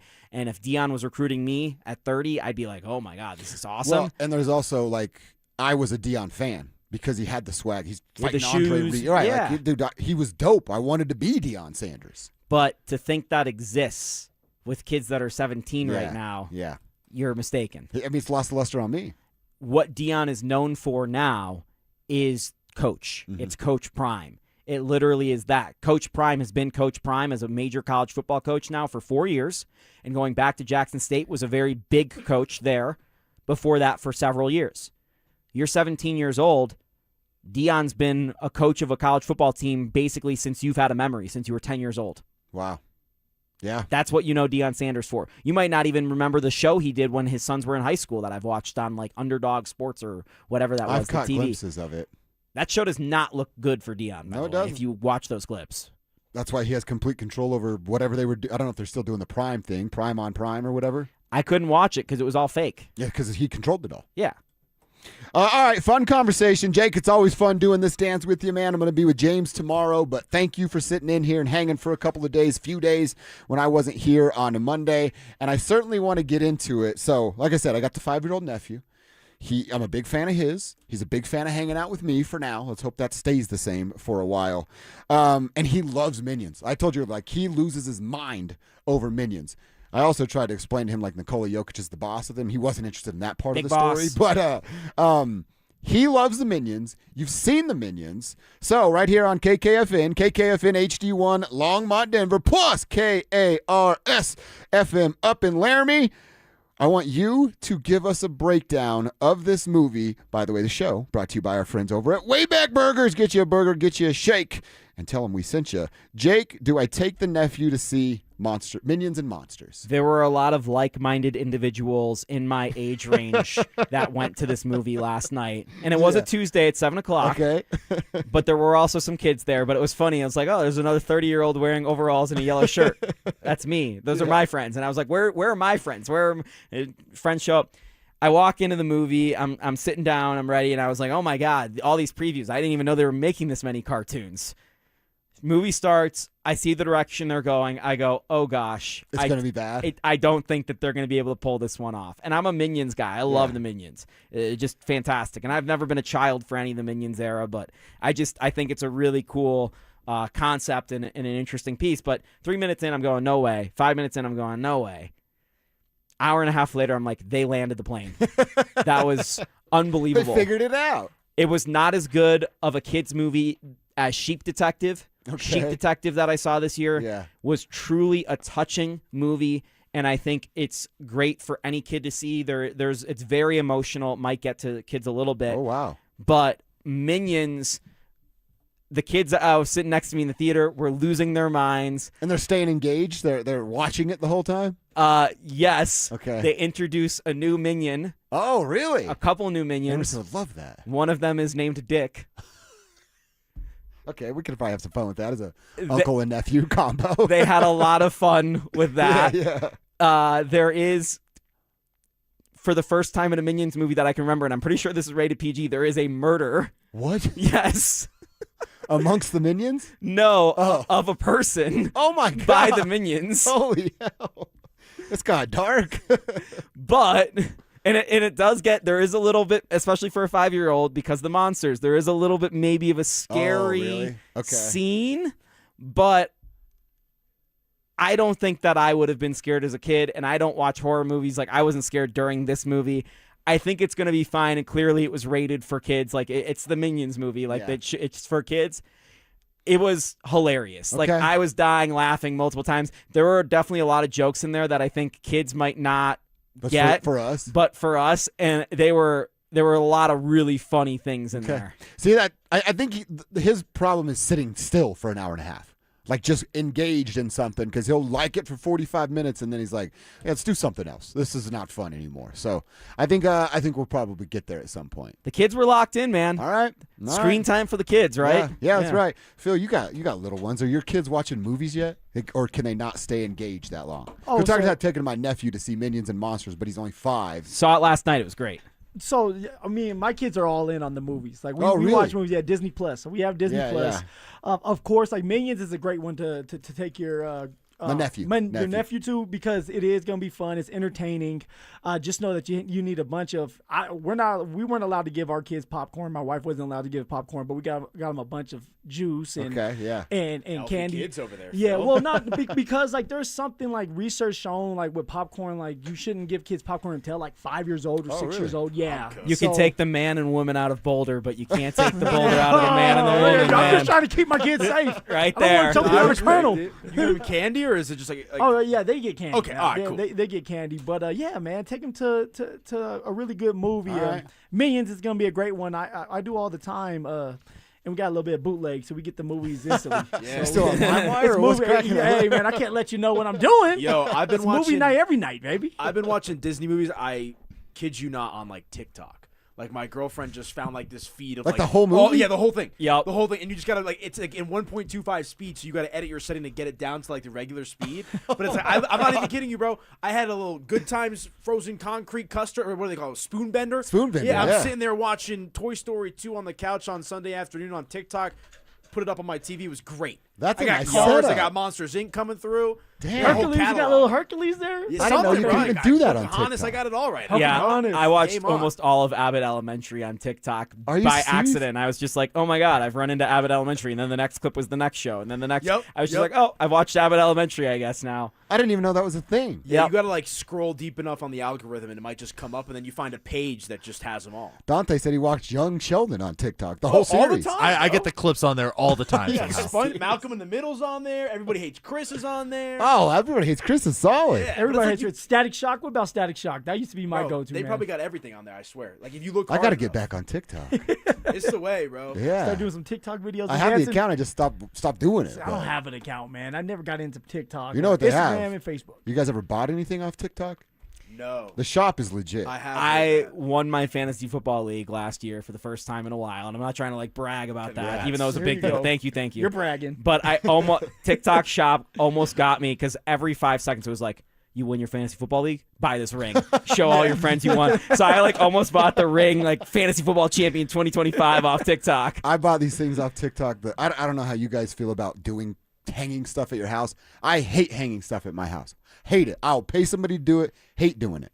Well, she's like, it's off to the side. I'm like, you do it then. Yeah, you got to do a leveler, man. Well, I got the level. Okay. Josh, I'm Nikola Jokic of it. Oh, yes? Call me up. Coming I got over. you. All right. I got you. But So they you like have to hang these stuff, huh? they have So these good. things that you can hang your pictures with to make them level. Yeah. And it's just this little metal lock-in place Mm-hmm. that like you put a mark on the back of the photo and then it marks the wall for Okay, you. yeah. And then you just put it in there. Well, and you it's know perfect. you could do so there's like a little hack. You could do it with toothpaste. My dad said So that. yeah, it's like you put the little toothpaste on two sides. You put it by wherever you want to level it, and you push it on the wall. You put it back out, or you pull it off. And you just mark the is toothpaste. right there. Yeah, All and then you right. just drill the holes.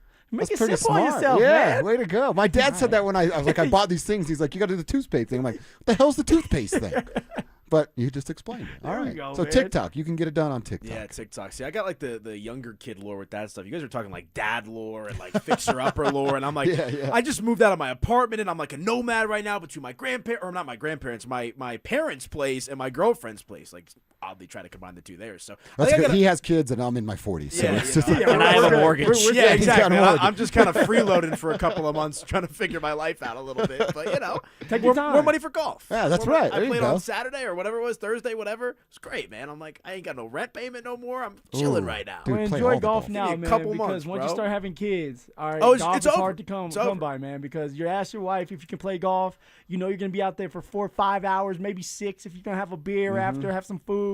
And you're I'm gonna have to playing hear 32. it. You're gonna have to hear it for the rest of the week Yeah. if you go out there and play golf. I've been man. trying to condition the missus. She's not listening right now. Well- of like, I tell her, I'm like, I got to play golf. And I'm like, it's going to be a little slow. It might be a 5-hour round. Yeah. Just so I can hang afterwards a little bit. Bro, I tell one of my good friends, like, he's got a girlfriend too, and like, we play the Xbox sometime and all that kind of stuff. I'm like, you need to set the standard now. You need to establish the run so that way there's like a precedent set of like, hey, I was doing this while we were doing that, and away we go. I think I should text this buddy. I think I know who you're talking about. You know exactly. Yeah. Happy birthday. Because what you're talking about is like, and he was like, you should come play. He's always inviting me. I was just like, bro, I'm married and I didn't play golf when we got married. Yeah. I can't all of a sudden like break Just into add it. it. Literally. Like my wife's gonna end it if I just start playing golf. That's you know what what he I mean? told me the other day. I'm like, so you're trying to get on the game tonight, whatever? He's like, my girlfriend's going to kill me. I stayed up so late last night. By the way, so late is about 11:15. Oh, you're old too now. Yeah. When I was playing, right, this is why kickers and long snappers are so good at golf or bowling or something like that, right? It's because they literally don't go to meetings. Like, they'll go to meetings for maybe 10 minutes, 15 minutes, and then they're done for the rest of the day. Do they have to stay at the facility? No. Brendan McManus never stayed at the facility. Maybe it was So just BMAC. at what point in the week did Crenshaw find out about baby shower because he wasn't in the meetings? And he's like, oh my God, I have to throw the football? How often is a punter practicing throwing? Not often, unless, every once in a while you're going to get one that shows that he can throw. He's going to brag about it, and they're going to say, okay, let's come up with something, and let's see if you can do it in practice. And then, so sure enough, you do it in practice. We actually had one, if you remember, I forgot his last name, Kobe. His first name, Kobe, punter. But he was a punter for us back in the day. This is as good as mine on that one. I'll find it out. And I go to the bathroom and refill my drink during special times. Oh, there you go. So we had a plan. It was the Chargers game, and we had a plan for him to fake it. And my man went. Kobe Wadman? Wadman, yes. Yeah. And he went and he went. He was supposed to fake it and punt it, but my man ended up throwing the ball, almost getting picked off, and it was a rest for him. My man never got no an more opportunity opportunities. again. Then he got cut the next year. So, yeah, for punters out there, man, if you can't throw, don't throw the damn ball. 2018 Broncos, Phil Lindsay leading rusher, Case Keenum leading thrower, Emmanuel Sanders and Colby Watman 1-for-1 on their pass attempts that year. Wow, look at that. So Emmanuel could throw it a little bit, too. Oh, he could throw it. Cortland Sutton can throw it. Oh, really? Jalen Waddle, I keep saying it out there. So some Jalen trick Waddle stuff can for throw it. Jalen. So We see be aware Jalen of Waddle that. throw a pass this year. Oh, 100%. 100%. I'm going to say 200%. Because if Sean's game planning, it'll be on Davis's play sheet, and then a little nudge of like, hey, I really like that one. Yeah. I want to say Waddle could throw. When I was with him in Miami, he had a couple opportunities to throw the football, and he can throw. So do not be surprised if Jalen Waddle throws. I don't know if he's going to throw a touchdown, but he's definitely going to throw a pass this year. Sutton has the best completion percentage in Broncos history. Really? 100%. Oh, it was 2 for 2? 4 for 4, baby. Wow. Damn. Let's go, Court. That's actually pretty impressive. You love to see that. No, I mean, I'm excited for all the gadgetry that is going. Is that a word? I think it is. Yeah, sure. It can be. Yeah. The gadgets. There you go. You know, the gadgets. How is Davis Webb going to open up this bag of tricks with this Broncos offense, right? I know you and Cecil have talked about it. Jake and I have talked about it. Phil, we've talked about it as well. And ultimately, like when we find this ourselves here in this July 8th period, right? Like the calm before the storm that is training camp. The dead like, period. Your mind starts kind of turning a little bit, though, of like, what is this team going to look like? Because there's going to be some days where, like, the defense being as good as it is, that we're going to sit here and say, okay, like, Bo Nix, not maybe caught up to speed. Why isn't Jalen Waddle being better? There's going to be a mix of offensive and defensive days, but once we get to preseason and once we get to the regular season, right, like, there's so much about this team that I think is unknown despite what we saw from them on the field last year. Oh, yes, but I will say this. For the past 2 years that we've been out there for camp, the defense has ran the show. Correct. They have been very dominant. It needs to change. I'm not saying that it needs to be the offense dominating more than the defense. I'm saying it needs to be more evenly matched, where we are coming in one day, hey, the offense was winning. The next day, defense stepped up, and now they're winning. So you want both of those to be on the same page in order for us to get to where we want to be, and that's winning a Super Bowl this coming year. Yeah, I mean, there's some steps that need to happen, right? And I think there's been that natural kind of anxiety from the fan base when the defense is dominating because of the expectations with Bo Nix. Like, that'll probably be cranked up a notch, especially when you add Jalen Waddle into the mix. And so, like, that's kind of my expectation at this point, though. Like, when it comes to – and I hate that conversation, by the way. It is, like, the most prototypical, manufactured, gotta-do-it conversation of who won the day? Was it the offense? What's it the defense? But it's important. What's going on? It's important. I know for a player it's important. What does it actually amount to? It amounts to competition. It amounts to getting better. And it amounts for a coach and a coaching staff to evaluate these players that are on the bubble. If you're just going through the motions, you're never going to figure out who you really want to be on this roster. Of course, the preseason is the biggest indicator, but you want those practices, baby. But I'm saying, and I agree with you from that perspective, but I like some Bronco fans on social media, and this is when Twitter – I still call it Twitter. It'll never be X to me. Long live Twitter. I like to call it Twitter too. Yeah, they lose their minds about like, oh my gosh, like what is wrong with Bo? Sean is this offensive mastermind. Like why are they struggling, right? And so I'm excited for those conversations because I'm excited for football to be back, but also like you got to kind of take it in stride. Yeah. Hey, look, this is a marathon, not a sprint. All right, this is Book about of the long cliches, haul. I like all it. right, and Emmanuel told me that a long time ago. I'm getting ready for the camp, and I had a great day. And he said, hey, just remember, young buck, slow down. It's a marathon, not a sprint. All right. Well, we'll talk plenty of Denver Broncos on the program today. Let's hit a break. When we come back, the Nuggets' dream for LeBron James just might be dead. We'll tell you why next. The wait is almost over, Broncos country.